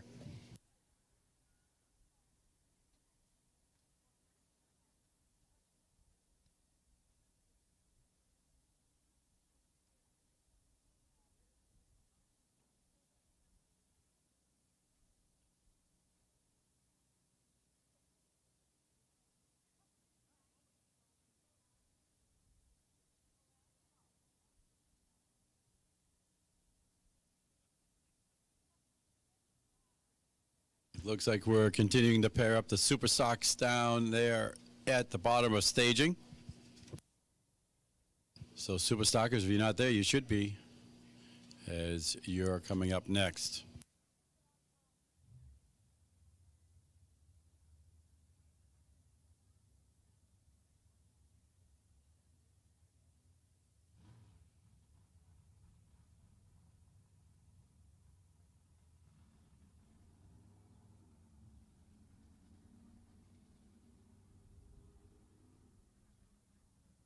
And this will be your first call for Super Gas to the lanes, please. Super Gas, we need you to the lanes. Next round of Super Gas, that's round number 2. We need you to the staging lanes, please. Super Gas to the staging lanes, please.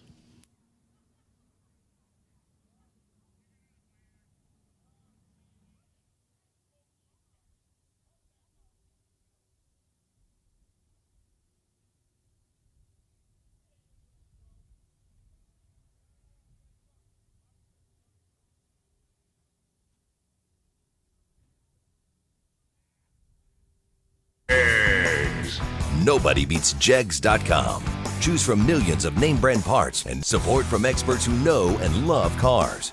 24/7 for life. There's only one place to go. Jegs.com.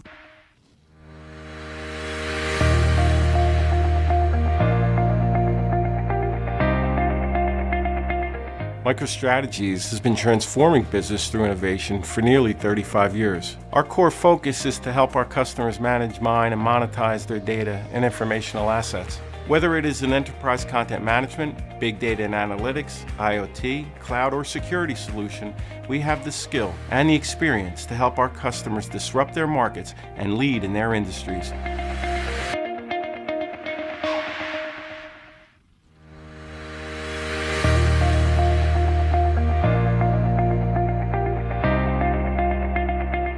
MicroStrategies has been transforming business through innovation for nearly 35 years. Our core focus is to help our customers manage, mine, and monetize their data and informational assets. Whether it is in enterprise content management, big data and analytics, IoT, cloud, or security solution, we have the skill and the experience to help our customers disrupt their markets and lead in their industries. Super gas, super gas, super gas. Here we go, first pair. Oh, it'll be a comp single here, first. Here in Superstock, Byron Warner. The firefighter out of Duncannon, PA, 94 Camaro.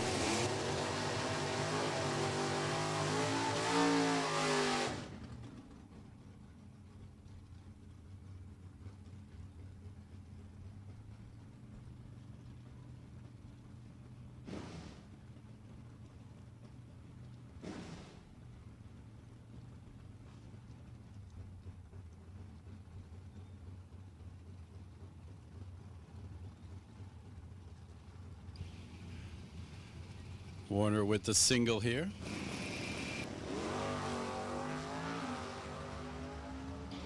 Dial's a 1070, 028 reaction time here. Let's see what you can do on that 1070 dial. 996. Knew he had it, just wanted to air it out.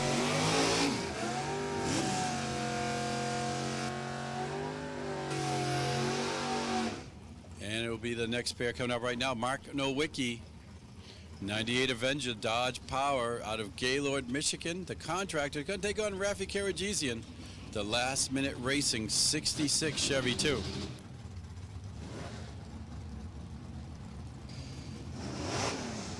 Rafi out of Waltham, Mass. Start 1109.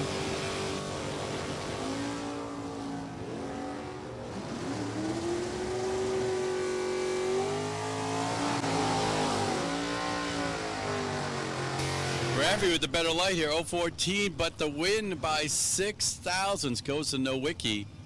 975 in the 74 dial. Karagizian an 014. He's been practicing. Runs an 1111 on the 1109.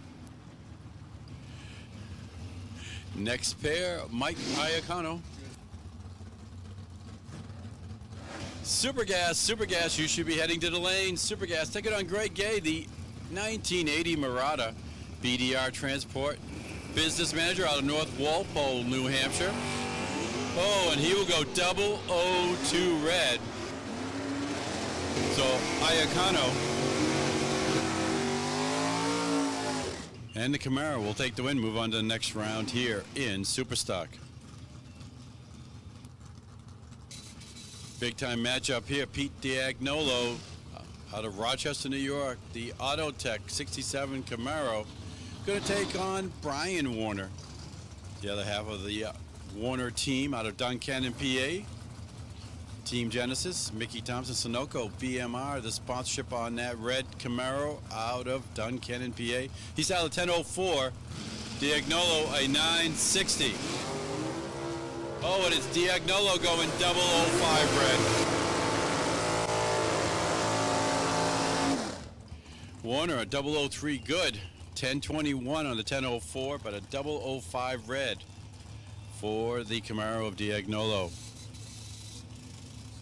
Rich Prizer comes up right now out of Jackson, New Jersey, the Mickey Thompson Tire 67 Mustang. Taking on Larry Jewell out of Ulysses, PA, retired, 67 Corvette. Superstock D automatic for Jewell, 962 to dial. Superstock A for Prizer. Jewell 001 red, which is not good. In eliminations, Prizer will take the win, as he'll do a 38 with a 6 on the 39 dial.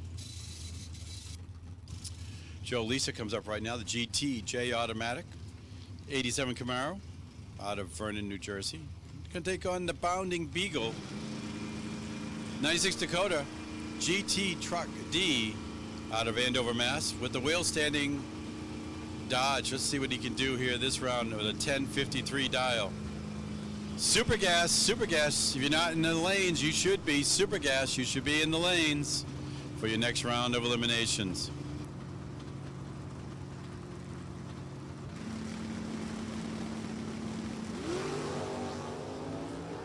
Double wheel stand there for Lisa and Merrifield.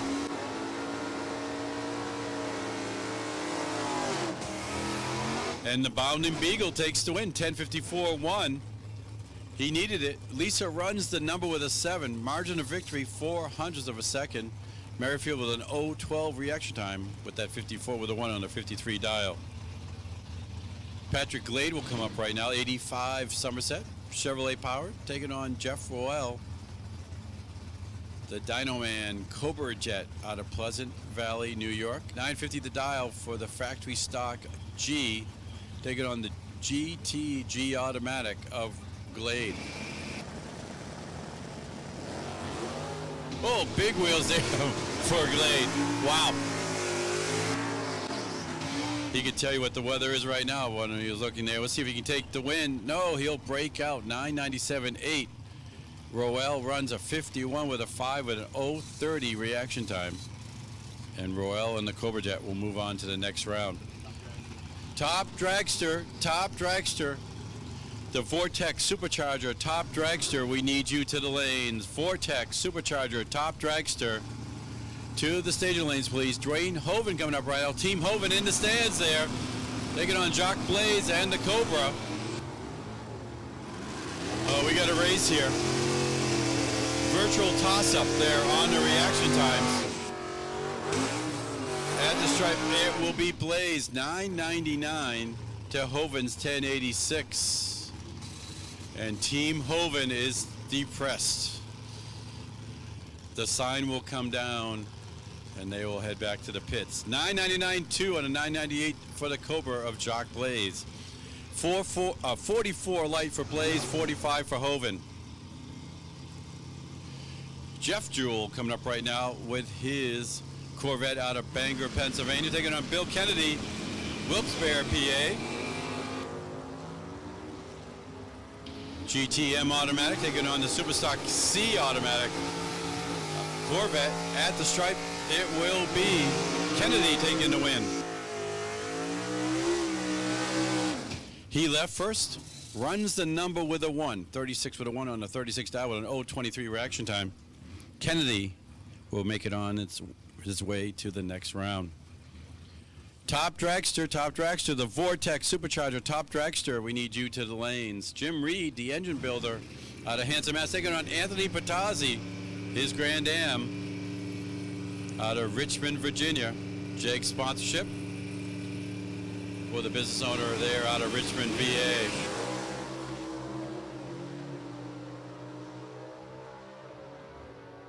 Slight advantage off the line went to Reed, but the win goes to Patazzi, 908.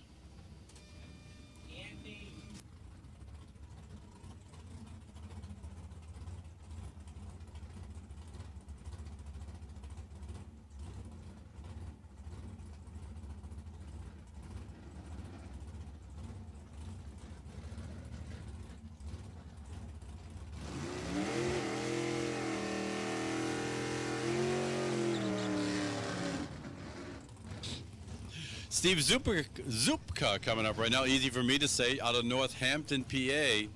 The 2018 McHugh Racing Copo. Going to take on Joe Santangelo. The Santangelo 87 Camaro.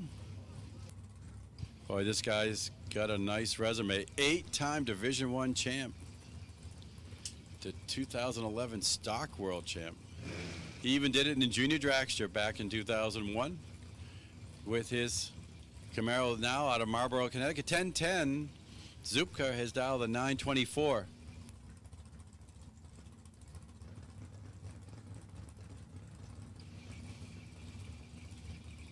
Top dragster. You should be heading to the lanes.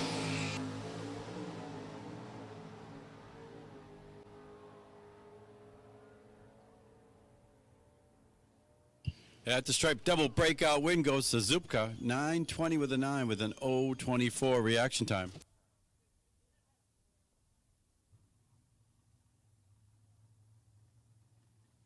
So we keep on paring them down here. It looks like we got Super Gas being paired there down at the bottom of staging. They'll be up next, but Top Dragster, Vortex Supercharger, Top Dragster, we need you to the lanes, please.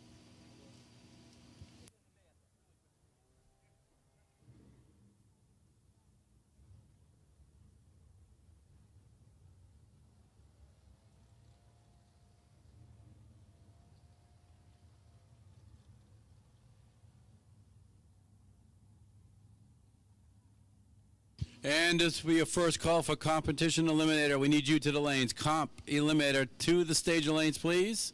Comp Eliminator to the staging lanes.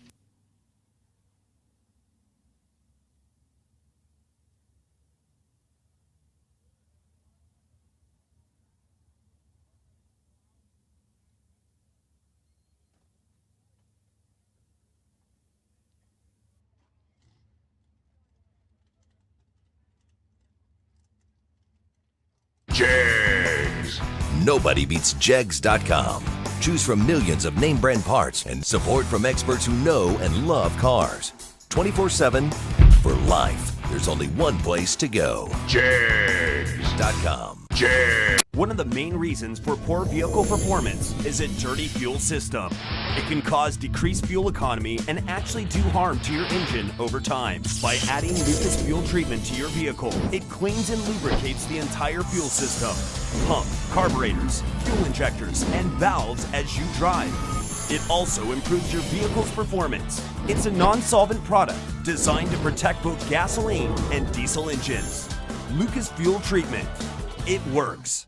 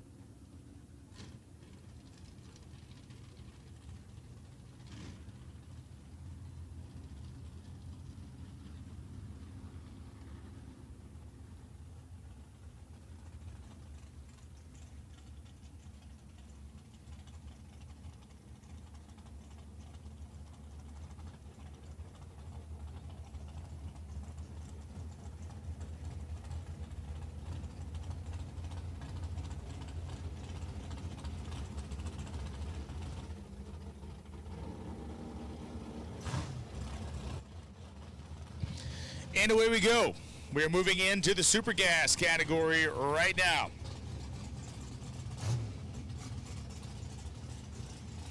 Barry Ribeiro out of North Dartmouth, Massachusetts, a 1957 Chevrolet, and Jason Kenny, Kutztown, Pennsylvania, New Hampshire Lottery, right side of the racetrack.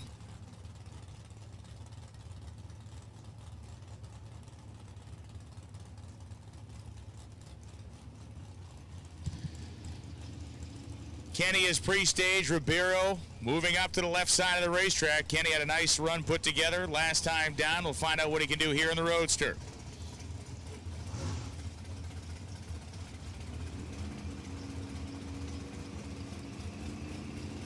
Ribeiro's in, Kenny all in.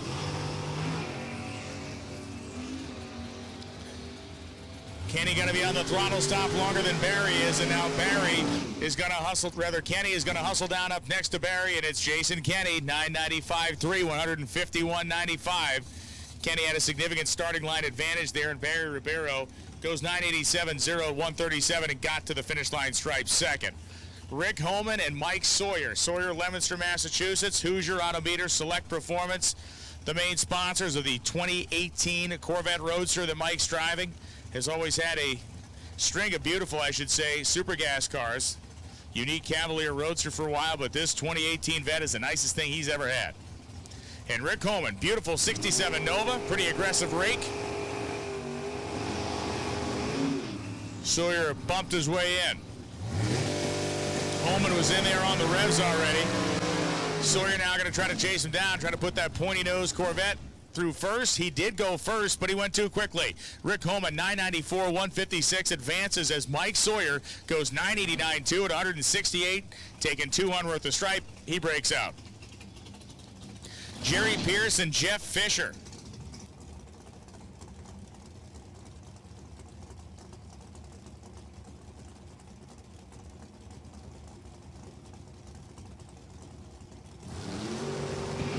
Jeff Fisher and Jerry Pierce. A 92 Beretta, 97 Cutlass. Pierce in the Cutlass right side had a 16 light and a wind light. 992 at 155 beats a 992.1. Pierce taking 11th out at the finish line stripe, and he gets the win. Very nice job there by Jerry Pierce. Jeff Fisher drove a pretty good race as well, but Pierce was just a little bit better. Darren Wood and Rich Price coming up now.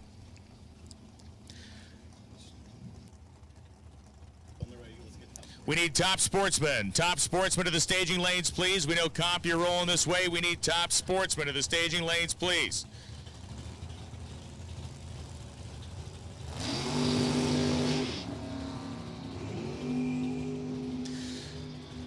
Wow. This one is going to go right down to the wire as they approach the 1,320-foot finish line. A 989.7 for Rich Price. The win light is Darren Wood took the stripe first, but he broke out by 3, going 986.6. Price was 989.7. The key to winning that one was getting there second. Darren Wood and Rich Price had identical 19 reaction times, so it really just came down to who was willing to get there first and how comfortable they were with getting there first. Darren Wood got too aggressive. Tom Smith and Brenda Hunter coming up now. Hunter is in the Corvette Roadster. He had all that visibility with just a couple of chromoly pieces of tubing to look around versus Tom Smith has a full-body 1967 Chevy 2. They'll both run the number, of course. Hunter going to be trying to use that visibility that the Roadster configuration gives her when they go down to judge the finish line stripe.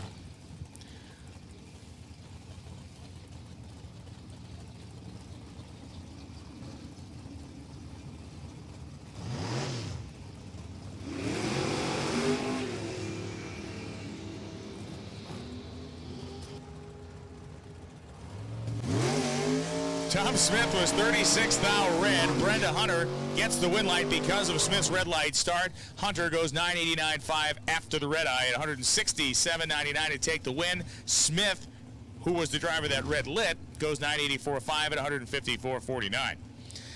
Battle here, Pete Maduri and Johnny LaBouse. Two guys both capable of winning this race. Only one will advance on to the next round in Super Gas, where we will have 9 cars remaining. Maduri, the Dynabrade Abrasive Power Tools sponsored 78 Monza.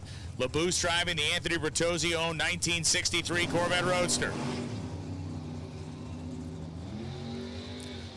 Maduri rising to the occasion to take on one of the best super gas racers in the nation. And at the finish line, it will be Johnny LaBouse. Wow. LaBouse 989.0 at 161. Gave up a bunch on the starting line. Maduri took the stripe 987.6 at 141. He got there first by 2 hun, and he broke out. So LaBouse moves on. 008 light for Maduri out the window to LaBouse's 23. Iggy Boychesko and Chuck Rothermel coming up right now. Rothermel from Kinderhook, New York. Boychesko, one of the more kind of violent throttle stop car we have. It's going to rapidly just hit the throttle. It'll be back to idle by the time he gets to the New England Nationals logo on the A-board.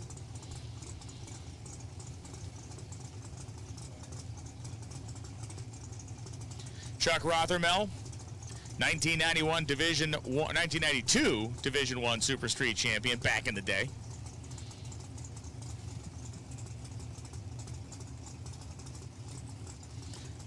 Wojciesko, second to stage. We need Top Sportsman. Top Sportsman of the lanes, and Iggy Wojciesko is going to the next round as Chuck Rothermel went 14th out red. So Rothermel with the red light, then runs, whoa, man, Rothermel decked the brakes down there. Goes 990 with a 5 at 162. The car swerving all over the place. 987.7. Oh, no, a huge wreck as Rothermel is over sideways. The car barrel rolling down through the shutdown area. It comes to a stop on its wheels. Very late in the run there, we saw Rothermel's car begin to tumble side over side. New England Dragway safety team on the scene immediately here, as is the Division I safety team. Trucks rolling around the corner.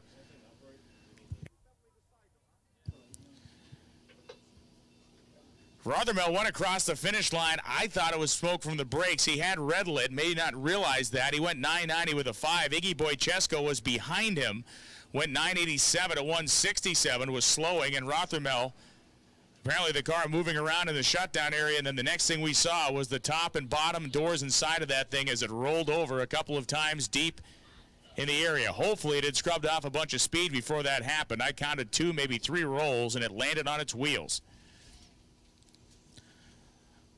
We're going to stand down here for a minute as the safety safari does its job at the top end. We'll pass along information as we get it from them. And for the moment, we are on hold here with one pair of Supergas cars, or a pair and a half of Supergas.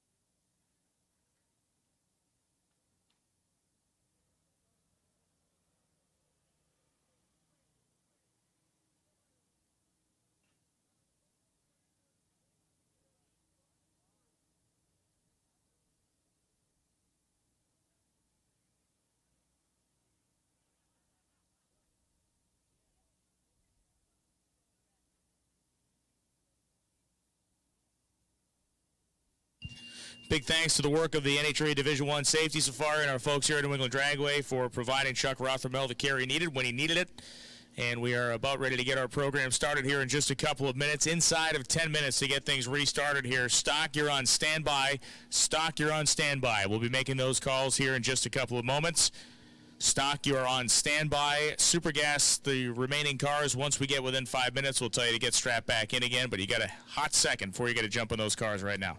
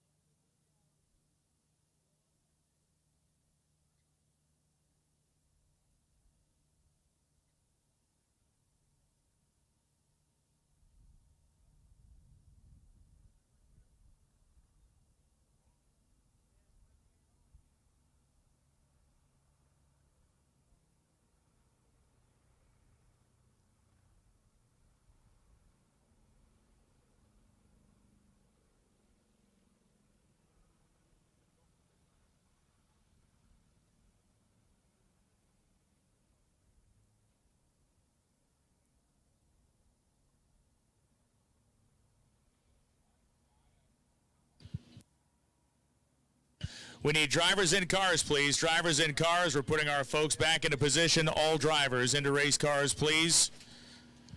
Following Supergas will be Top Dragster. So Top Dragster, you guys and girls are in the staging lanes. Let's get yourselves prepared. We only have 3 cars remaining in Supergas. We're going to be pulling Top Dragster immediately around the corner. And, of course, following Top Dragster will be Comp and then Top Sportsman. And once we call stock in for pairing, which will be within the next 2 minutes, you'll be following Top Sportsman.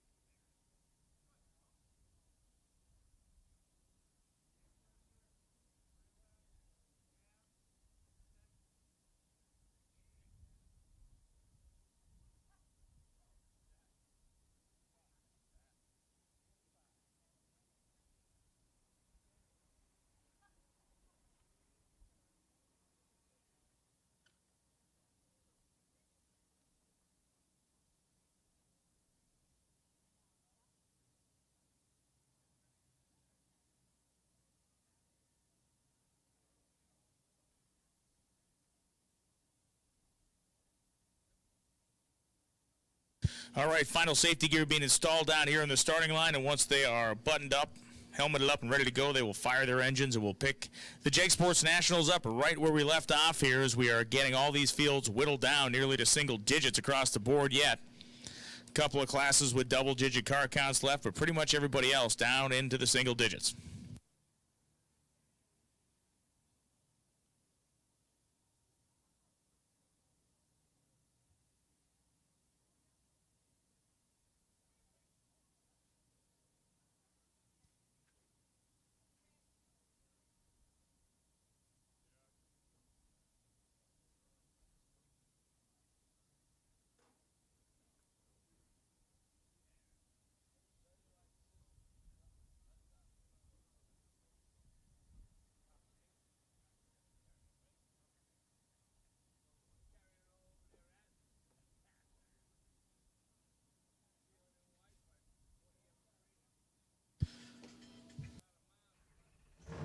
And here we go, racing engines fired.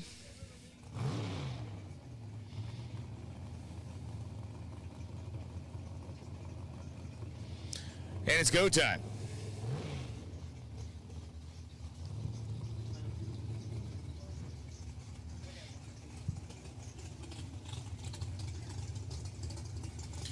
Absolutely gorgeous Camaro here. The paintwork, unbelievable on the right-hand side of the racetrack.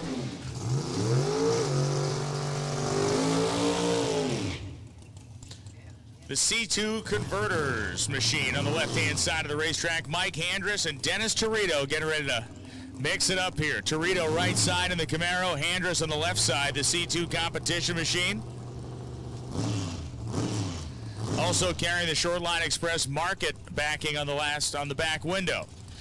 Torito, pretty much a new car here for Dennis, and he has done a fine job piloting it so far. He's got a tough customer in Handress, though. As Handress going to eke his way into the pre-stage beam on the O'Reilly side of the drag strip. New Hampshire Lottery side is going to be Torito.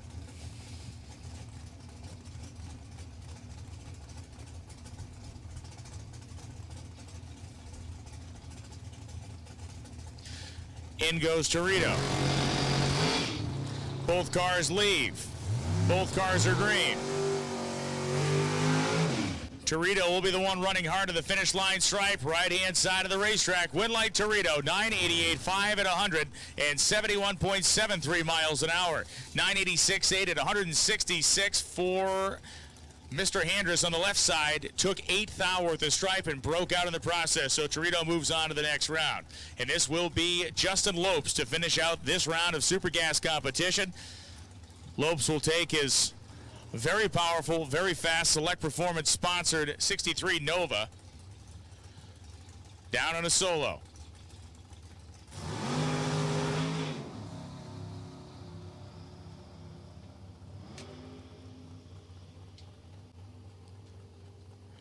And Justin Lopes stops the clock, 994.4 at 154.72 miles an hour in the Nova. That'll move us into the top dragster category. We are down to 8 cars, Bill. Quarterfinal action here in top dragster. Bunch of different engine combinations, bunch of different ET ranges, but all one goal at the end, trying to be as close as possible to the selected dial-in. That's right, Brian. Round 3. Vortex Supercharger top dragster coming at you right now.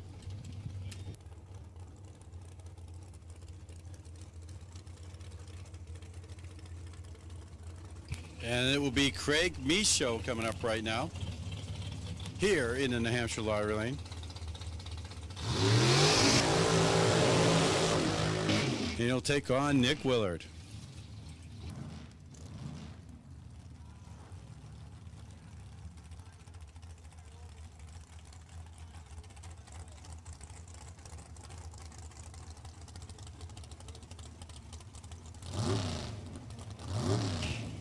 Well, with the TNT Motorsports sponsorship on the side of the drag show, Landon C. Power Sports, the sponsorship for Craig Michaud. Michaud's down to 765, Willard a 738.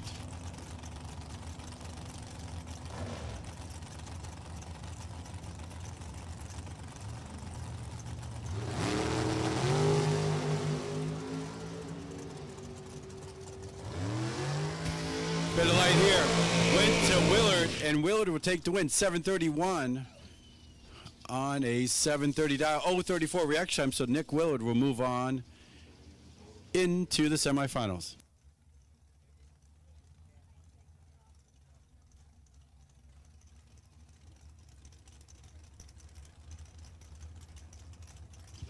Next pair up, it'll be Kyle Cotrero taking on Al Stafari here.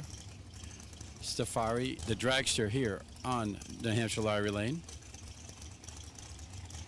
He's dialed in a 697.05, the dial for Kyle Cotrero over in the O'Reilly Auto Lane.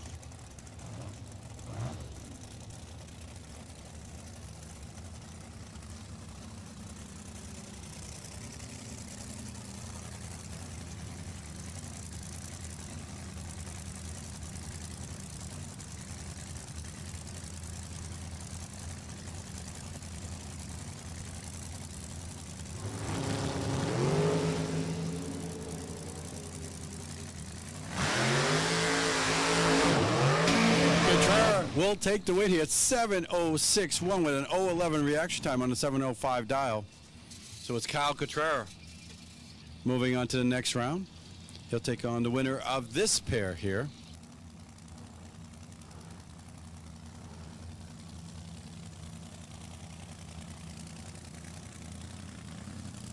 As it will be Vince Mussolino taking on Mike Coughlin here. Coughlin is dialed a 611 with his Jegs.com sponsored vehicle. Dragster Mussolino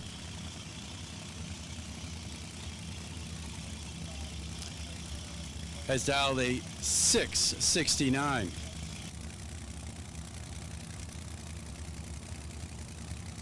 Stock to the lanes, please. Stock eliminator to the lanes, please. Stock to the lanes, please. Stock eliminator to the staging lanes.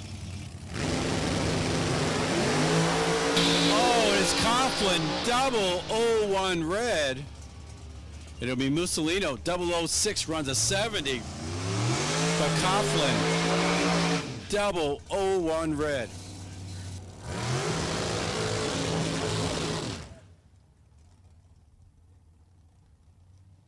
Stock eliminator, we need you to the lanes, please. Stock eliminator to the staging lanes, please. And our last pair here in top dragster will be Anthony Patazzi taking on Deb DiGenova.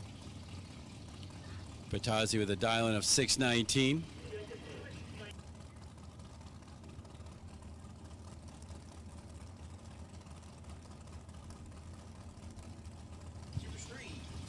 Super Street to the lanes, please. So I need Stock and Super Street to the staging lanes, please.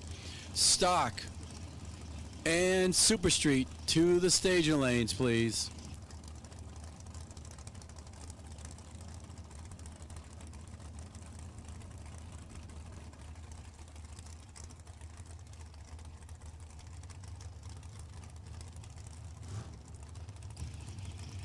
DiGenova's out at 685. 619 to dial for Bertazzi.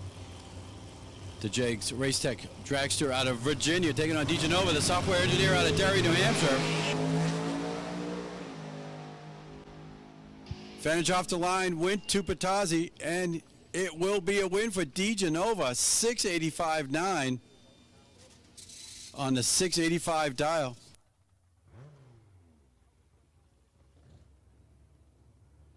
So it'll be DiGenova taking on Willard. And Mussolini taking on Cotrero here in the semifinals coming up in just a little bit in the Vortex Supercharger Top Dragster. Now we're going to go into comp eliminator. It'll be Al Ackerman.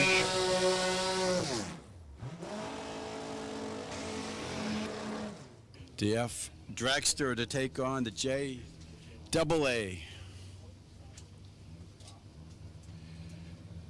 Four-cylinder of Frank Aragona.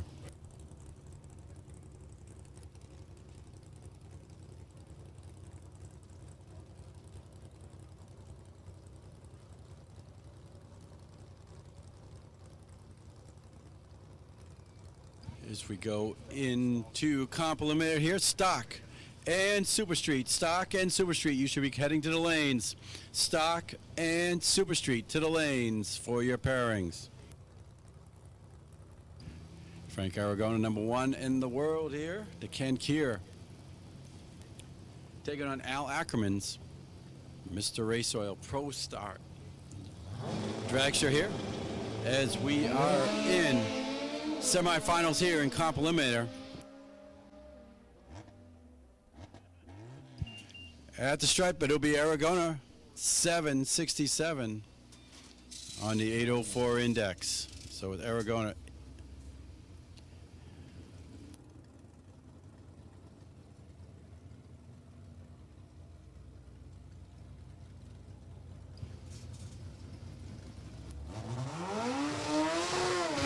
Next pair, it will be Lee Zane coming up right now. The F Dragster Alter taking on Rich Schaumburger. The I Super Modified Cavalier.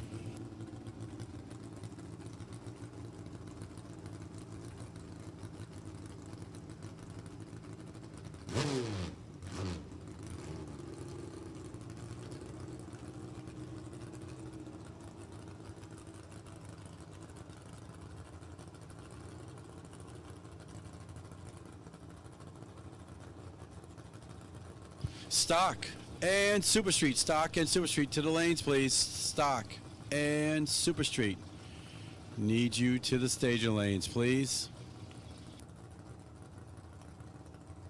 Schaumburger, the PRP Racing Products Cavalier. 951 index. Zane, the F Dragster. Altered, the McKinney chassis. Fabricator, indexed 859.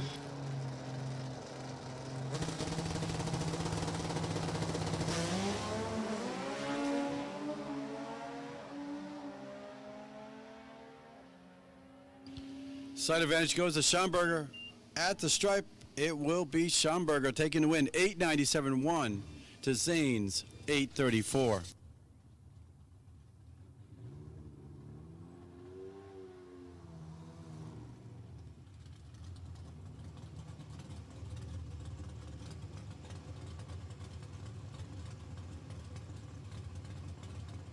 Okay, last pair going on here.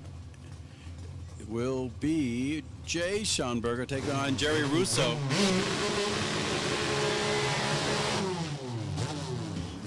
The B Super Modified A taking on the I Altered of Schaumburger here.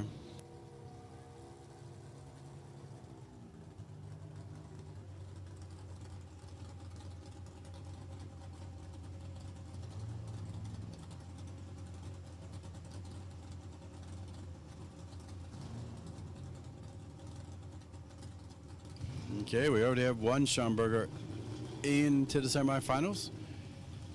Winner here will get a bye into the finals.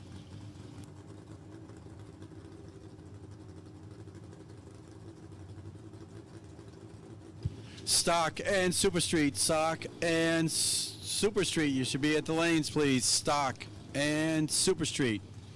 You should be in the lanes, getting yourself paired for your next round. Schaumburger, the race engine builder, with his 96 Cutlass taking on the 06 Cavalier.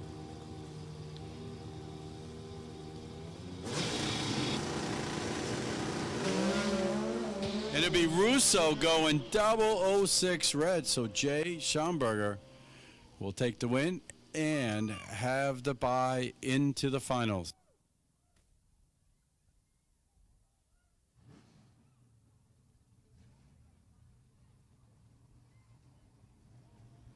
Stock and Super Street, Stock and Super Street. We're going to go into Top Sportsman right now, the Vortex Supercharged Top Sportsman. We're going to turn it back over to Mr. Loans for the action. Down to the grade 8 here in Vortex Superchargers Top Sportsman action. Some shockers there in the Top Dragster and Comp Eliminator categories. Top Sportsman bringing the heavy hitters here. Stock Eliminator is in the staging lanes getting paired right now. Super Street, you're going to be up next. We wait for the call. It'll be coming here momentarily. Dan Christopher and Larry Willard, a battle of New England Dragway regulars.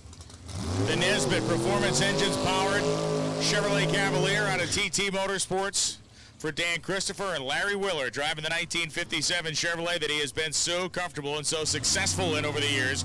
Here in New England Dragway, dialed 727.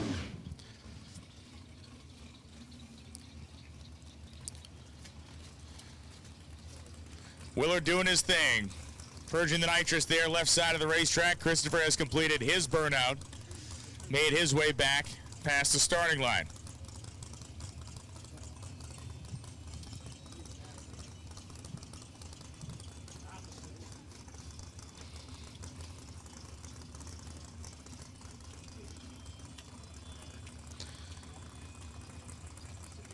Dan Christopher inches ahead. Who is going to the semifinal round in Vortex Superchargers top drag? So these four racers, those four racers have a 1 and 4 shot at the Bronze Wally. They're going to make a game out of it. Both drivers nearly even on the starting line, and at the finish line stripe, it is going to be Dan Christopher. 7:11:10, 7:10 dial-in, 26 reaction time as Larry Willard breaks out by 3 thou, 7:23.7 on a 7:24 dial-in, had an 0:28 light, and took himself only 18 thou worth of stripe. Willard didn't do anything wrong. It was just that Dan Christopher was a little bit more right.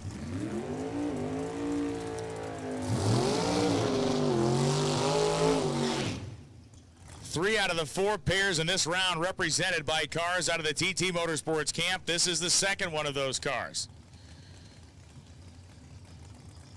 Craig Monroe left side, Brian Bell right side. Bell backing up the Camaro, squaring it up. Team principal Tom Zarella saying, give me a little bit more left, and that is exactly what they did. Squared it up perfectly. Craig Monroe dialed at 731. That Chevrolet-powered Duster with a huge, tall tunnel ram intake style intake manifold, those giant Dominator carburetors on top of it. 3/4, 7/8 of the way up through the windshield, nearly to the roof line, with that clear plexi hood scoop.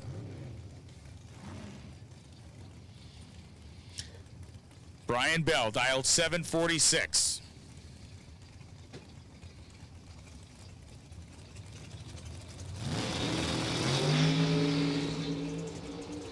Same spread between the reaction times as we saw in the last pair, and as we go to the top end stripe, it is going to be Craig Monroe. 731 on a 731 dial, a 19-pack laid up on Brian Bell. This is incredible. Bell put together a 20 package. He was 14 on the tree, 6 over to give 20 thou worth of pack. Monroe was 16 and then 3 over, meaning 3 thou over a 19 pack. Margin of victory at the stripe, just 1 single thousandth of a second. That was a battle to the stripe. Monroe took 13 10,000ths at the finish line, and that was the margin of victory. A huge clash here. Nick Maloney right side and John Benoit left side. Two of the highest profile door slammer racers out of the Division I area, out of the New England area, find themselves battling here in the quarterfinals for a shot into the semis. Benoit, that massive Charlie Buck engine under the hood of his beautiful C7 Corvette, a final purge of the nitrous, a couple of rumbles of the throttle pedal over there. Nick Maloney inching his way forward. Maloney dialed 712. Benoit dialed a thunderous 657 on the O'Reilly Auto Parts side of the strip. We need Super Comp. Super Comp to the staging lanes, please. Super Comp to the staging lanes, please. We got our Super Streeters there. We need Super Comp now. They're both shooting the bulbs out of the tree. What an incredible round of action we've seen so far in Top Sportsman, and this one will go to Benoit. 658, 6203 for Benoit on a 657 dial. Maloney goes 715 on a 712 with a 13 light. Margin of victory, 97 10 thou. 97 10,000ths at the stripe, favoring John Benoit, who now has a 1 in 4 chance of becoming a 2-time JEG Sports Nationals winner in the same season. Fast Freddie Perkins and Al Stafari coming up now. Every single of these, or every one of these 4 pairs, one of the cars in the 4 pairs has been from TT Motorsports. That's an amazing thing. So far, one of the cars has advanced. Even a 50% success rate in this round would be incredible for that team. But to do that, Al Stafari, who is dialed 755, is going to have to beat the 690 dialed 57 Chevrolet of Freddie Perkins. Reaction times have been nearly even. Every single pair down the racetrack has been within a couple thou of each other. Margins have been down to the 4th digit at the finish line. Stafari's halfway there. Perkins first to stage. No games being played here.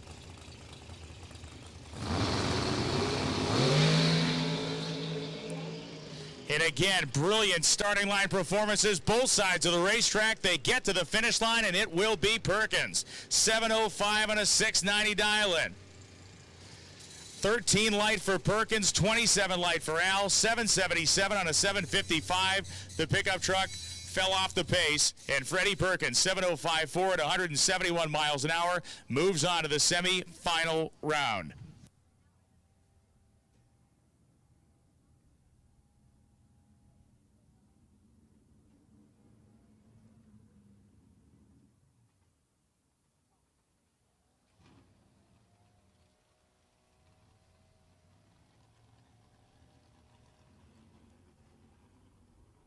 That was a great quarterfinal round of competition to Vortex Superchargers Top Sportsman. Every single one of those races was a nail-biter.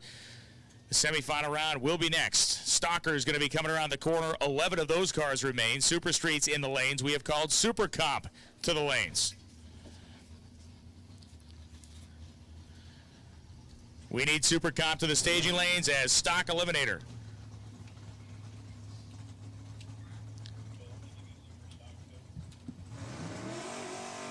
It will be Allison having the bye run here in this round.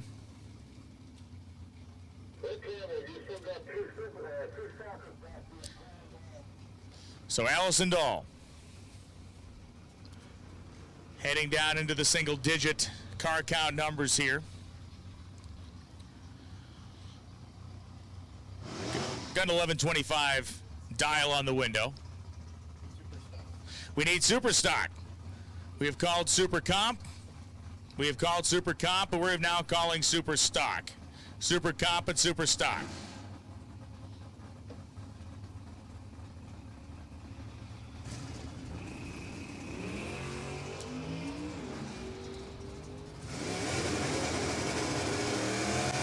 Dahl, an 019 reaction time for her on this buy run.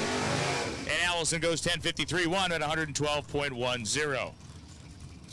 Jerry Hatch and Barry Parker. First of 5 pairs we will see in succession here.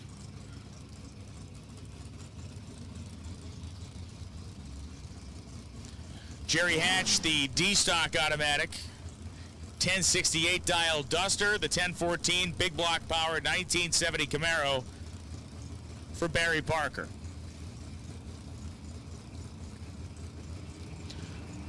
Which one advances as both cars complete the staging process?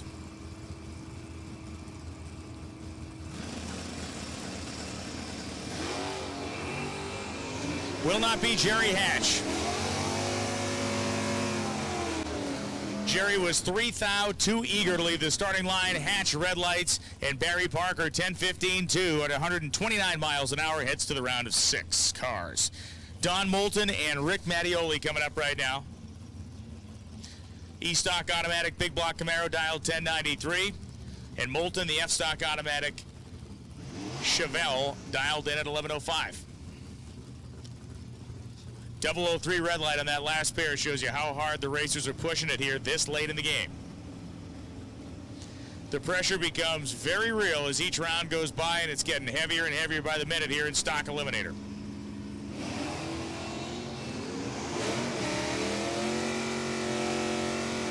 Either driver here jumping the gun. Mattioli looking over at Moulton. Moulton doing what he can do in the Chevelle, and it's a win light. Dead on 7 for Don Moulton. Mattioli was 6 hunt off the dial going 10.99.7. on a 1093 prediction. So Don Moulton, dead on 7, 34 light, moves him ahead. Thomas Fletcher and Jeff Coyne, the J Stocker and the E Stock automatic big block Camaro. 11:03 dial in for Fletcher, 11:56 for Coyne.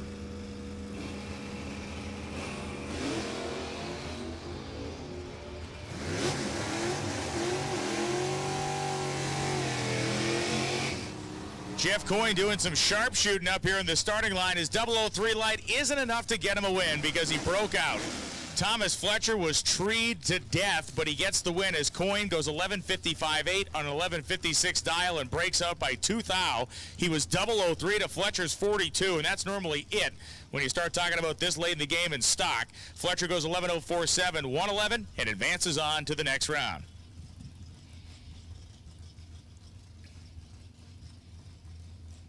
Bubba Linky one side, Phil Langford left side. Left side, the O'Reilly Auto Parts lane for Langford. Linky, B-Stock automatic Camaro, dial 1040.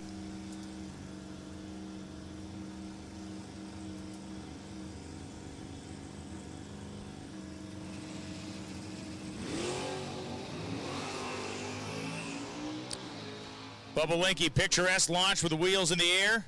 We'll find out if it's going to be picturesque on his time slip as Langford rolls on up next to him. It will be. Dead on 2, 10 light, 12 pack for Bubba Linky on the New Hampshire lottery side. Phil Langford goes 937.6 on a 936 dial-in. Bubba Linky moving on to the next round with authority in that 12 thou package that he threw at Phil Langford.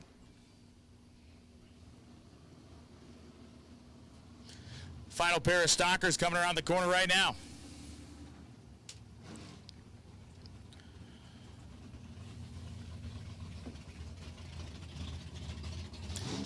If you like wheel stands, get your camera up because both of these cars leave with the front ends way up in the air. Herensky and Santangelo.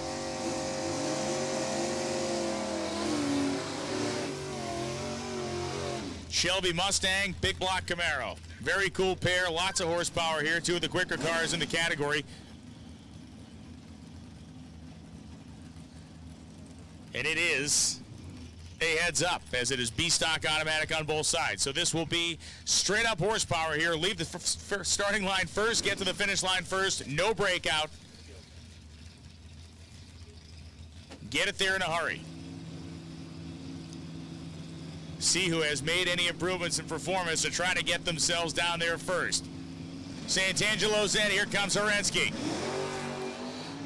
Whoa, Santangelo way to the left over there, but he doesn't lift. Santangelo drives it back into the groove. Herensky had a 2-on advantage on the starting line. The big block Chevrolet is going to outrun the Ford. 10.28 at 106 miles an hour. Santangelo out of the throttle at the end of that one. Herensky goes 10.42.8 at 110, and it looked like all might have been lost early on Santangelo because he went so far left. He never once lifted his foot off the throttle. He drove it back into the groove, and he drives himself down to the round of 6. As we now move into 1090 Index Super Street Racing, Bill, 11 cars left in the category. Yeah, we're going to have that down to 6 at the end here, as it will be Stevie Knight coming up right now. His Mustang out of Fall River, Massachusetts. He's going to take on the Fastback 65 of Jeff McMillan. 1090 Index Racing here, down to our final 11 cars as we continue to move on here. Superstock. You should be in the staging lanes, please. Superstock. You should be in the staging lanes for your next round pairings. There we go, McMillan out of PA with a 65 Mustang Ford powered. Kicking on Knight and his Knight going 003. McMillan had a perfect reaction time. Knight just a little red there at a 003. 1093.3 for McMillan with that perfect reaction time. So McMillan goes into the next round. Dennis LeBlanc to take, Dennis LeBlanc to take on Annalise LeBlanc.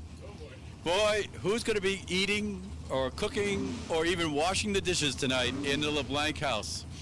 Dennis taking on the wife here with the Causing Trouble Oldsmobile.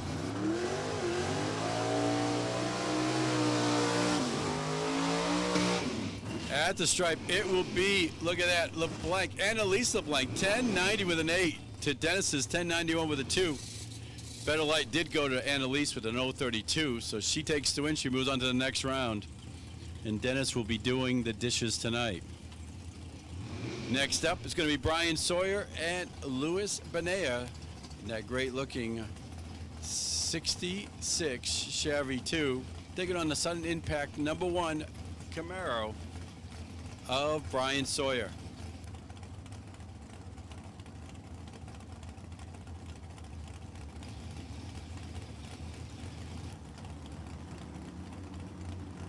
Here we go, Camaro taking on the Nova.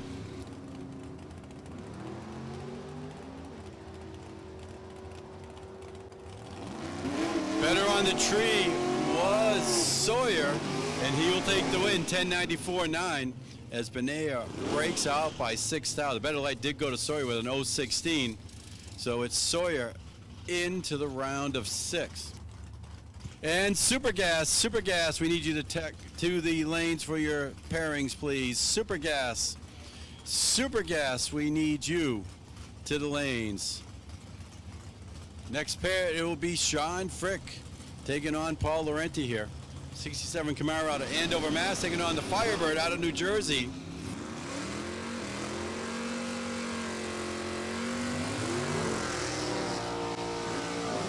Better Light here went to the Camaro of Laurenti, and the win. Laurenti, a 10,000 package, 001, runs a 90 with a 9.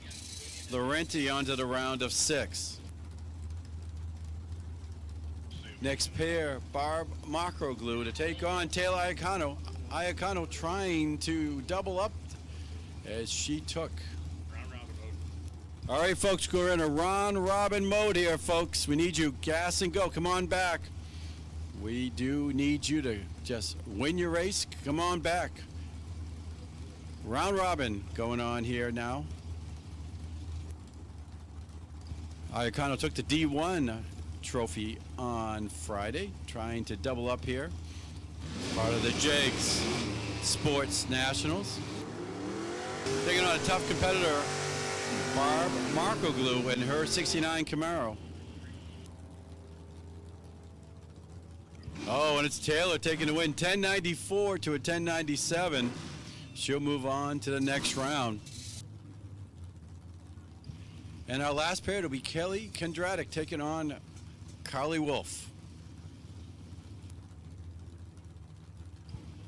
The Mustang here in the New Hampshire Lottery Lane, taking on Kondratic's Monte Carlo.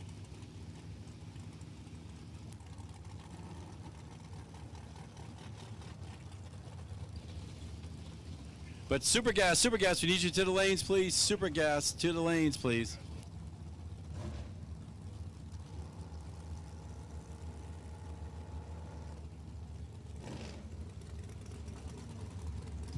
Kondratic out of Harrisburg, PA. This will be the last pair here in Super Street.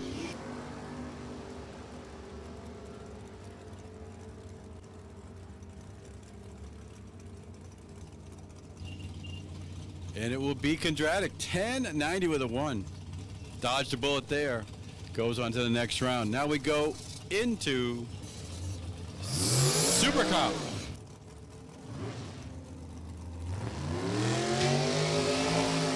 So before we pick things up in Super Comp, as you may notice, the wind may be picking up here. There is some weather that is advancing in this direction. If you have an awning that is out, we'd recommend that you take that awning in. There is potential for high winds to get here in a not too distant future.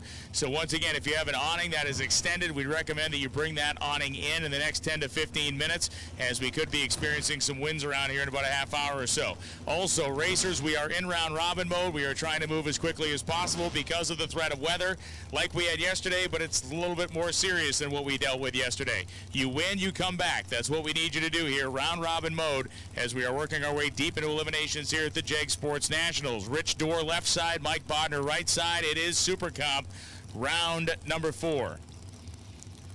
10 cars going to make it 5. Red light start for Dorr. Bodner advances.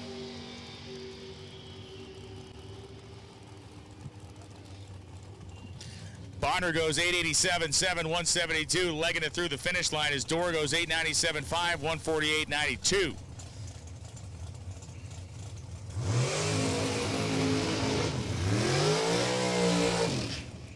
Just to reiterate, if you got an awning hanging out in the breeze, quite literally, it may be hanging out in the wind in a little while. We know what happens when awnings start turning into sails. So if you want to reel those babies in, probably not the worst idea in the world. Debbie Moses and Jason Kenny. We didn't lie to you yesterday, so you better trust us today. We're right on the money with that deal yesterday, too. Kenny, the 07 Dan Page dragster. Debbie Moses. Rolling in.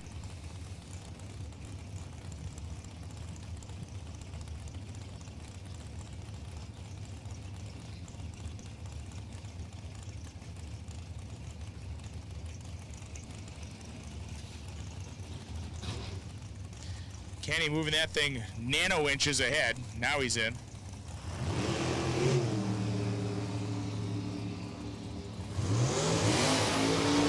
Both drivers very strong and very green off the starting line. Wind light on for Debbie Moses. 892 on the 90 index with an 18 light. 95.10 thou. The margin of victory at the finish line. Jason Kenny was 011 on the tree. Goes 893.6 and 178. It was a matter of being a little bit tighter to the index that got Debbie Moses the win light. Jason Kenny won the starting line battle by 7 thou.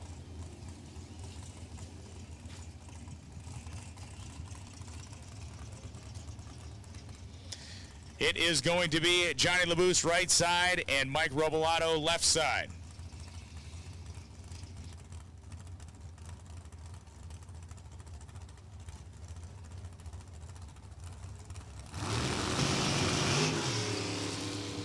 Both racers leave on the green light. Great race down there, and it's going to be LaBoosse. 891.5 at 168.75 for LaBoosse. 016 reaction time. Robolato 888.9 at 177.95. Took 200 worth of stripe and broke out by 11 thou. Dan Fletcher next. Strutmasters.com dragster. Fletcher sent me a text. He said, hey, winner of that final Santangelo-Horensky pair is going to have another heads-up against Bubba Linky next round in stock. So it's going to be another heads-up in B-stock automatic for Joe Santangelo next round against Bubba Linky. In this case, though, it's Walter Olt left side and Dan Fletcher right side.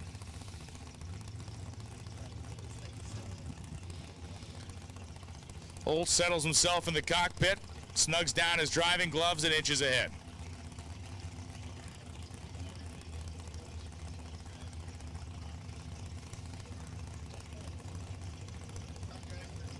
We need Top Dragster and Comp to the lanes. Top Dragster and Comp to the staging lanes, please. Semifinals in Top Dragster and Comp. Walter Olt chewing up the drag strip. Dan Fletcher looks left. Knows he's in trouble, and it's Olt. 892.5, 172.81. Olt had 200 in the bank, leaving the starting line. Fletcher breaks out by a little more than 200, going 887.9 at 170 miles an hour. So Walt Olt advances on to the next round as Antonio Benea of Windsor Locks, Connecticut, has the bye into the next round.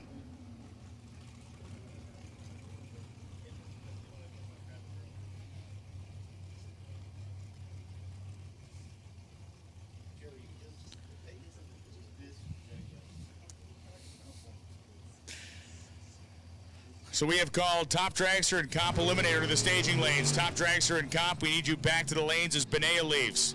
45 green. 136.5 at the 8th mile. Benea goes 888.7 at 177.91. Superstar cars are rolling around the corner.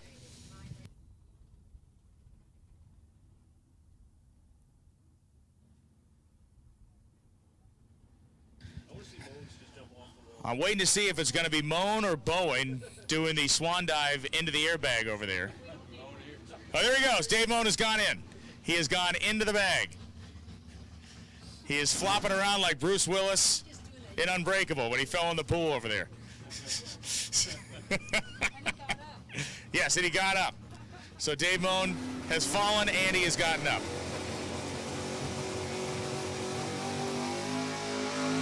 Did not trigger the life alert bracelet, so that's a good thing.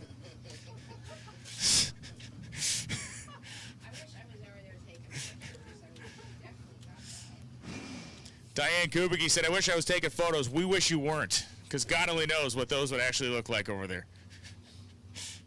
It's like mud wrestling, except worse.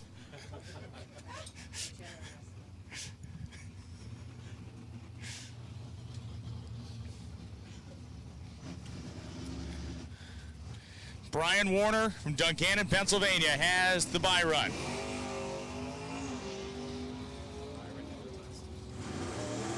Yeah, the Warner brothers have traded it round to round. They'll take it. And Brian goes 10:09.9 at 123.24. Sincere thanks to the management and operations side of Division I for illustrating that deflating balloons is truly a full contact sport. Mike Iacono and Steve Zupka coming up right now.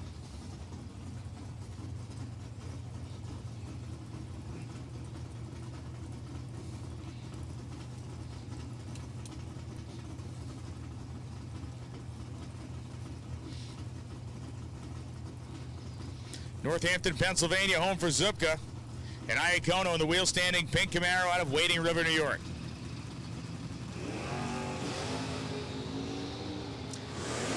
Two very different and ultimately successful ways to leave the starting line between these two Camaros. All the way down the end of the racetrack, it's Iacono, dead on 7 with a 41 light. Zupka was dead on 5 with a 46 light. Margin 32-10 thou at the finish line stripe, favoring Mike Iacono. Iacono advances on to the next round, and Zupka is eliminated by the slimmest of margins. Top dragster and comp eliminator. We need top dragster and comp eliminator. The staging lanes, please. As everybody is now down to the single digits. Top dragster and comp, and we are in a drag race with each other and Mother Nature now. 939 the dial in for Rich Preezer, Super Stock A modified stock. Roll dial 950 in the Mustang, and he goes red by 15 thou.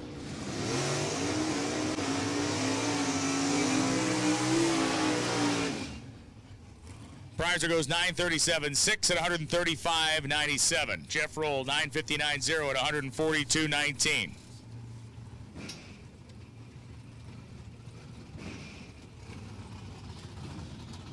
Great matchup here. Byron Warner and Anthony Bertozzi coming up side by side. The immovable object and the unstoppable force here is both cars inching their way in and roaring their way out.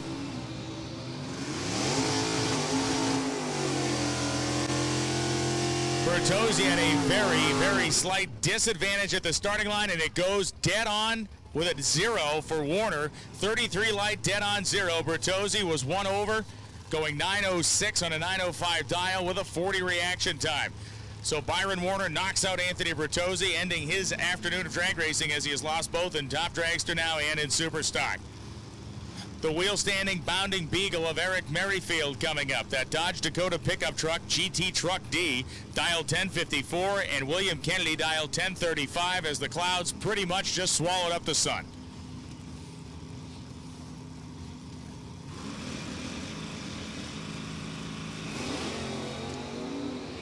The wheel stands for the truck seem to get bigger by the run, and it does it so consistently that Merrifield can dial this thing and drive it like a boss. And down to the finish line, it is going to be Kennedy.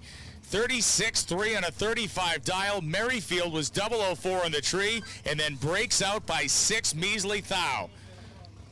10.53.6 on a 10.54 dial-in for Merrifield, taking 7 hun at the stripe.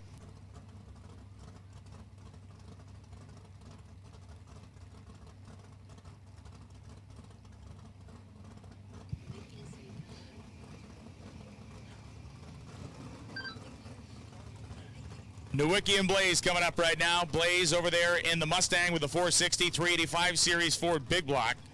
Nowicki running the 360 Dodge engine is in his Avenger.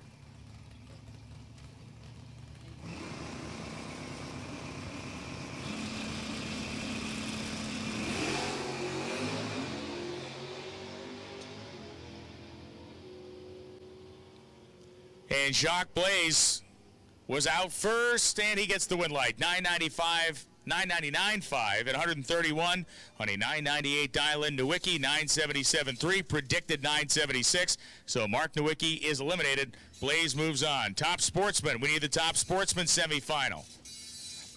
Top Sportsman semifinal. We got next category driver suiting up, ready to come around the corner. So Top Sportsman semifinal. Super Gas will be coming around the corner here momentarily.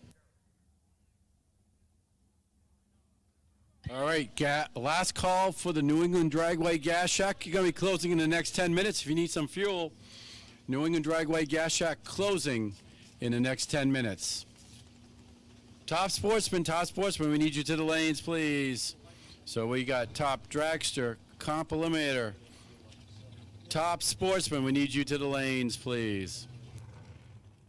Round robin mode here, folks. Got weather coming into the area, really severe weather. All the radars got multiple colors coming our way, so please, gas and go. Bring it on right back. We're in round robin mode here. Top Sportsman to the lanes. Now we're going into Super Gas.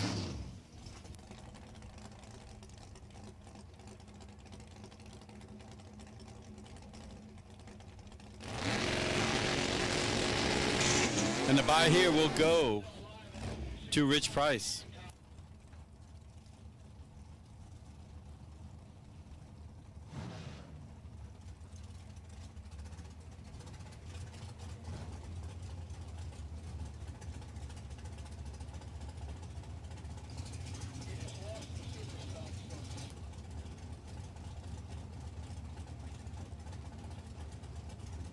So the buy here for Rich Price out of Royersford, PA, the Don Davis 04 Corvette.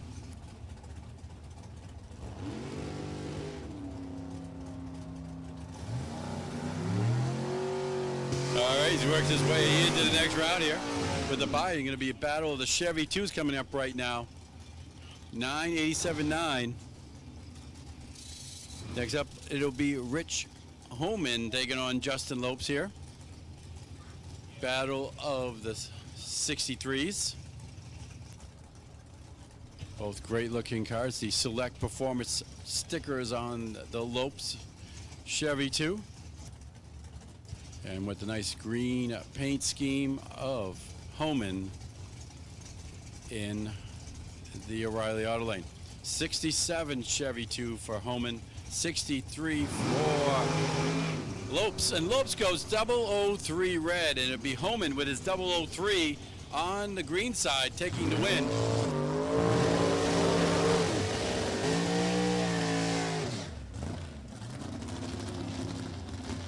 All right, and this is a call out for stock Super Street round robin mode. We need you back to the lanes. All stock Super Street, Super Comp, Super Stock, back to the lanes, please, for your next round of eliminations. Iggy Boychesko to take on Jerry Pierce here. The Seltzer and Pierce. Cutlass taking on Iggy Boychesko and his Corvette Roadster. Once again, we need Top Sportsman, Stock, Super Street, Super Comp, and Super Stock. Back to the lanes, please. Gas and go. Bring them on back.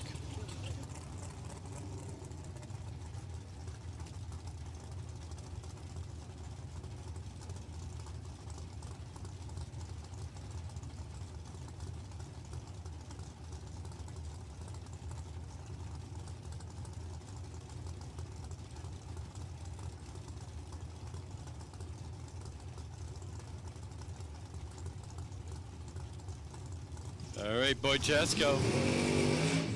Pierce here in Super Gas. Once again, Top Sportsman, Stock, Super Street, Super Comp, Super Stock. Back to the lanes, and it'll be Jerry Pierce taking the win. 992.7.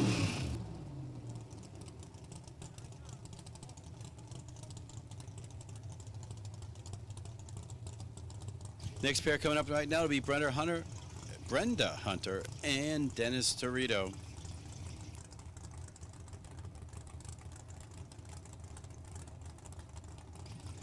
Corvette roaster taking on the Camaro roaster here. As we continue on here with Super Gas. Once again, Top Sportsman, Stock, Super Street, Super Comp, Super Stock. We need you back to the lanes. As you look to the west, you got weather coming in real fast, and we need to get this going here. Hunter out of York, PA. Torito out of Enfield, Connecticut.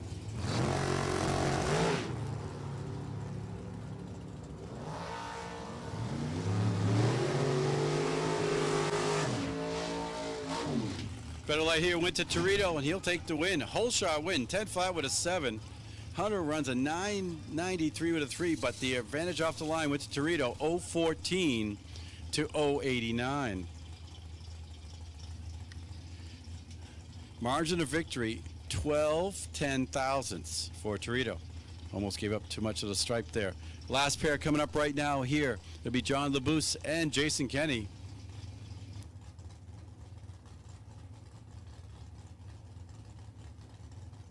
'63 Corvette for LeBouse, 03 Corvette for Kenny here. Let's see what goes on. Oh, going to be a race here. Only 6 thou separate them on their reaction times, and at the stripe it will be Jason Kenny, 990 with a 5 to LeBouse's 991 with a 3.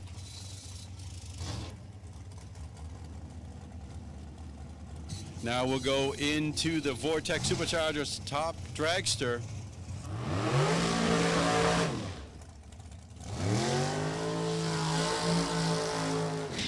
As it'll be Vince Mussolino taking on Kyle Cotrera here. Mussolino over in the O'Reilly Auto Lane, taking on Kyle Cotrera here, one of the local racers here at New England Dragway, taking on Vince Mussolino. Mussolino's out of 671, 706 to dial for Cotrera here, Tower Side, New Hampshire Lottery Lane. Top Sportsman, Stock, Super Street, Super Comp, Super Stock. Back to the staging lanes, please.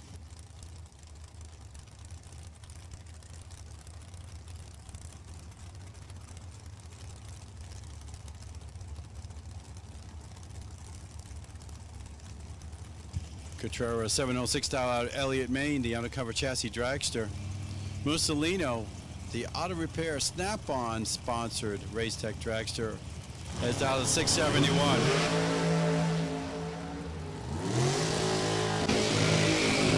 Advantage off the line by 9,000. Went to Mussolino, and he'll take the win. 671, runs a 71 with a 2.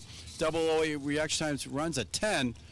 Cotrera runs a 706 with a 1, but an 017 reaction time. Margin of victory down there at the far end, really close. 8 10,000ths of a second victory for Mussolino.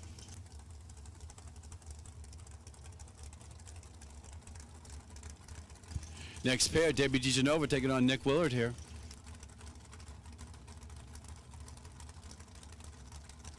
So Mussolino into the finals. He'll take on either DiGenova or Willard. Once again, Top Sportsman, Stock, Super Street, Super Comp, Super Stock, Super Gas, bring it on back. As we got weather coming in fast, so we need to get this going here. Willard, the mechanic, TNT Motorsports, sponsored out of Leominster, Mass, taking on DiGenova, the software engineer, Dan Page car out of Derry. So Mussolino will take on DiGenova in the finals, 686 with an 8:010 reaction time. A breakout run for Nick Willard there. So DiGenova to take on Mussolino in the final. Next up will be Comp Eliminator.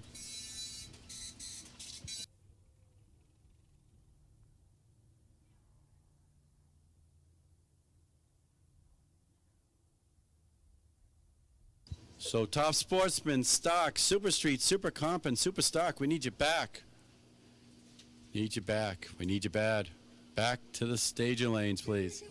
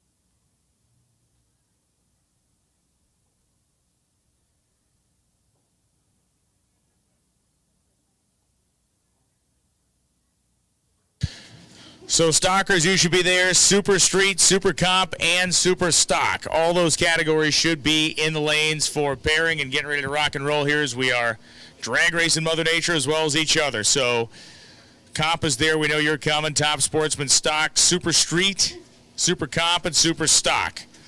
All those categories should be in the staging lanes.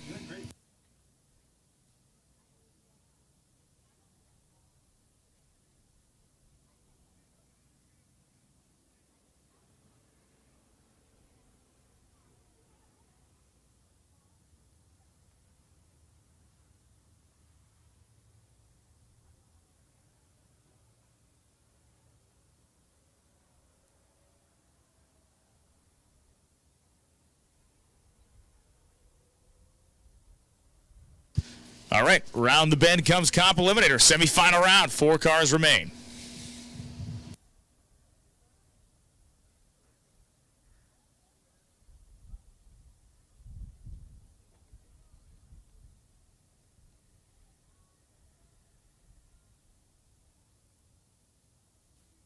It is 3 cars, in fact.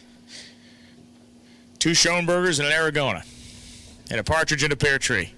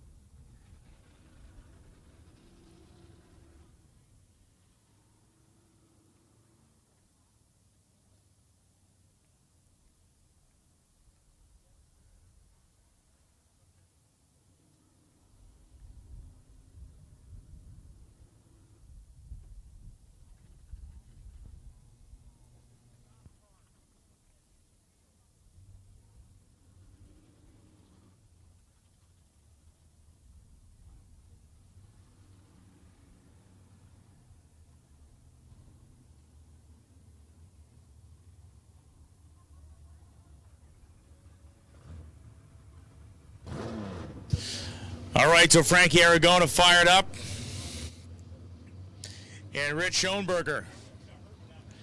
This would be quite the turn of events for the Schoenberger family because yesterday they had to race each other in the first round of Comp Eliminator, and they have the potential to have an all-family final here.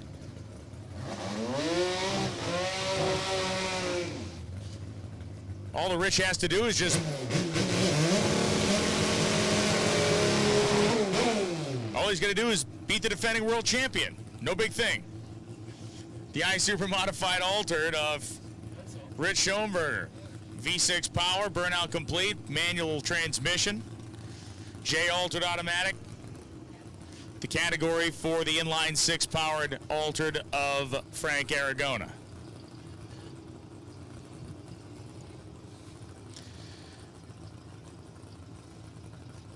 Philadelphia Racing Products, right side.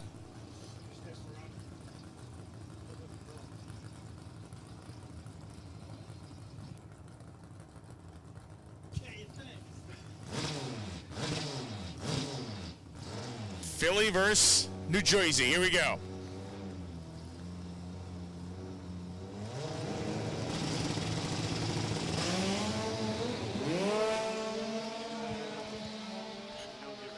Schoenberger's got it in high gear. He's got his foot to the floor, and as they get to the finish line, a little movement down there. Schoenberger's car swaying pretty hard at the top end of the racetrack. It's kind of duck walking down there.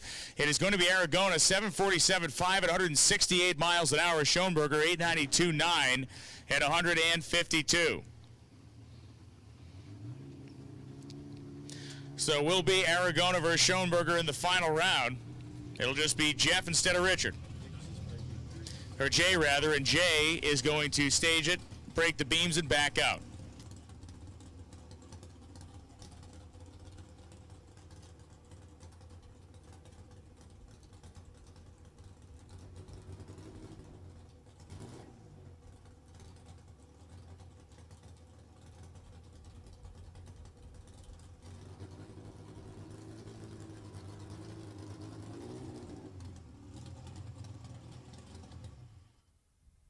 So Jay Schoenberger takes the tree, backs it out. He will be racing Frank Aragona.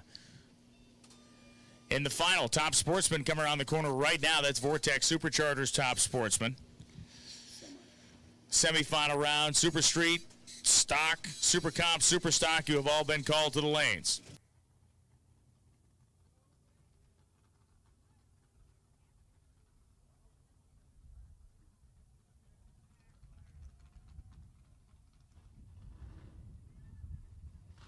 We'll take our 5 remaining Super Gas cars as well. It's kind of the same scene we've been battling 1 or 2 of the days here when we know there's something coming from the west and we're trying to get our race completed in time. Yeah, we'd like to make it 2 for 2 on that front. 10 minutes after the race, it starts raining.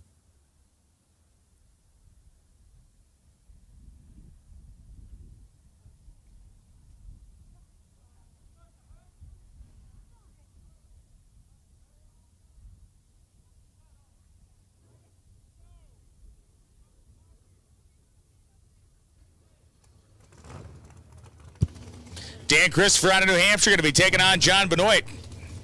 Benoit continuing to battle these local competitors, and Dan Christopher, the TT Motorsports representative here.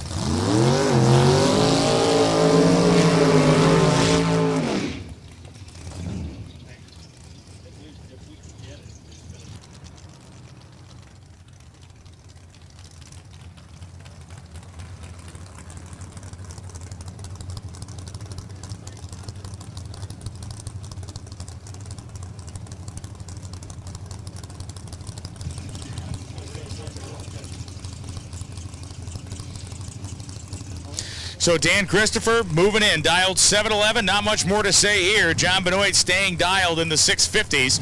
Has a 657 prediction on the window.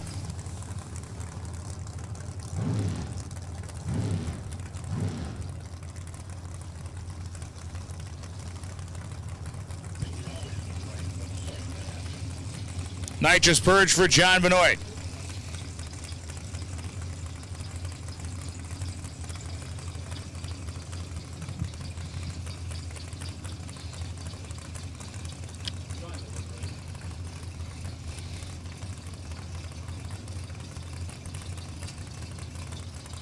Christopher's all in. Benoit, second to stage, inches his way in.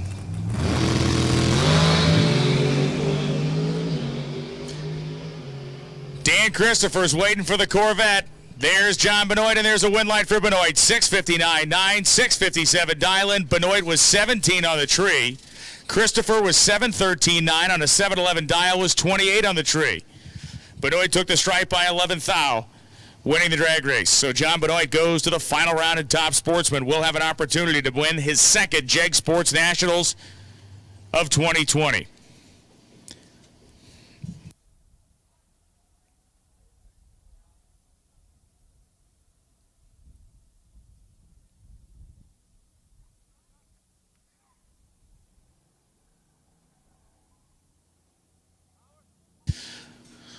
So now the question becomes, who will John Benoit be racing in the final? We're going to figure that out here in just a moment.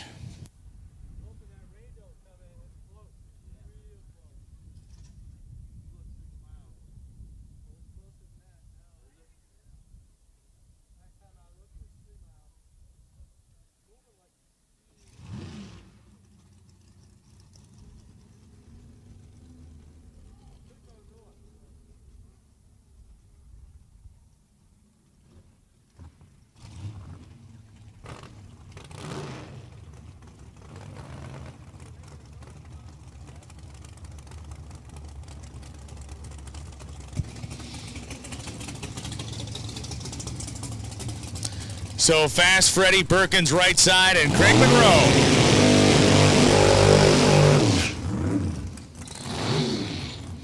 Monroe, the TSR Racing Products sponsored Duster. The Duster is dialed at 7:30. Freddie Perkins dialed at 6:91. It would be a very quick pairing in that final round if it were Perkins taking on Benoit. Either way, Benoit going to be the quicker of the two machines here in this final round.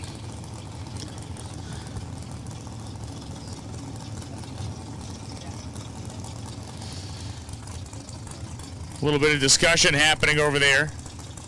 They want to move Monroe to the center of the lane. He was set up to the inside of the groove.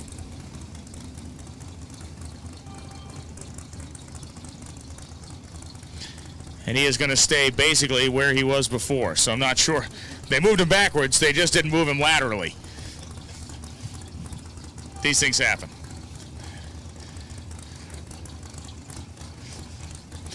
Perkins idling away here, 600 plus, 700 plus cubic inches of nitrous engine, almost 800 cubic inches for Perkins. The 691 dial means that Monroe's leaving first. He's dialed 730. Monroe very strong on the starting line. Does the car back it up at the stripe? It's Monroe, 734.6 on a 730 dial-in with a 12 reaction time. Perkins goes 695.1, Snick's 691 dial, and the big difference here was the 031 light that Perkins had versus the 012 of Craig Monroe.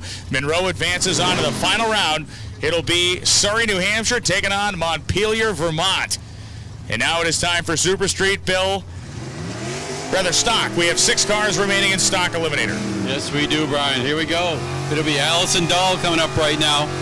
Going to take on Barry Parker in his 70 Chevrolet Camaro. The bad girl plate on the Allison Dahl car here. The B stock automatic taking on the A stock automatic of Barry Parker. Number 1 in the country here is Allison Dahl. Dials a 1041. Parker a 1014.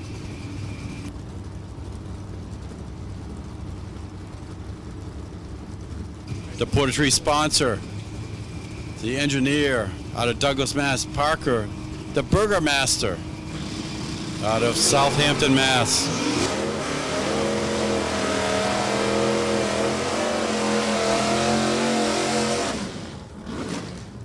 At the stripe, it will be Allison Dahl by 55 10thou, taking the win. 45 with a 6 to Parker's 17 with a 1.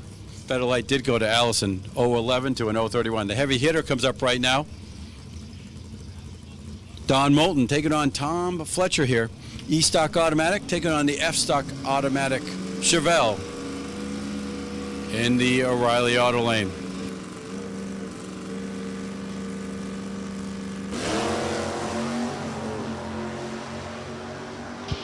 Identical reaction times here. Playing the games down at the top end, and at the stripe, it will be Fletcher taking the win, 11:08 on the 04 dial. Both had 0:28 reaction times. It was an 11:11 with a 4 on the 03 dial for Moulton. All right, here we go. Bubba Linky to take on Joe Santangelo. Heads up race here, both B stock automatics. Linky out of New Jersey, Santangelo out of Connecticut. The Camaro Super Sport taking on the 3rd gen Camaro of Linky.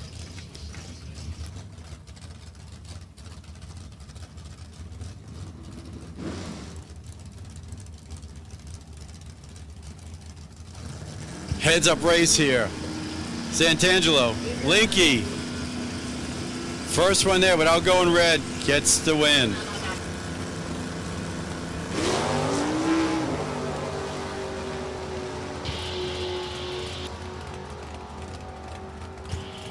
Vintage off the line went to Bubba, and Bubba will take the win, 10:37. You saw Santangelo take a quick turn to the left there, had to straighten it out. So it's Linky taking the win. All right, here we go into Super Street. Next round of Super Street, it'll be Paul Laurenti taking on the Cause and Trouble Oldsmobile of Annalise LeBlanc.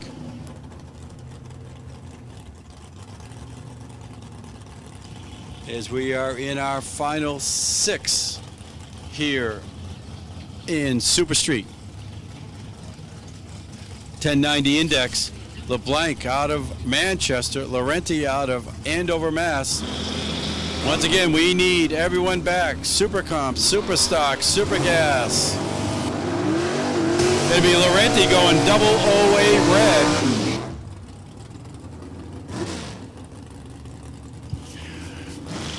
And it'll be LeBlanc 1091.9 with 014 reaction time. Laurenti ran a 1091, but the 008 red puts an end to his day. Next up, it will be Brian Sawyer to take on Jeff McMillan, the fastback 65 Mustang, taking on the Sudden Impact #1 Camaro out of Lunenburg, Massachusetts.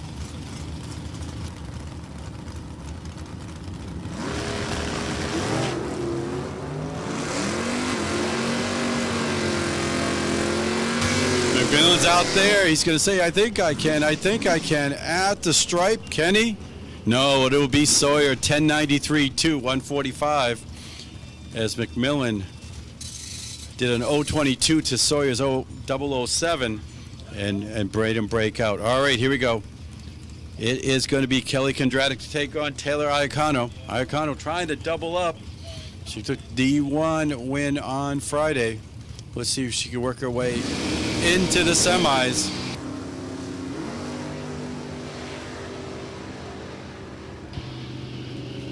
Really close. Only 6 styles on the reaction time at the stripe. It will be Taylor Iacano taking the win. 1092.7 to a 1094.3.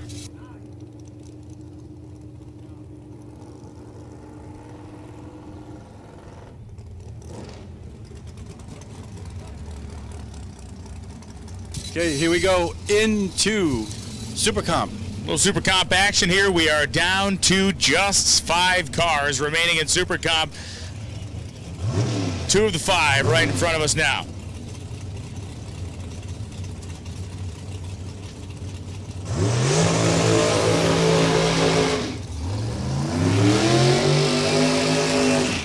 They are Mike Bodner right side and Antonio Benea left side.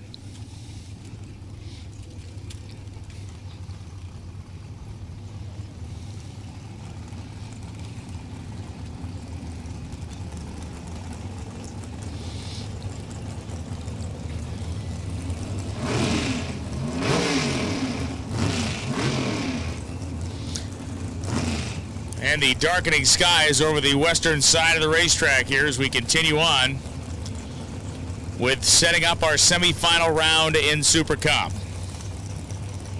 Once again, win and return to the staging lanes. That's the program now. Win and return to the staging lanes.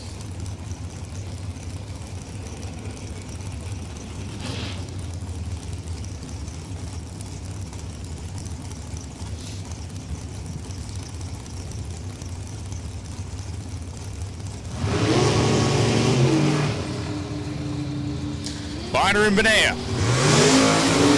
Non-attorneys at law, pair of drag racers past the 1,000-foot mark, and 891.1, 158.13 for Mike Bodner as Antonio Benea breaks out, taking 300 at the stripe, going 887.4 at 176.42 miles an hour. Bodner's in the semifinals.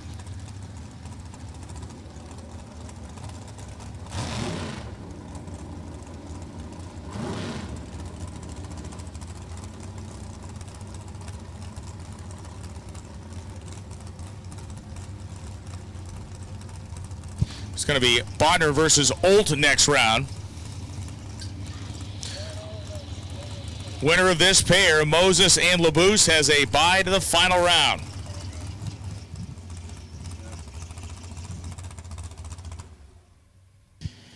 And we are getting droplets at the top end of the racetrack.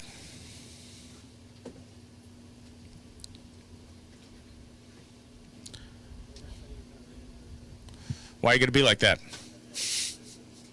Why you got to be like that with these droplets at the top end? That is not cool.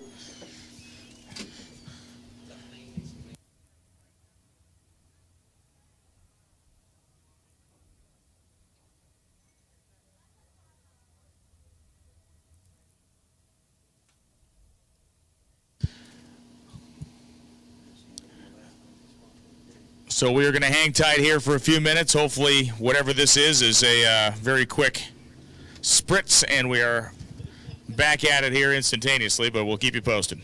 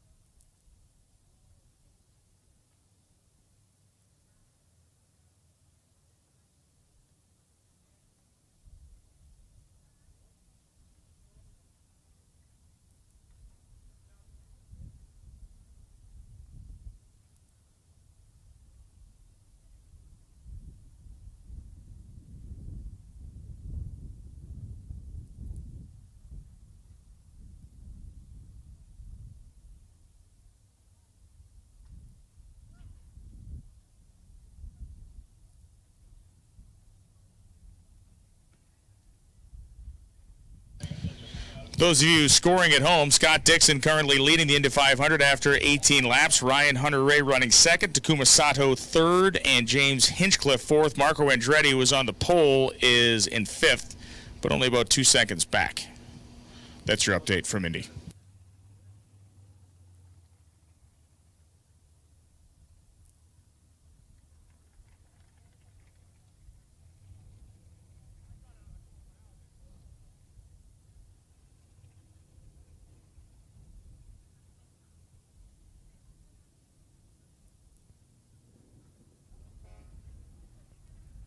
So as we have lightning in the area, we're going to send our racers back to the pits. We're going to unplug our timing system and make sure we don't put ourselves at risk in that way. So racers, return to the pit area, please. We have lightning in the area. We're going to disconnect our timing system.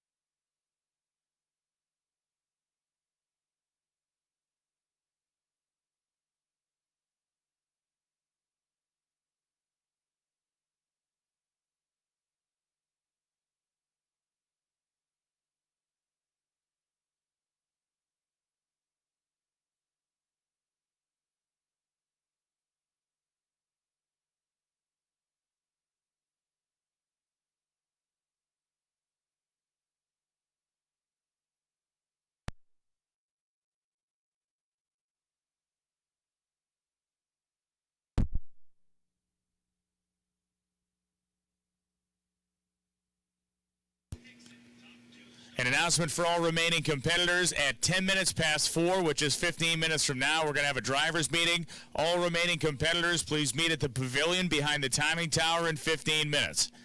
Once again, all remaining competitors, please meet at the pavilion behind the timing tower in 15 minutes.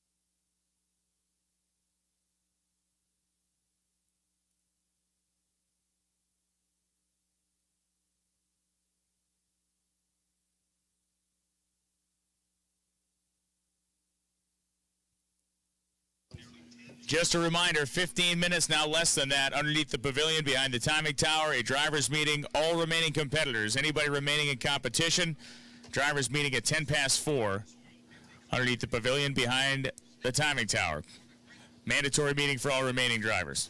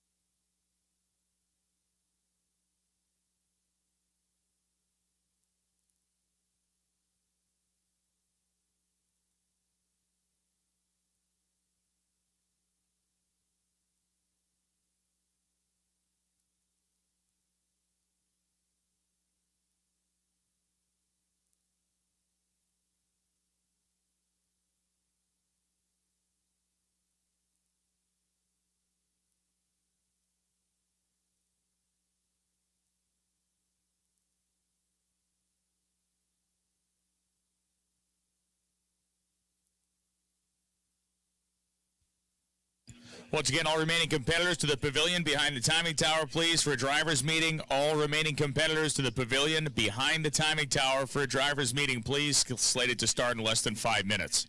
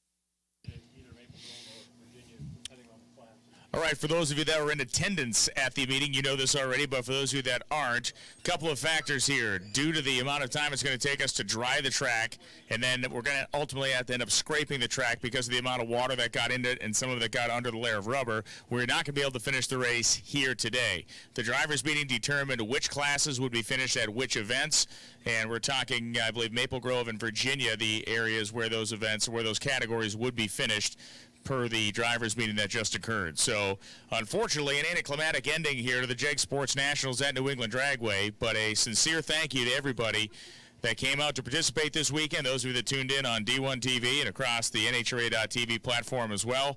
It has been a spectacular weekend of sportsman drag racing competition, Thursday and Friday, and of course yesterday and today, and unfortunately Mother Nature dampened our parade. Safe travels home, wherever that may be, whether you live in the New England region or outside of it. Thank you for being a part of this weekend. Please travel safe, and best of luck to those semifinalists, finalists, and quarterfinalists that will be finishing their races at Division I events down the road. Thanks on behalf of Bill Carter and everybody here at New England Dragway. Thank you so much for being a part of the JEG Sports Nationals, and we'll see you next time.